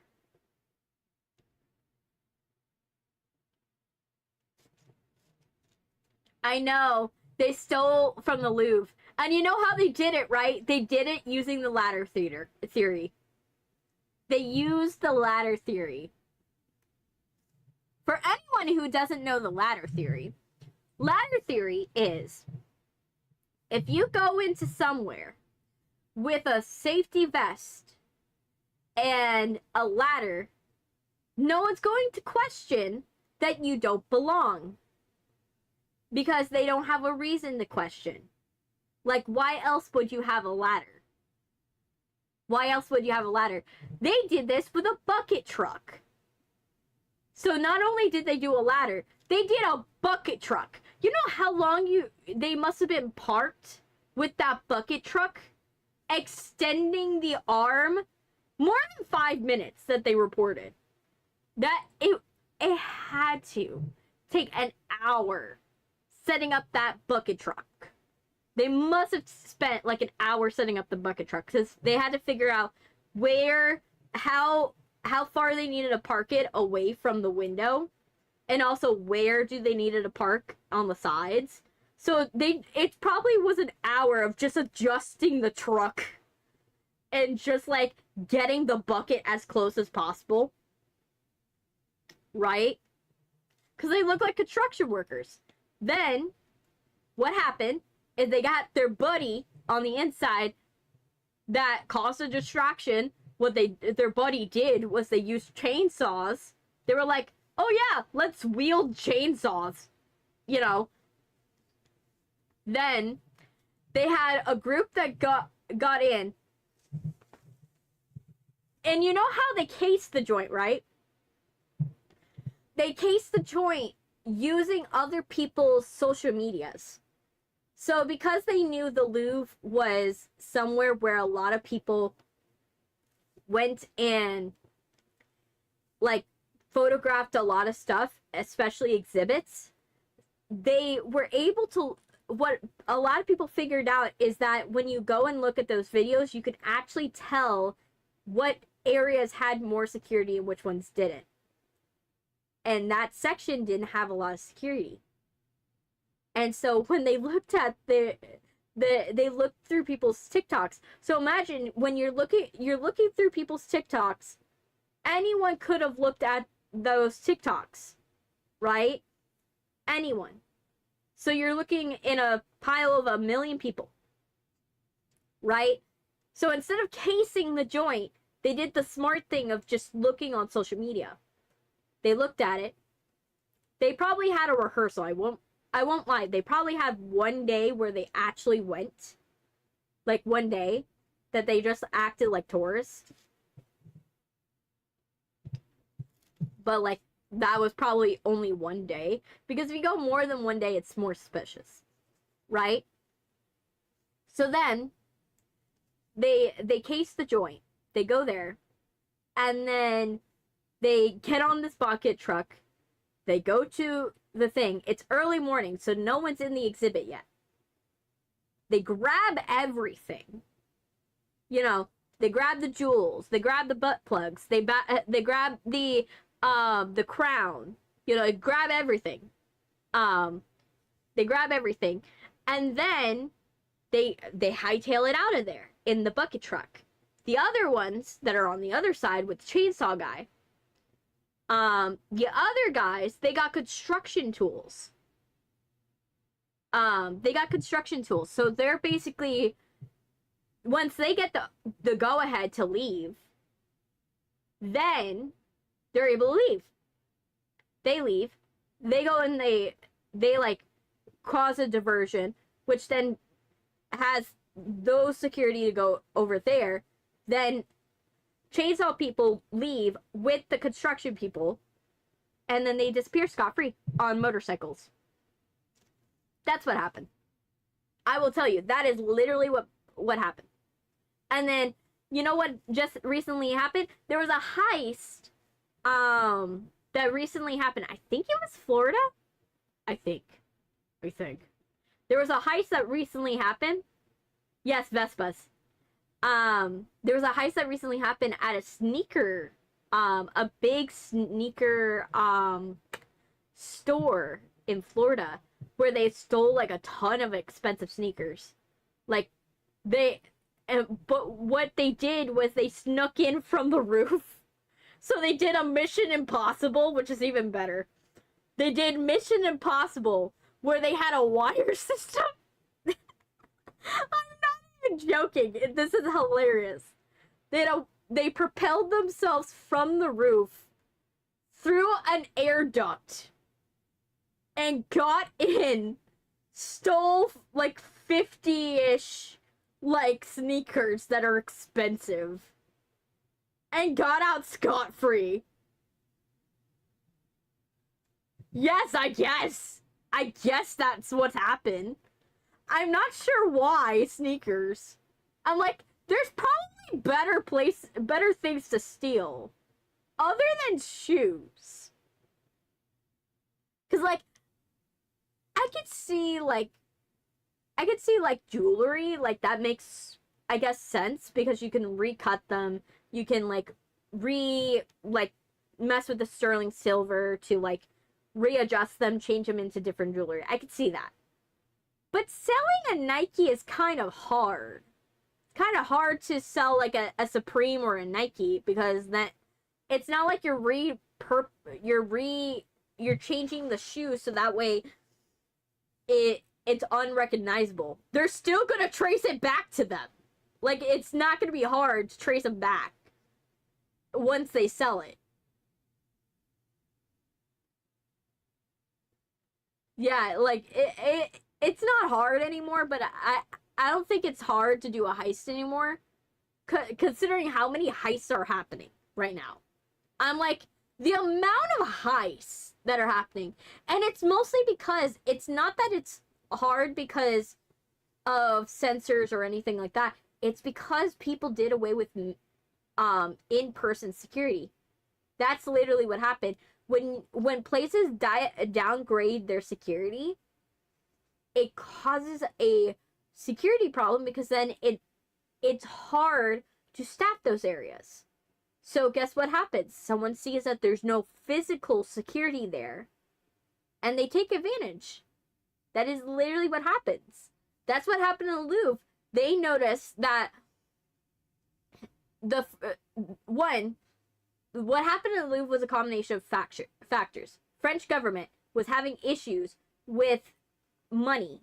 And so what happens is that they had so much problems with money, they decided to not send as much money to go and take care of the museum projects and stuff like that. The Louvre is a building that's old. It's an old building. So it's not a new building, it's an old building. So it's hard to put security, to put like advanced security as is. So you need a physical staff worker in there.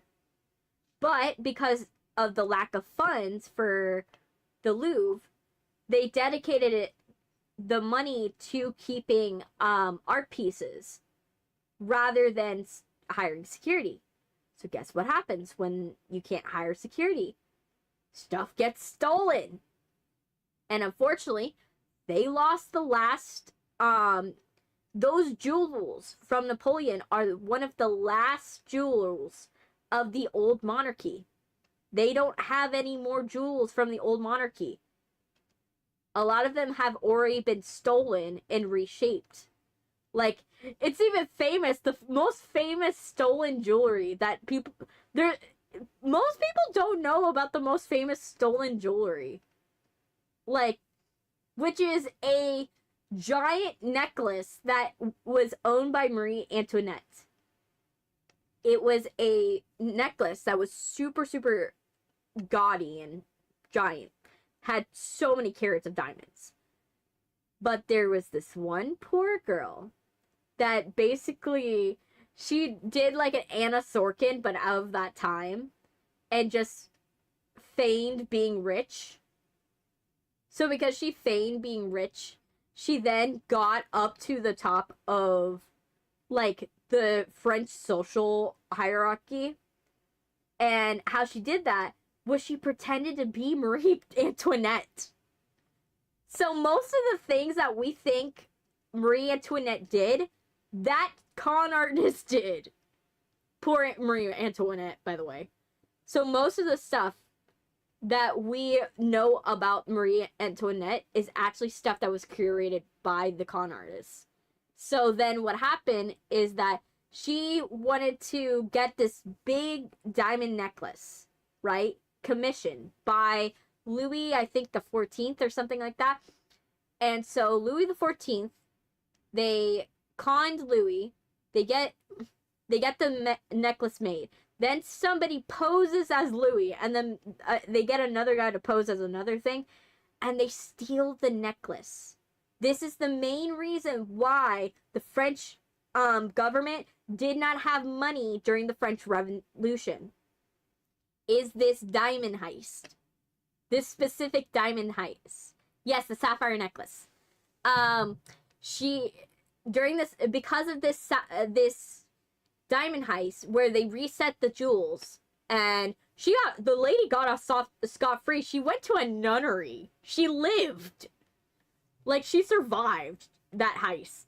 But because that heist was so bad, the French government did not have money. They did not have money to go and use their funds for the citizens. So, in order to feign opulence, in order to make sure that people didn't think that they had less power because they had lost a lot of money, because they didn't want the French, the other nations to know that they had lost all this money, because it was a lot of money. It was a big portion of the French money at the time. So I'm sorry, I wish I had a better way to say it. They lost a lot of their spending. So France did not want to show that they were poor. So in order to not show that they were poor and to not go and have someone invade, they feigned opulence. And because they feigned opulence, it made it look bad to the French citizens that didn't have anything, that didn't have money to eat, didn't have food in their stomachs. And that's why the French Revolution happened.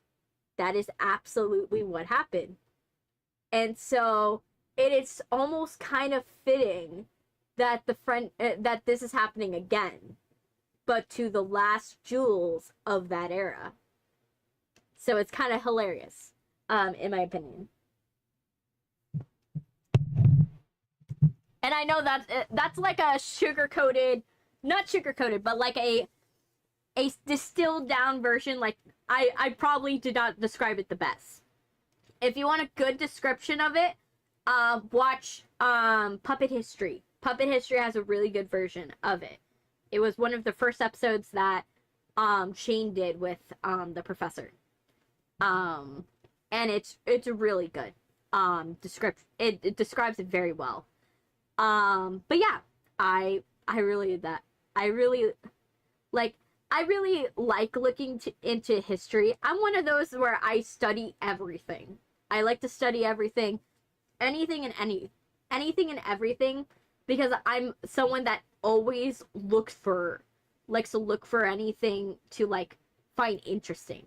Like, it's always fun to find something new that exists or is going on or something like that, because there's always something that you've never found in this world. There's always something that you like new to discover.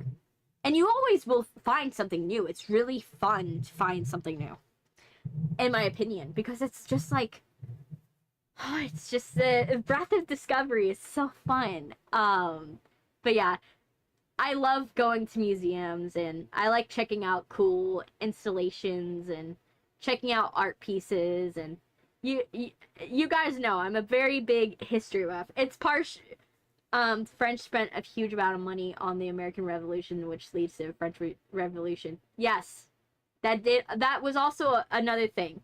Also, you want to know something that I found out is a weird butterfly effect? The French also, not only that, but another thing that happened is that the American Civil War actually caused Japan to never have samurai again. We lost samurai because of the American Civil War. And I know this sounds like a weird thing, but I swear this is the funniest. Not funny. It's not funny because it's not, it's not a good thing.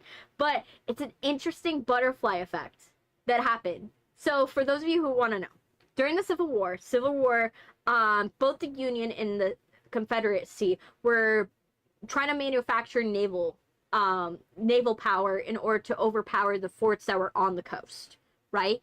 So they were all coming up with their own thing. One of them, I don't remember if it was the Confederacy or the Union. I remember it was one of them. They decided, they made an iron ship. It was the first iron naval boat, right? A marine vessel. They created this, and then France and Germany, not France, it was France and another power. I don't remember. France and Spain. It was France and Spain. Yes, both of them did. Yes. France and Spain both wanted this ship. And so what happened is that at some point, one of them sold the ship to France and Spain, right? During this time, Japan was going through a contentious war between the Empire and the Shogunate. And so what was happening is that they had the Prime Minister and the Emperor, and they were butting heads, right? And one was not beating out the other, and they were trying their best to figure out who was going to beat out the other, right? And what happened was at some point, right, the Civil War ends. United States has a ton of ships now, and the Shogunate asks the United States, hey, can I have one of those ships? Can I have one of those iron ships? Because we need to take down, this empire, right? And so United States is like, nah, we isolationists. We ain't doing that. We ain't going and, sending our ships down to, Japan. We ain't doing that. So they're like, okay, fine. We'll ask somebody else. So then they're like, okay, France and Spain, I heard you got one of these ships. Can we go and buy it? Because we want to borrow it for something. So, I don't remember if it was France or Spain, but one of them gave it. So, they get the ship from Europe. I'm just going to say Europe because I can't tell. I don't remember if it was France or Spain. They go and they get it from Europe. And then the Shogunate basically obliterates all of the samurai and kills all of the samurai and the empire. So there's nothing left of the samurai due to iron ships because they had wooden ships. That is how the technological warfare of the Civil War killed the samurai. Yes. It was the Bakumatsu era. Yes, close to the Ming Restoration. Yes.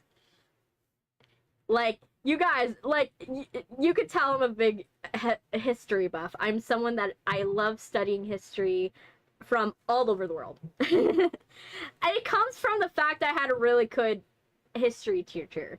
I had a history teacher. His father was very famous. His father, if you guys know, well, I don't know if this will dox me. Actually, should I say this because it might dox me? Maybe. I'm just gonna say that this guy did a famous cartoon for Mad Magazine, right? He did a very famous cartoon for Mad Magazine. And he then, his son was basically a trust fund baby. So his son had a lot of money. So much money. And what happened is he decided to be a teacher. He decided to be a teacher. He's like, since money is not an object, I want to be a teacher and I want to teach the next generation of students. So guess who was my teacher? This man. He was a rich guy, millionaire, and he decided to use his millions to teach children. And he was just a fantastic history teacher.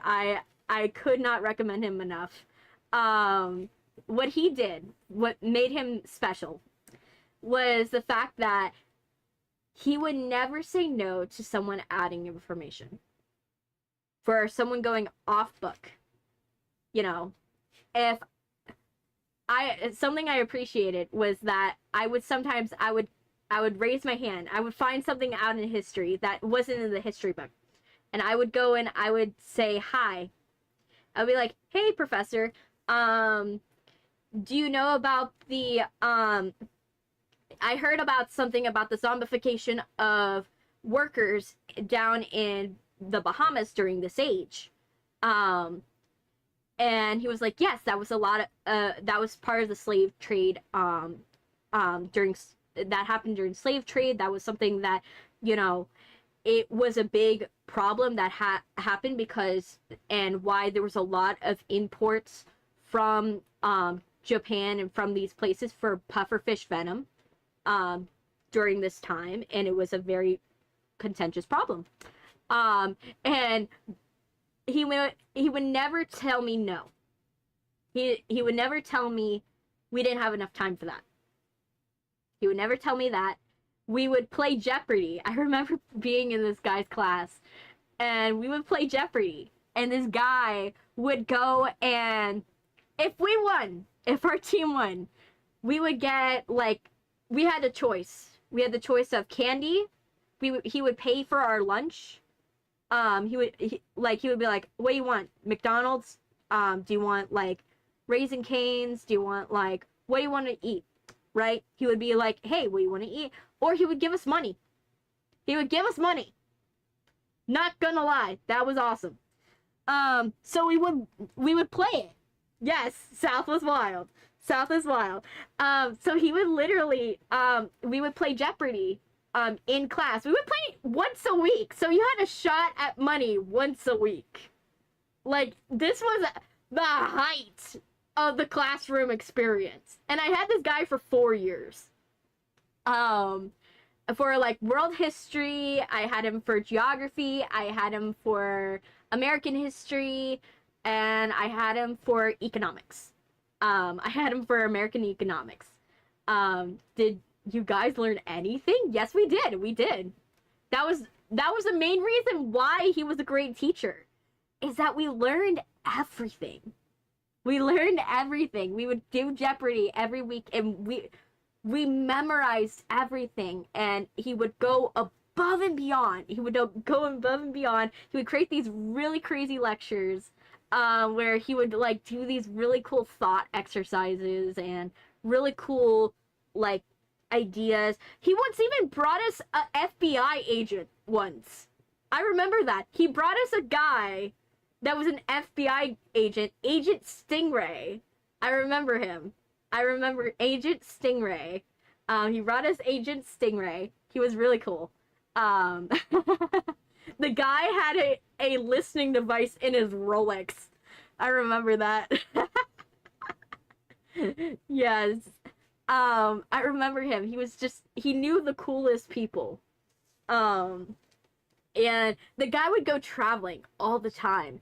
So he had, like, pictures of him from different places. Like, he went to Saudi Arabia. He went to, like, Africa. He went to, like, Tunisia. He went to these wonderful, crazy places.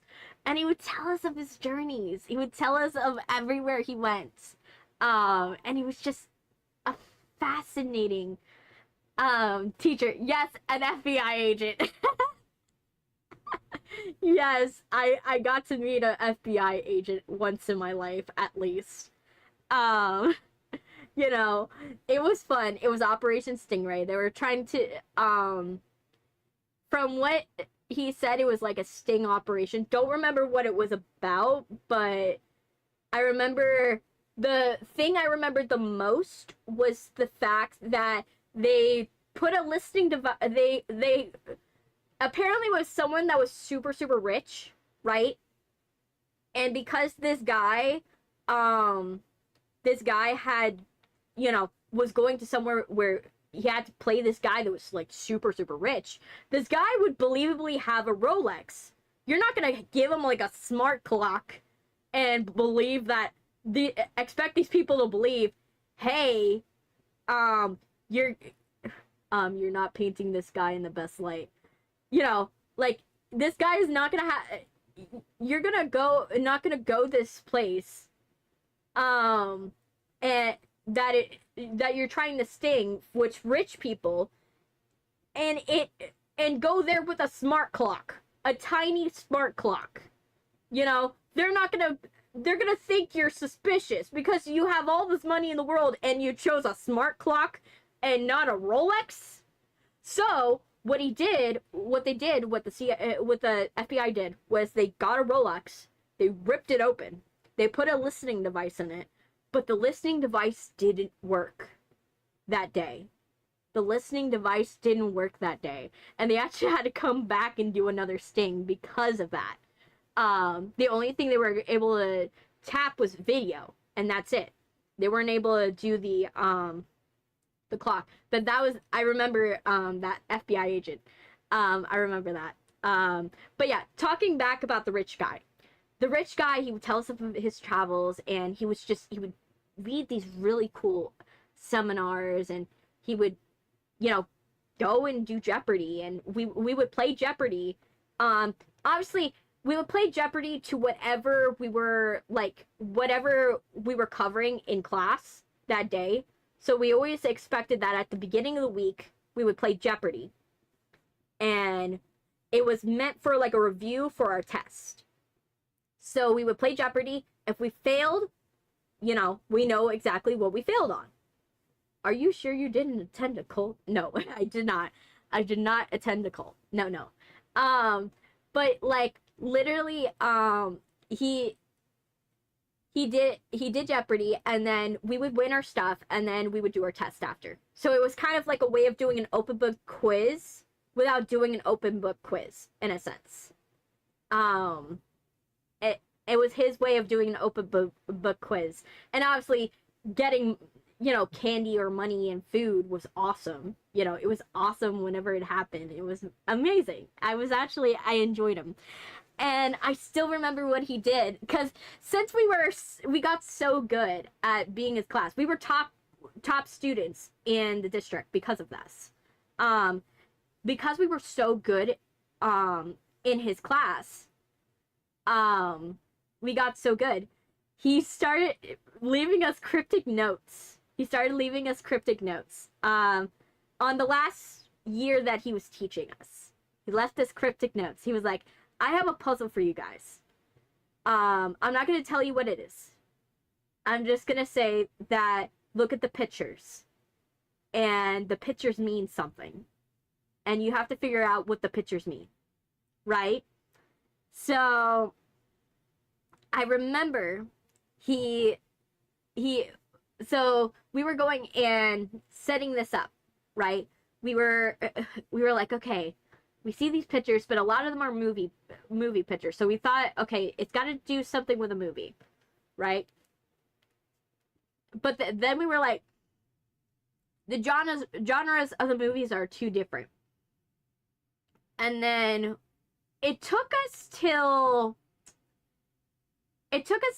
like around 42. It took us to 42 when we saw the baseball picture, the picture of like the 42 movie, you know, about Jackie Robinson. It took us till then to realize that it was counting down to something, because we were like, oh, they're all numbers, but what is it counting down to? So then we were like, okay, what could it be counting down to? And we're like, okay, you know, it can't be a trip, because he wouldn't do something so cryptic for a trip, right? It can't be something with the class. And then by number 9, we got to number 9, and then we guessed it. He's like, do you all have your guess? And we're like, you're retiring. And he was like, the answer was correct. I am retiring. And that's how he announced he was retiring. He was ready. Basically, the reason why he decided to retire was because he had a lot of people that died in his life very suddenly. And since he was like in his 80s, he was like, I want to see the world one last time before I kick the bucket. You know, I want to see the world one last time. And so what he did was, so he announced he told us that he was retiring. Yes, dark. Yes, definitely dark. But he was honest. That was the reason why he was a really good teacher. He was very honest. And so basically he was like, I am going to get you a new teacher. Don't you worry. And what he did was the new teacher was going to replace him after he left, but he didn't like the fact that the new teacher would have to start off from nothing, and this was a first year teacher. So what he did was he actually paid this guy out of pocket, this teacher out of pocket. Yeah, he paid this guy's salary. He was like, whatever they're gonna pay you, I'm gonna pay you for the next 2 weeks, and you're gonna sit in my class, and you're gonna watch how I teach them. You don't have to do everything that's in this class. You don't have to replicate everything. I know I have a different pay threshold than you do. But I am going to do is I'm going to pay your salary for the next 2 weeks, and you are going to go and watch my students learn.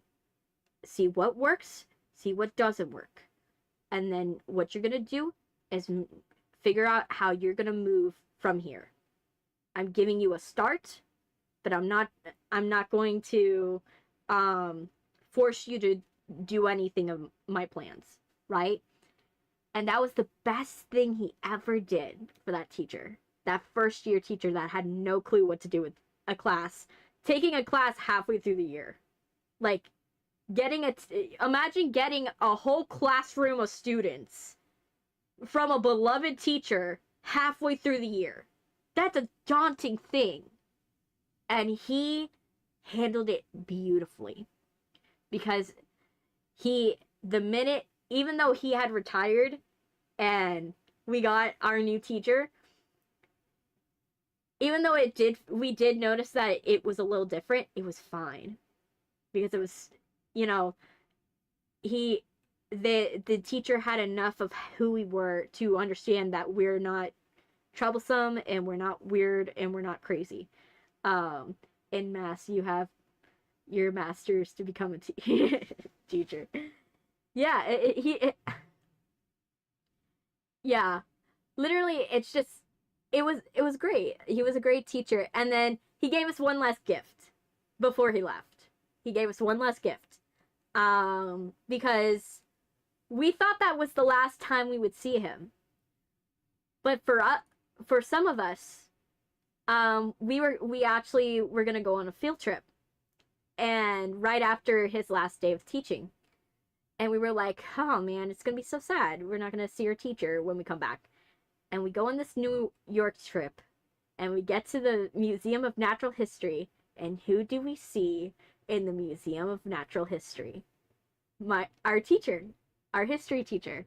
He goes, he's like, do you want to have one last lesson from me? And we all cheered. We were like, yes, let's have one last lesson from him. So he took us through the Museum of Natural History in New York City and gave us one last lesson. And that was so cool. It was the coolest thing. The guy, he decided to, he was gonna decided to go to New York and, be part of our field trip for like one moment. He didn't have to do that. He didn't have to go and spend thousands of dollars to go and like see us one last time. We're probably like a small speck in his whole entire life. But the fact that he made the effort for his students. He made the effort to go and be like, let me give you one last lesson. Let me let you learn from me one last time. That was special. Oh, the bride. But yeah, so yeah, he's a wonderful teacher, and I'm very happy. I have had so many influential teachers. I've had a lot of bad teachers. I'm not gonna lie. I had one teacher that got arrested.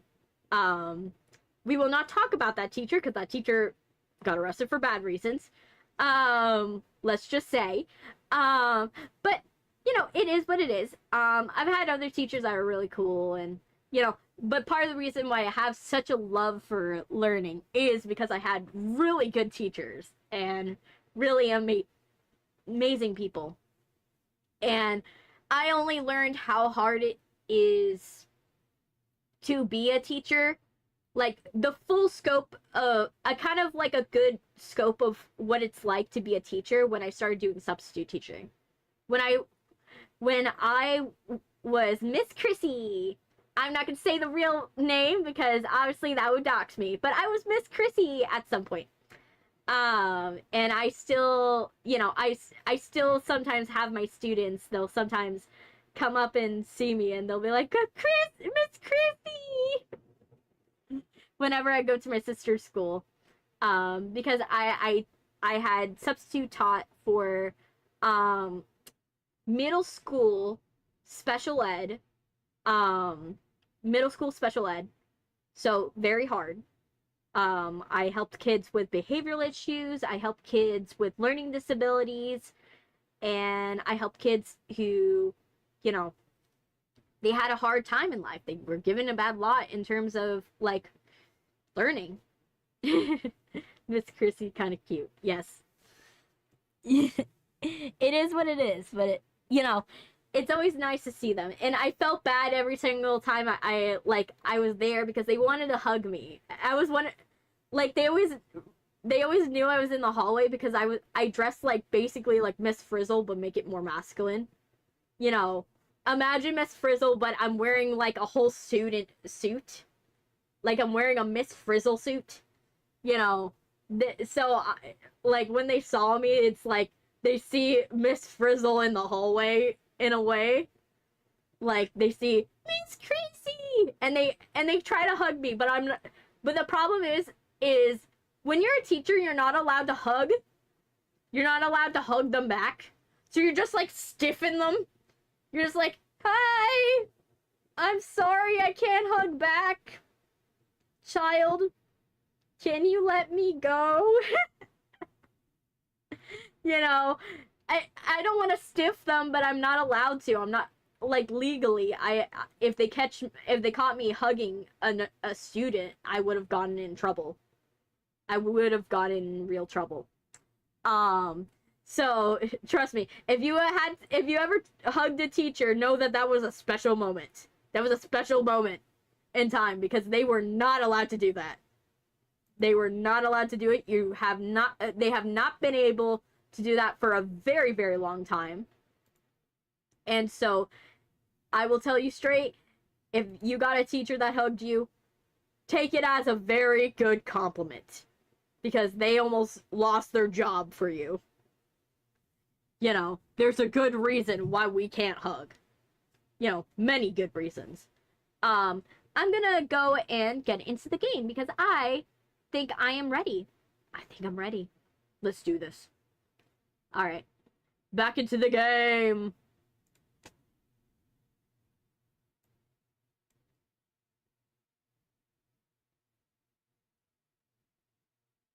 Yas.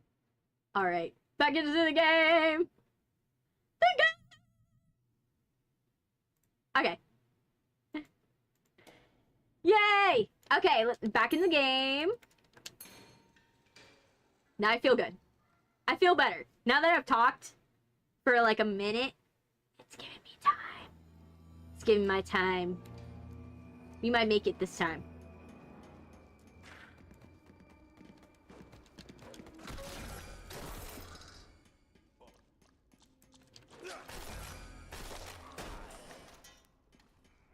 We might make it. Oh, I feel Bendy. Bendy somewhere.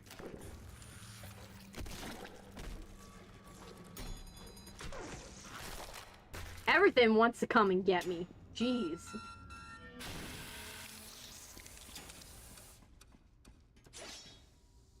Okay.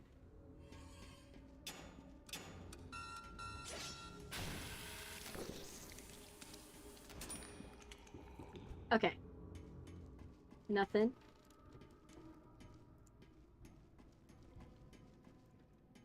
Okay, I feel Bendy, but I don't know how close Sir Bendy is.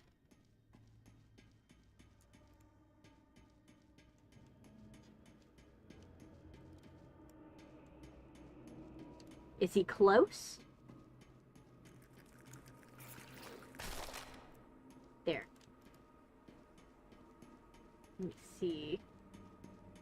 Jen's workshop. Walking down the street, Jen's workshop.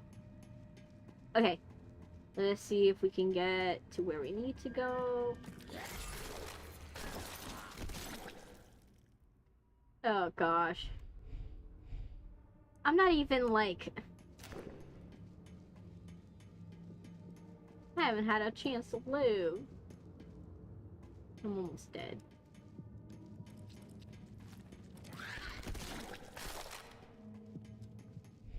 Okay. I'm trying to find any way to live.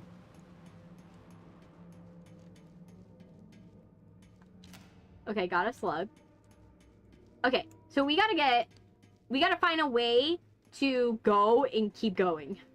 It's like, ooh, we are going to die. We are gonna die. It's not gonna be a good thing. We're trying our best. But unfortunately, we might die. We might die. We might die.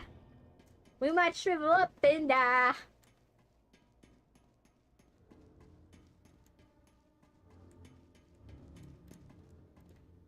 Let's go. We gotta go. Okay, let's keep going. That's the bean juice. The bean juice. The bean juice. Bean juice. Bean juice.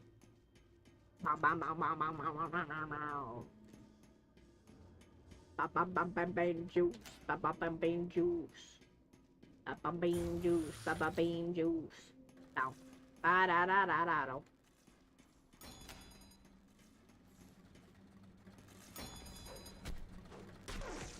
Bean juice.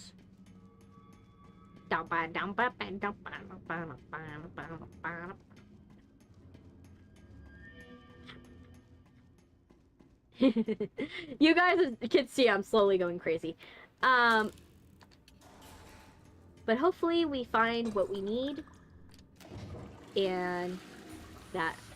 Also, I want to know, why do we have a machine gun in the bathroom? I never questioned this before, but why do you have a machine gun in the bathroom? Is there a good reason? Were there just people that were just trying to kill you while you were trying to take a deuce? You know, I would like to know the lore of why. Because it's kind of a weird place to, like, put a artillery weapon. Like, it's like a very strong choice.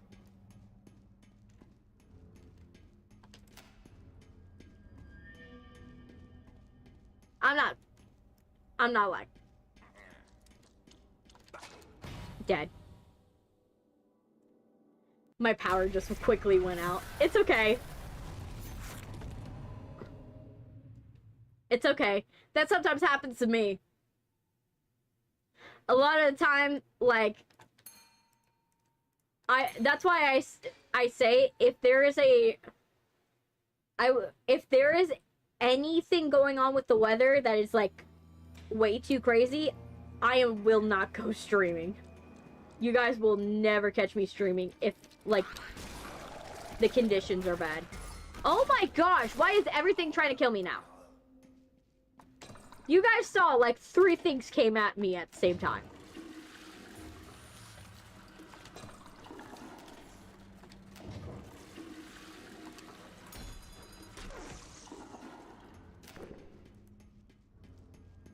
Just, like, 3 things was just like, yep, it's our time to shine. Okay, let's keep going.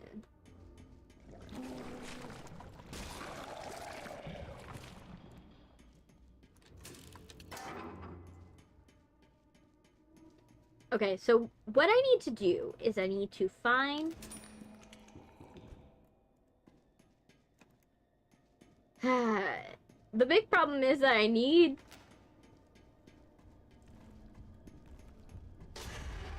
Oh my gosh. That's not fair, Bendy. You know how fair that was?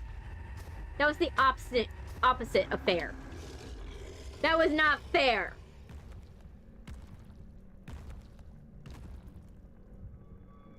You saw me before I saw you.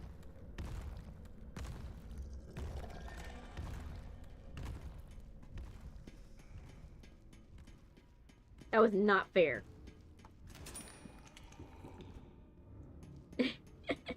Yes, Stardew.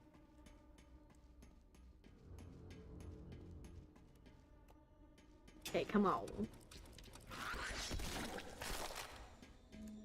Yes.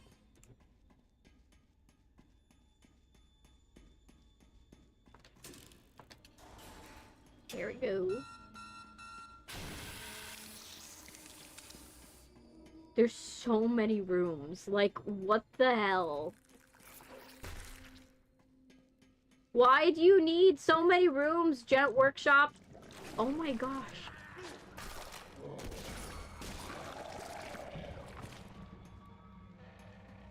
And why do you have so little care? Like, shouldn't you, like, have so many first aid places if your workshop is this big?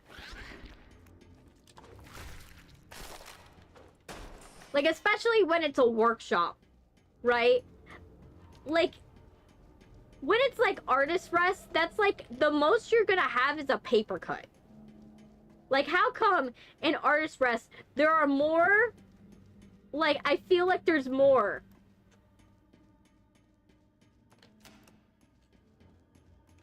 There's more, like, healing stations than in the Jet Workshop. Like, what are you doing to, like,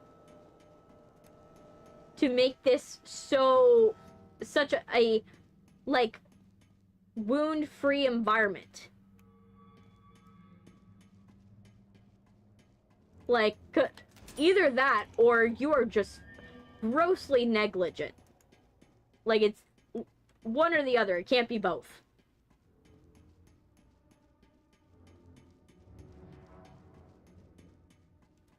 It's either you don't have a need for it, or you do have a need for it, but you're not facilitating it. Either way, still not a good situation.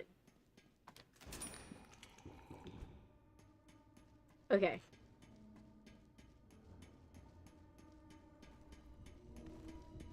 Oh, where is he? He's somewhere. Let's hide. I need him to go the opposite way.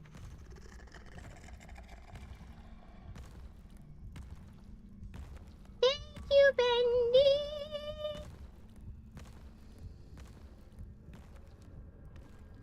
Okay. Just, like, go a little faster. Yes.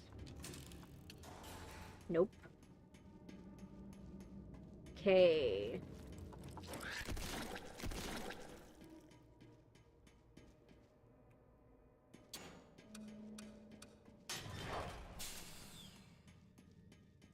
I am trying my best to find everything.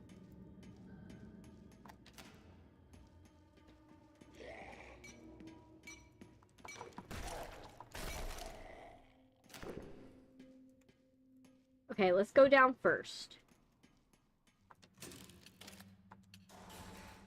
We gotta open these lockers. The only familiar part about this whole thing is the fact that I know this part the most. Which is sad. I should know this part the most.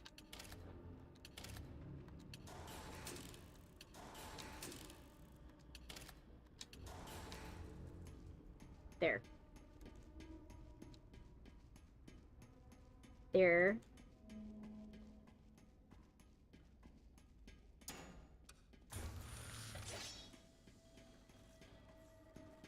Okay.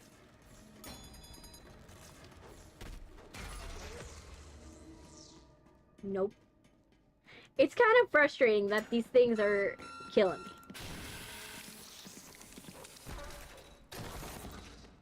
Die.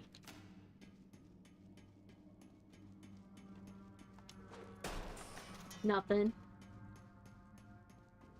Okay, absolutely nothing. Okay, not good. Because I'm now...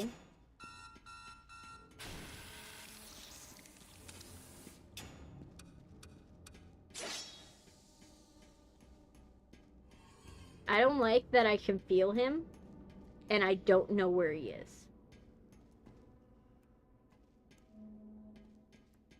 I can feel him, but not know where he is. And that's concerning.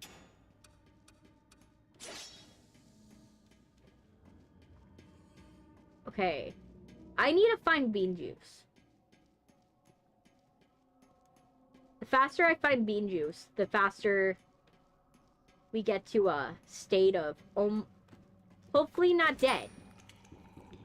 We need to not die. That's an important thing. That's an important tenet. If we cannot die, that'd be great.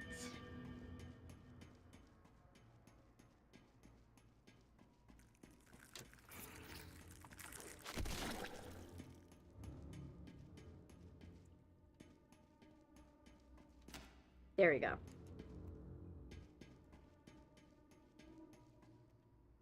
In an alternate universe, this would take stamina instead of health, but I digress.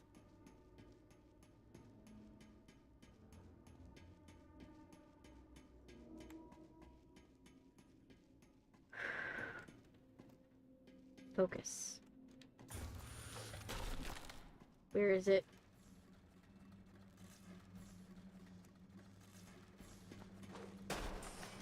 I hear a gun, but I don't see it.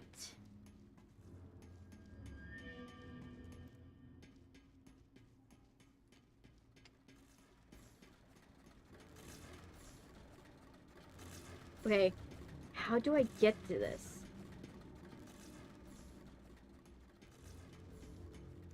Because I definitely miss a spot. I think I missed a spot. I think that's what it is. There's a side area that I missed. And I'm gonna need to refill. Okay, we gotta get this going. Alright, we're gonna go here. Okay, let's go. We're gonna leave the spoon. Because the spoon is as close... Actually, if there is a health pack, get a health pack. Because I realize I'm not going to be... If I'm going to be back here, I'm going to probably die. I'm probably going to die if I don't get a health pack. So let me get a health pack first. And hopefully I don't die. Let's hope. Okay. That will be... We'll remember this place as where we need to go and get the last thing.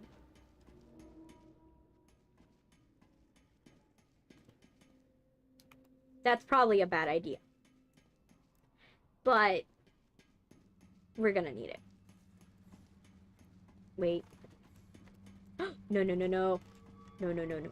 No. No, Bendy, no. Where are you?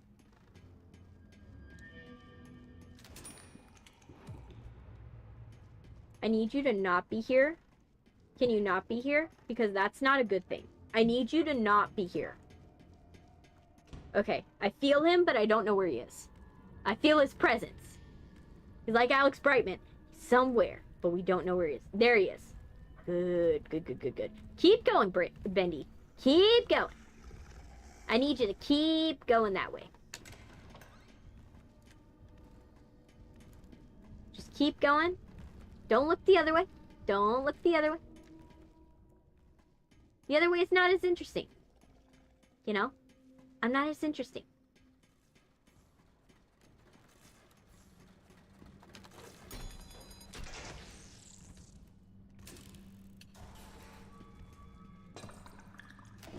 There. There. Ooh, there's one here. Actually, closer. Okay.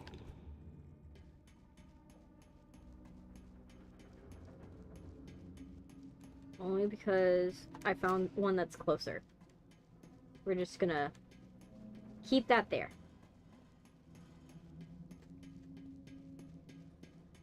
Okay.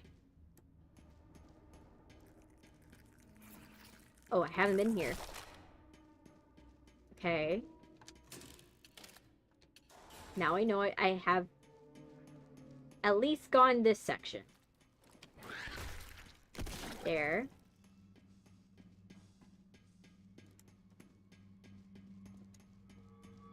Someone's dead there, so we know we've been there. This is how my thought process. If there's a dead body, I've been there. If there's not a dead body, then I haven't been there. Solid thought process.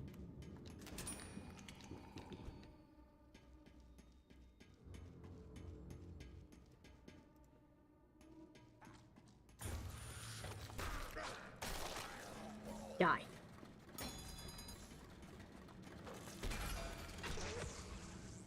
There we go. Jet schematics. Bingo. Got what we need, and the only... So, it's time to leave. It's time to leave. It's time to leave! Oh my gosh, it's time to leave. I can't believe it. It's time to leave. Oh no. I'm not gonna jinx it. No, no, no, no. Don't jinx it. Don't jinx it.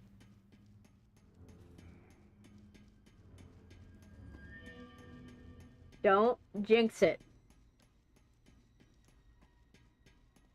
We all thought we were gonna leave last time, and then you didn't. Let me see. How far away? Okay, that's where the exit is. That's where the exit. Okay. The one thing I don't know is where's Bendy. But I'm just gonna run. Gonna run and hope we don't find Bendy. Hopefully I don't find Bendy. Oh, no. Yes! Yes, I beat him to it! You can't get me inside the elevator. You couldn't get me inside the elevator! Okay, time for the gen schematics. Oh gosh. I am not excited for whatever final boss we got.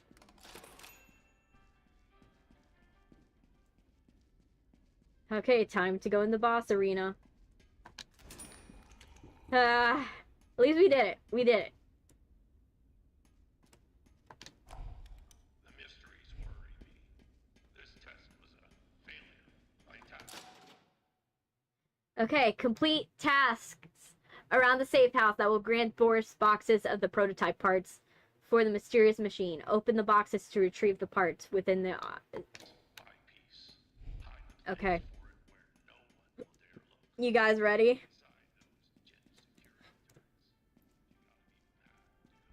Oh my gosh, this is what we've been waiting for. We've been doing all this prep.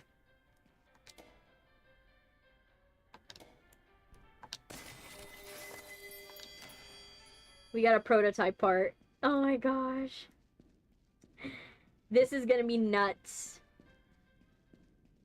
We're either gonna do this boss fight and it's gonna be super quick, or we're gonna do or it's gonna be like every boss fight we've ever done, where it's gonna be like it's gonna take super long. And I don't know which one it's gonna be.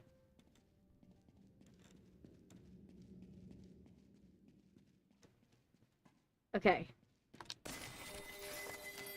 We got this one.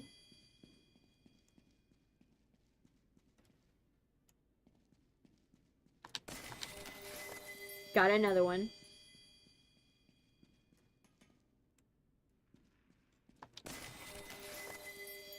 Got another one. Oh my gosh.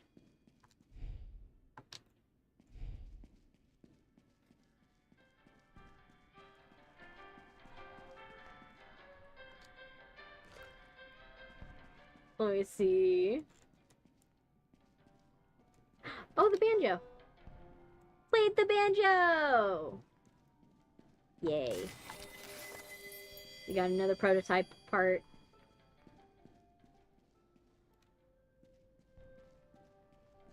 Oh gosh. You guys... Ah. I don't know if I should be excited. I don't know. It is what we've been waiting for, but it's also like... It's tense, because I'm like... We've been waiting for this, but also... Oh gosh, we're gonna do this. We're gonna do this, and then we'll see how it goes. Oh gosh. Let me see. Visit the chair that spins! Oh my gosh, I didn't realize that was an achievement. Run for it, Boris. Oh, yes. Okay. Let me see. Run for that biscuit.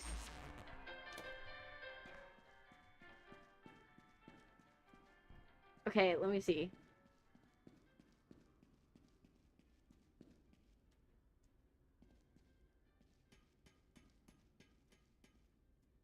Oh, I'm missing one.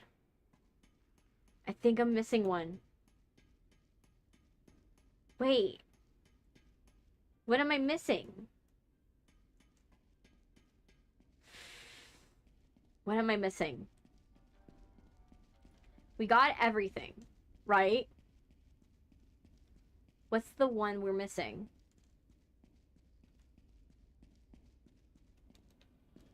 We got the one for please help me. We got that. Let me see.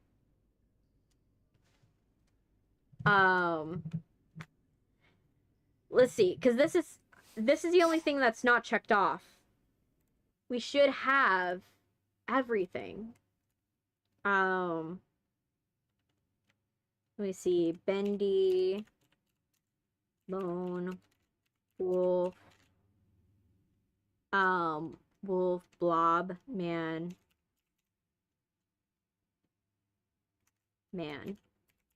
blob man. I'm just gonna call it blob man.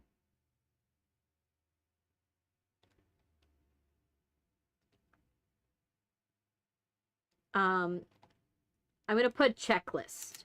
How about checklist? Checklist.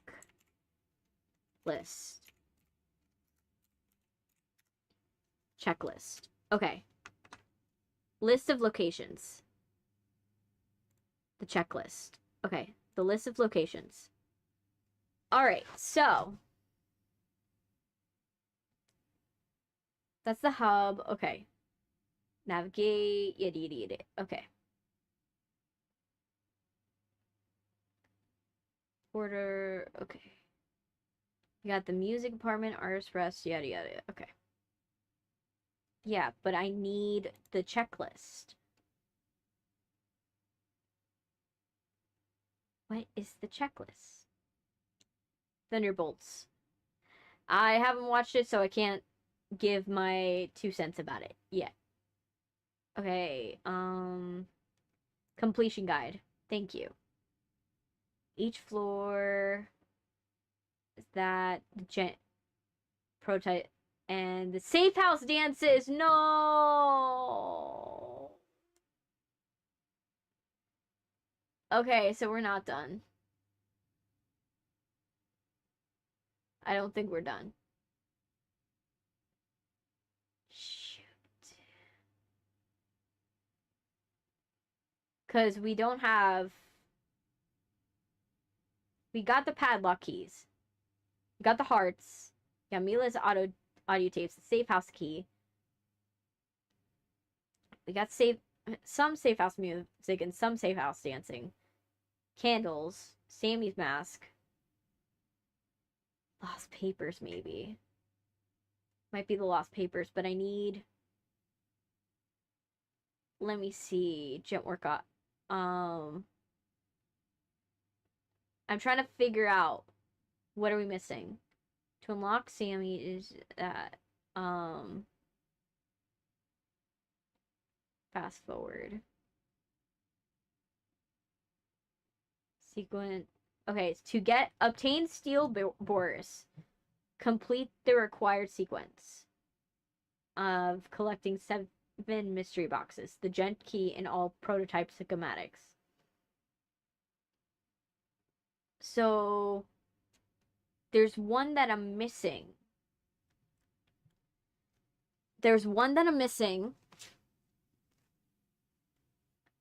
Okay. I got the gent key, all 5 prototypes, open mystery box to receive. Okay, it's a 3-wave boss fight. Okay. Arcade. Okay. I am trying so hard to figure this out. Claw machines and 7 plushies. The audio tapes can spawn. Access to that. 4 candles.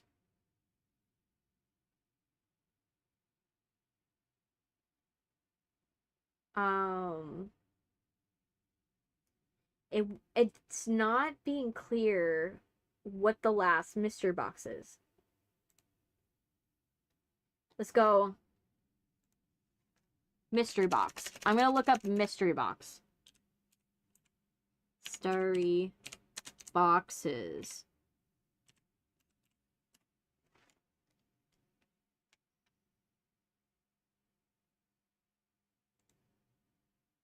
Okay. By completing store-related stuff.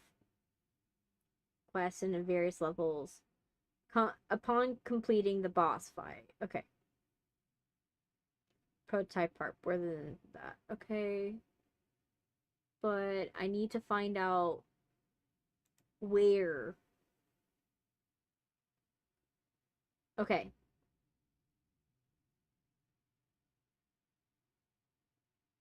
The final one so far to be found after getting Sammy is found on the table in Golden Days Gallery.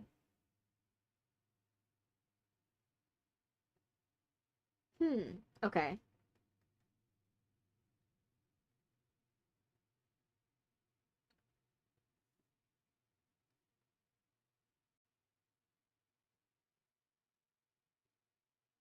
Let me see.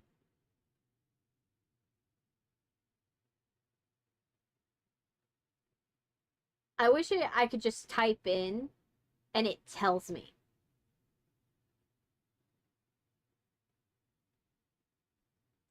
As the flashlight. Twisted Alice, however, okay. I'm trying so hard to figure this out.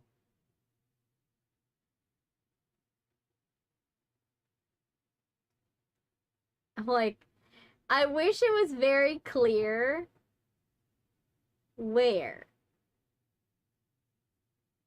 Like, okay, let me see, because I want to get the true ending. Let's see. All right.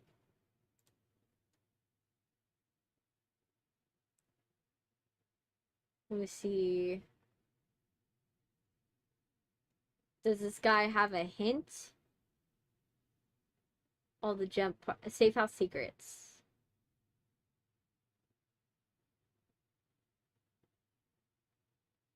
Okay. Does he have it at the end?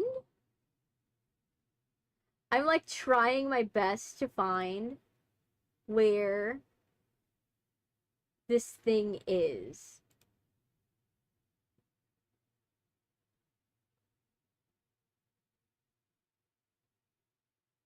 Let me see. Is it that I'm missing something? Um, let me see. Bendy, because I want to get the true ending for you guys. It's kind of stupid that it's not allowing me. Ugh. Where's the stupid... Come on. Bendy Lone Wolf. Mystery box. Okay, mystery box. Let's see. Lone Wolf. All achievements and secrets. Thank you. Okay.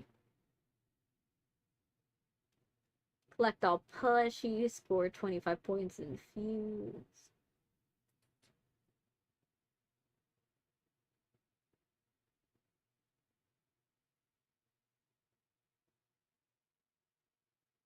Let me see. Everyone wants to take pictures with you. Oh, that's cool. Mr. Astaire. Ooh.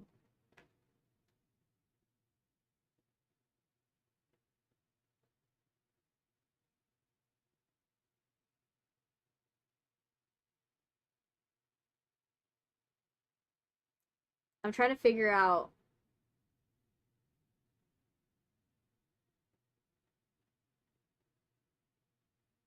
Does collecting all of... What is the thing we're missing?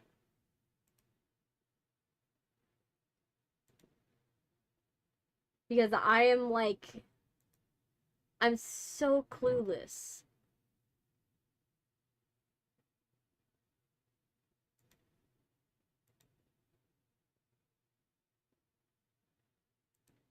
To what we're missing. Forgotten Days.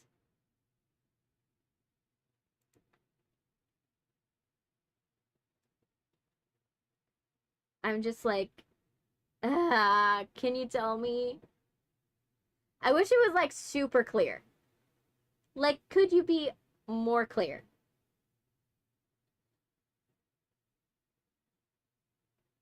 Can you guys? I'm trying so hard to figure it out. Like, where are the mystery box locations? Like, I just need, like, someone to tell me the last one.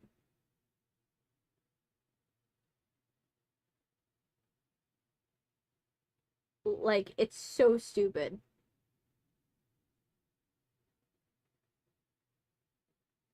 Like, because I don't want to, like, rage quit this. That's the thing. This game, I, like, don't want to, like, rage quit because it's not a good...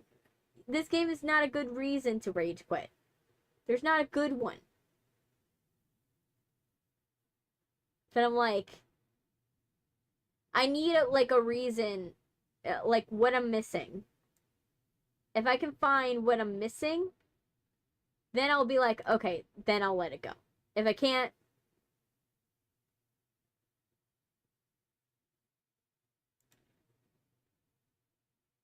But I need to know exactly if there's, like, something we're missing. Like dark pest control.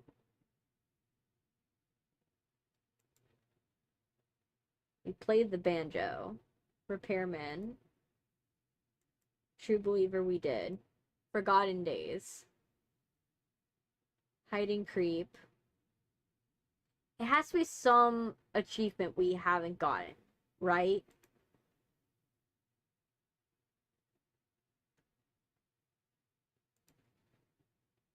It has to be some achievement we haven't gotten.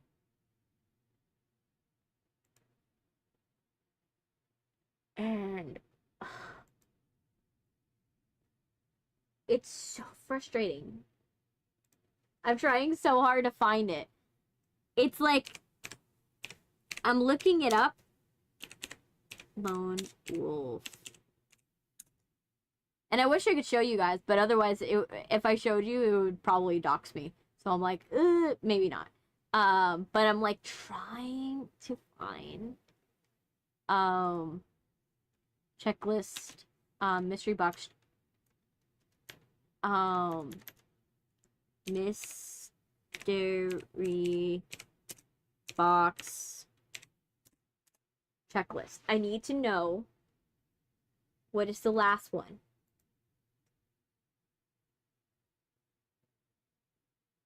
We collected the 4 things. We did open crate. Open, complete,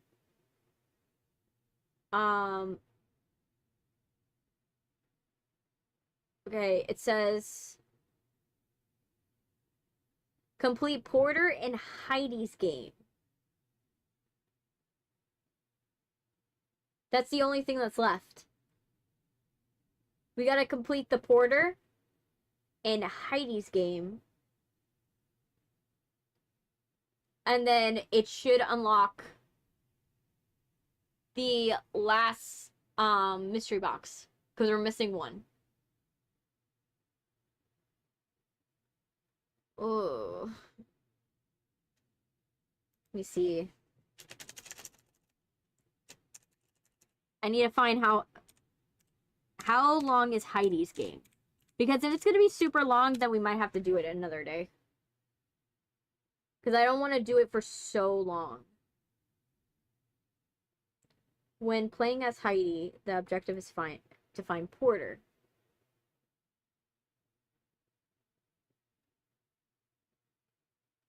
Scraps. So we have to find all the safe house scraps. Okay. Doable, but we can make it work. We didn't know it was a thanks, but at least we're finding out.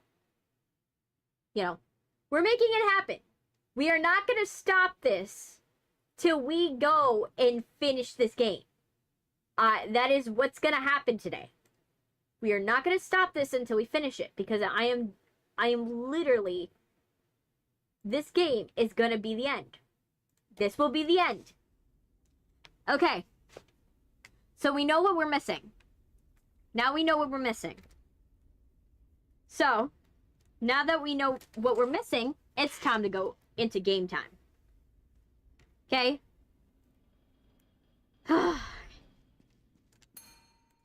Let's see how long that... Actually, let's see how many we need. Because I was under the impression that the unlockable characters were, like, optional. But apparently they're not. That's what's been explained. What I found out. After reading 5 different Google articles. Oh, we just need 1.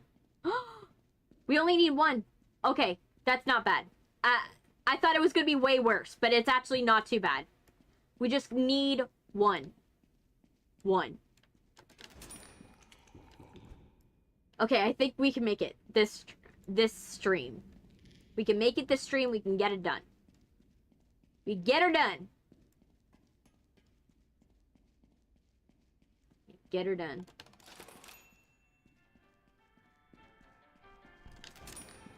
Alright, let's get this done. Alright. Let's get it. So. Tunnels time! If I remember, the tunnels were, like, slightly less hard, but, like, definitely hard. But the one thing that's gonna be hard is that I don't have a good memory of the tunnels.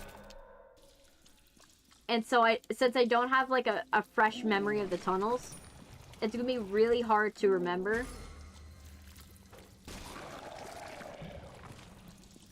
What exactly is where. Found it. Okay, we found the lost paper. Now we just need to find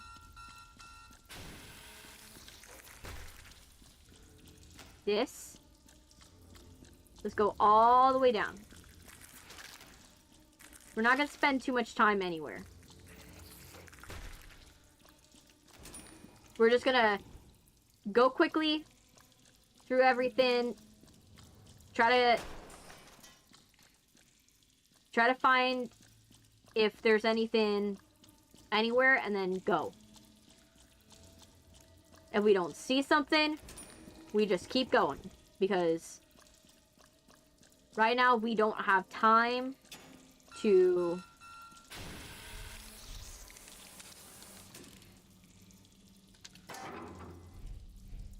We don't got time. We only have... We have to get this done, is what we got.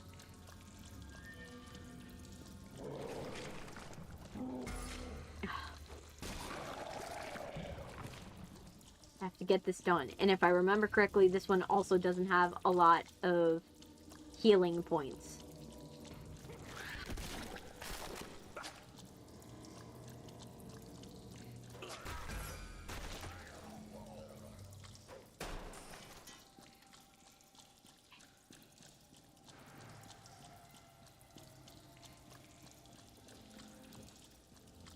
If I remember correctly, this area has like few and far between healing points. There's not a lot.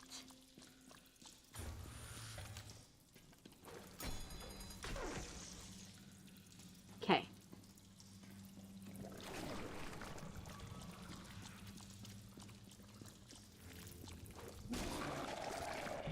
Okay. I got options now. Okay. We're gonna go in here. This is where we're gonna go. And then...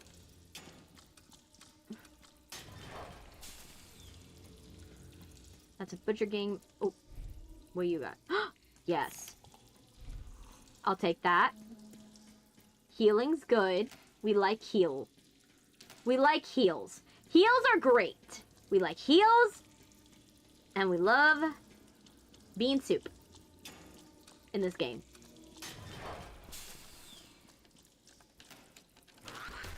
The more we can heal, the better the outcome. Okay, so nothing in here. Just a hiding spot.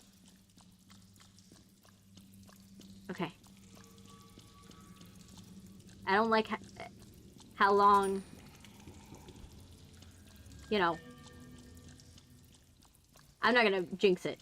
You know what? Don't jinx it. Don't jinx it. Damn it, I jinxed it.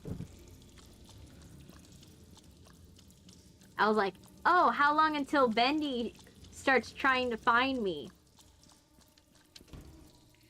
Let me drink some water.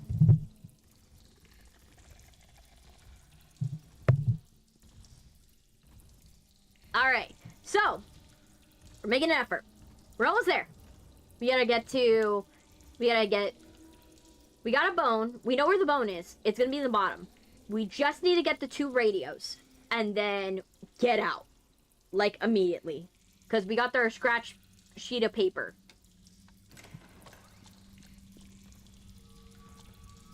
Where's this dude? How far are you? Are you in, like, close? Or where I need to go hiding? Or are you, like, not that close?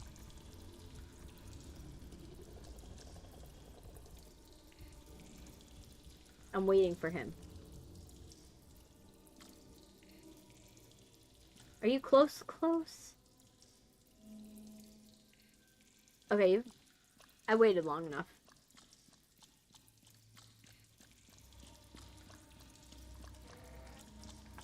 You either not coming, or you went the other way. And I will take it.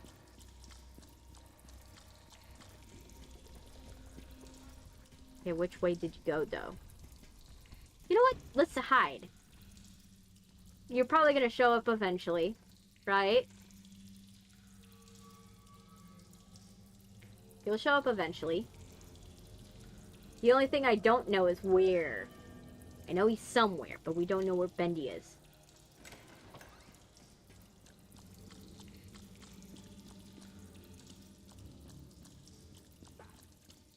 Okay.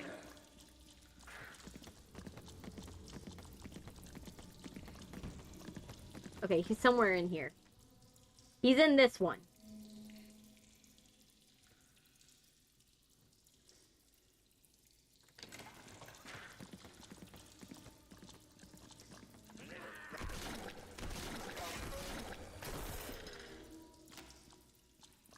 Okay. And what I remember is Bendy is slightly faster in this one. In these tunnels, he's faster. So... Oh, I feel him. I feel him. I feel him a lot. Okay. I have a feeling that wherever we need to find is in this tunnel.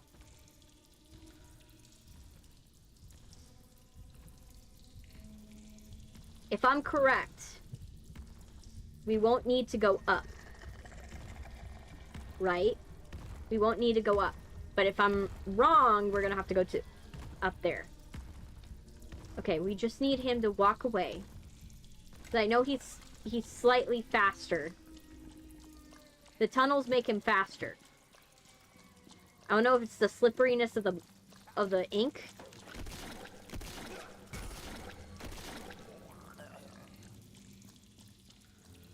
But something about the tunnels makes him faster. Okay. No, no, no, no, nope. It's not here. Okay. So where is this stupid radio? Okay. Not here.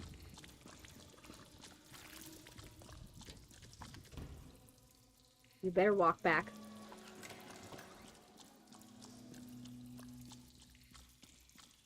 I am not going back there. Cannot make it.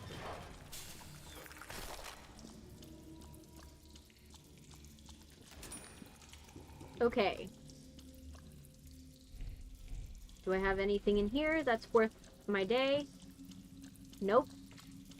Okay, so now let's go up. Of course.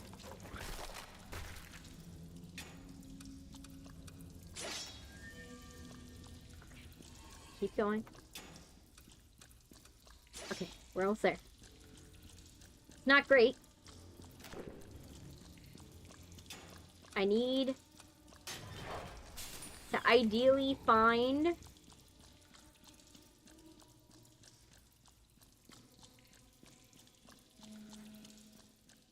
I gotta run. If there's anything else, I gotta run away from it.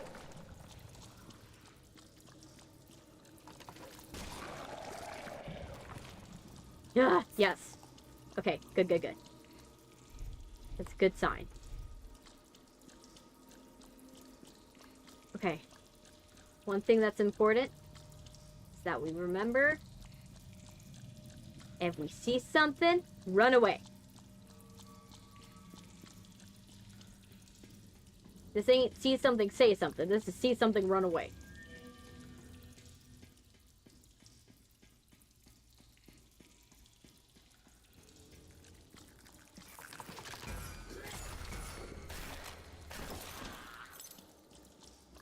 Okay. Well, good thing that this thing was here. Okay.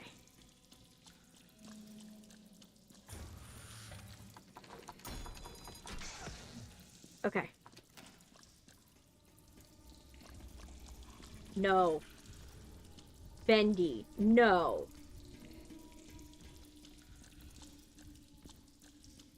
Bendy. Please. Please. Please. Can we negotiate?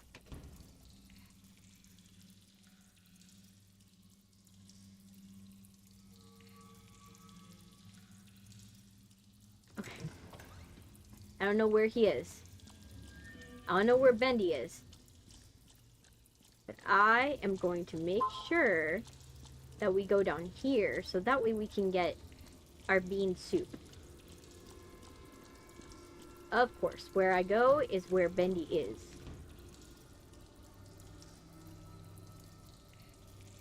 don't know where he is, but he's somewhere in here. And we don't like it. I do not like this. Okay, there's bean soup somewhere. I got a bean soup. I guess it's deeper. I know it was somewhere in here. That I got some beans. But where? Here it is. Okay. The reason why I'm not going back to the top, by the way, for those of you who are like, why does she go back up to the top? The reason why is that if I go back up to the top and let's say Bendy shows up, Bendy is faster in ink. Boris is slower in ink. So guess what happens if I end up in a situation where Bendy gets an advantage? I die. Okay, let's go. Go, go, go, go, go, go, go, go, go, go, go. Yes. Okay, we made it. Okay, at least that wasn't too much of a detour. Right? It wasn't too much of a detour at the end of the day. It wasn't too bad of a detour. Sure, yes, it would have been ideal to have that already done. Had I known I was supposed to get it done. Would have been great. But I digress.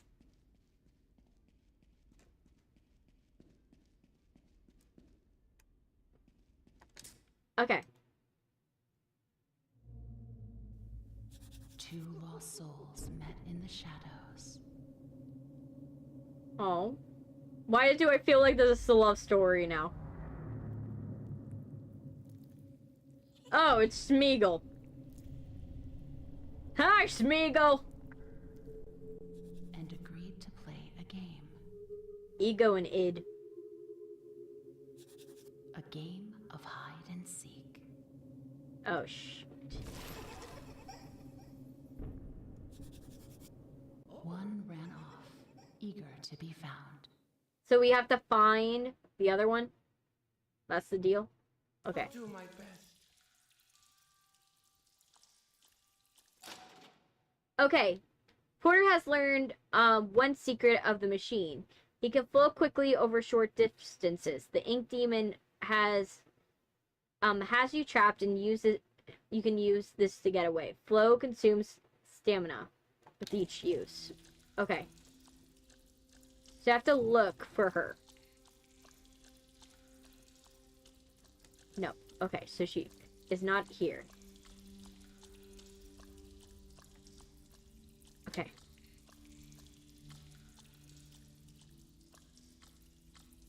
He walks slower than Boris. Okay. Shit.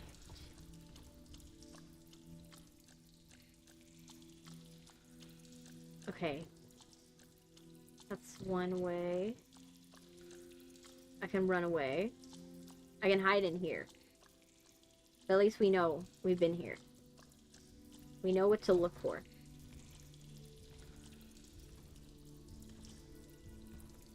Where is he? Oh, he's coming. He is coming. Okay, let's hide in here for like a hot sec. Okay. At least it wasn't for too long.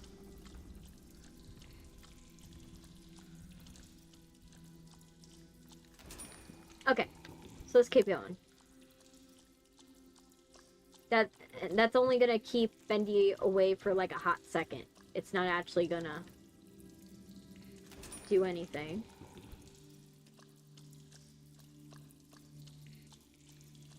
Let's go this way. We want to explore as far as we can. And then... and find Heidi first.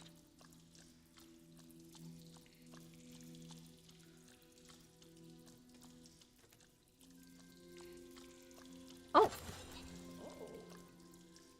Oh, of course, Heidi teleports. Now we know. Great, so we actually have to look in multiple places. Great, that's a wonderful thing. Heidi, can we not do a dangerous game of hide and seek here? Is like, there's many other...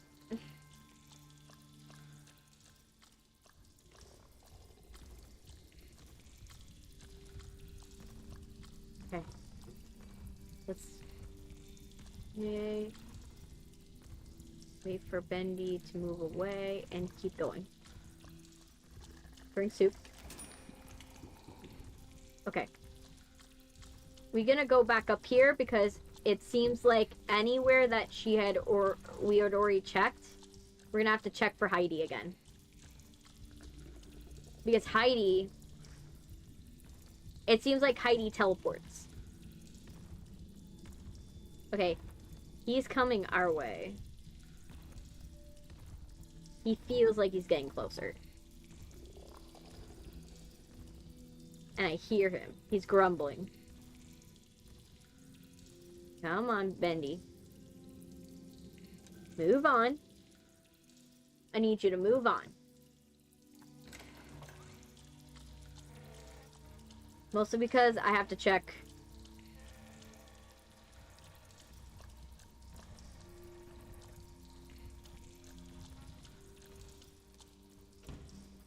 I had to check that hallway again. Let's check this one.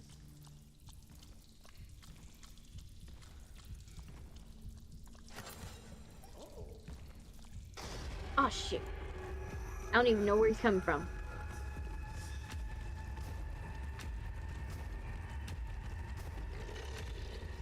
Okay. Let's see. You don't... Hopefully you still don't have opposable thumbs. Okay, he still doesn't have opposable thumbs. Thankfully.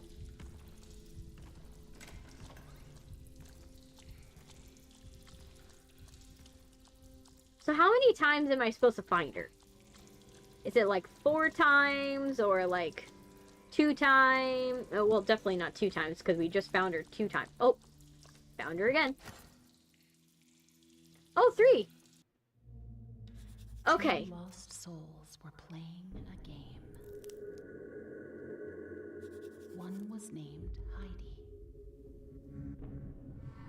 One was named Porter. Okay.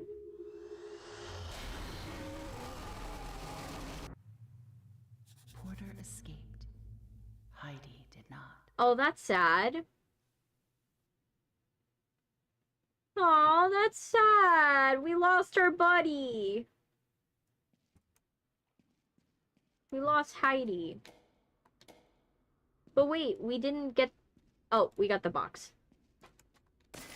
Okay, we got the component.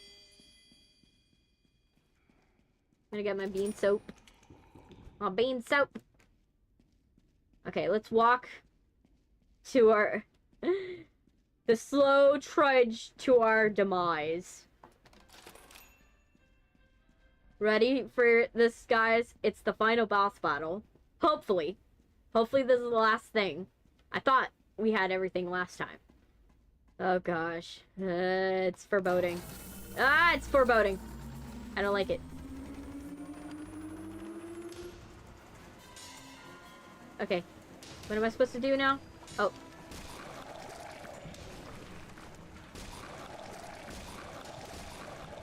Okay.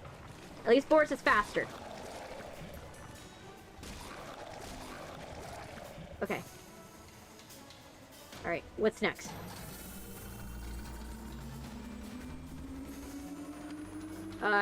Do I...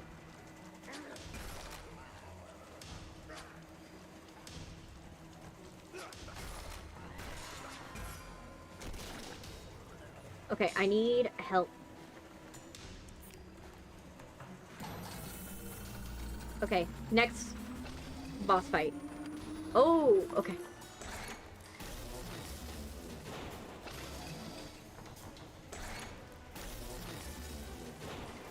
Okay, where is the next one? Where is he? Get the animatronics dead.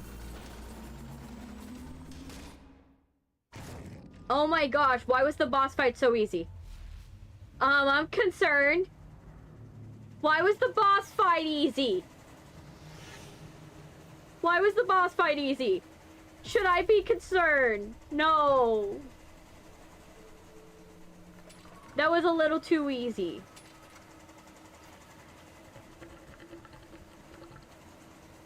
No, I don't like that. I don't like that. I don't like it. I don't like it. I don't like it. Why was the boss fight easy?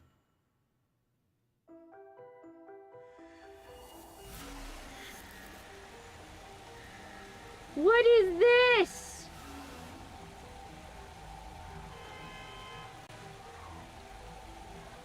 What is this? The hell? We're just seeing the portal of the outside world. Did we just create a portal? We sacrifice people to create a portal.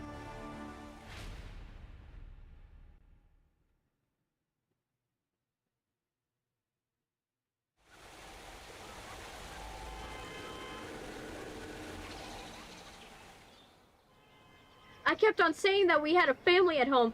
I didn't think I'd get there. I didn't think I would get to Boris to his family. Oh my gosh, I did it! Boris went home to his family. Boris is home. He's a free dog. Boris is a free dog. We did it. Imagine some homeless dude saw what's seeing this. I don't know what he saw, but to be honest, I got Boris home. Now, his family will probably be terrified when they see him. But you know what? I got Boris back to his family, as I promised. Sure, he died like 50 million times to get there, but it was the friends we made along the way, man. It was the friends we made along the way. Like, you're on the street and you see a portal open and a cartoon dog exits. I think it would be some child's, like, dream. Like, some child's fever dream. And imagine if that guy was high. Imagine you just have some guy that's high and sees that happen.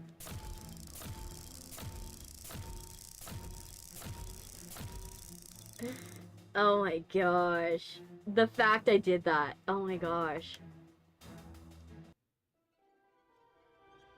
But that's it. We did it. We finished the game.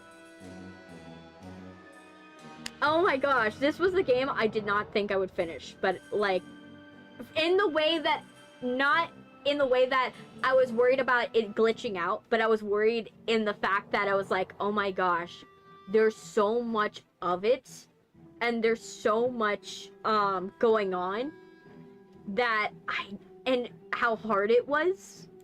Let me go into just chatting so that way I can talk with you guys. Oh my gosh. You guys don't know. I was like, I didn't even know. I was like, I hope that I can get to the end of this. I really hope.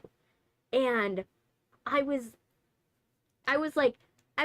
didn't even know if I was gonna be able to do it. I was like, oh my gosh, there was a tinge of doubt in the back of my mind that I was like, oh my gosh, I'm gonna be doing Bendy Lone Wolf for a very, very, very long time. I didn't have I didn't think that I would never get Bendy Lone Wolf done, but I was so worried that I was like, oh my gosh, it's gonna be another video. Like, this is gonna stretch and stretch and stretch and stretch, and then I'm not gonna have any more. You know, I was worried about that. And I'm so glad those worries were not a thing. Oh my gosh, I got that done. And the fact that the boss battle was so easy. I was so concerned when I did the boss battle that the boss battle was actually like one of those false boss battles, if you know what I mean. Like, if you ever played a game where you play a boss battle and it's like way too easy and you're like, oh, this is the real boss, right? And then the real boss comes in and then you're like, oh no, I am screwed. You know, that type of thing. I thought that was gonna happen, but surprisingly not. The hardest thing was the jet workshop. Getting the schematics for the jet workshop. That was the hardest part. I thought that the multi-wave boss fight was going to be hard. But no, it was the jet workshop section. It was literally just the jet workshop section. That was the hard part.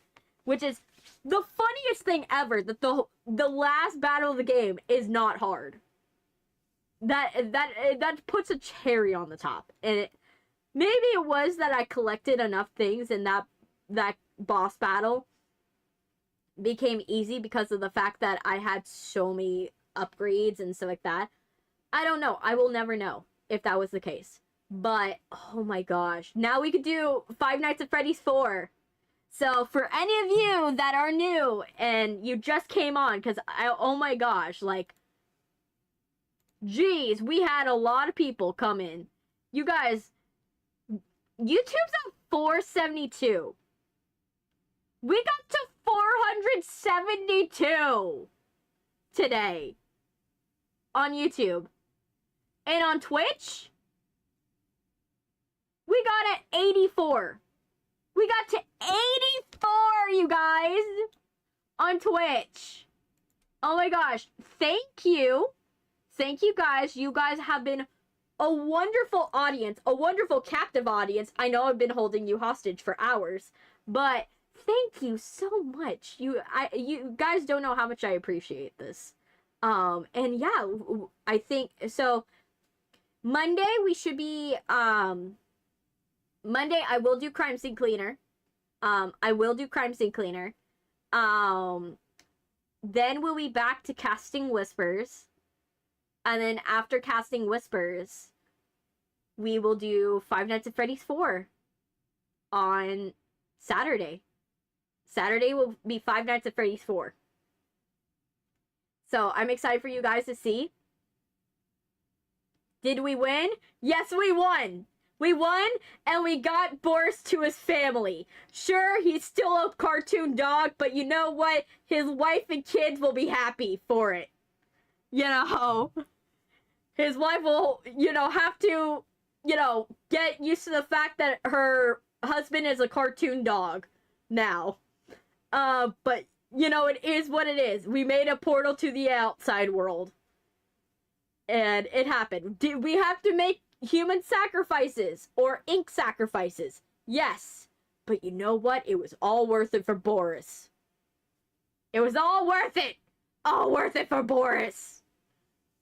But yeah, so we will be doing, Saturday will be Five Nights at Freddy's 4. So, if you guys, spread the word, spread it far and wide. We will be doing Five Nights at Freddy's 4 on, Saturday. I hope you guys are excited. And yeah, we should be, that should be what we will do in November. Unfortunately, we will not be able to end this, end the season, this merry season of Halloween, with a, maybe I might do something on the day. Maybe on the day of Halloween. Maybe. You guys will have to wait to see if I do something on the day of Halloween. So, we will have something happen. Now, I may ask you guys, cheese me! I need the cheese rain. Rain the cheese down on me. And the duckies. Let it run. Let it rain. I need it all. I need it all on me. Yes. Yes. Yes. All the lactose I need. Alright, so I will let you guys go. Have a wonderful rest of your days or mornings or afternoons. I don't know what time zone you're in. I hope you have a wonderful day and, have a nice Halloween if I don't see you. So, I'll see you. Bye, guys. Let me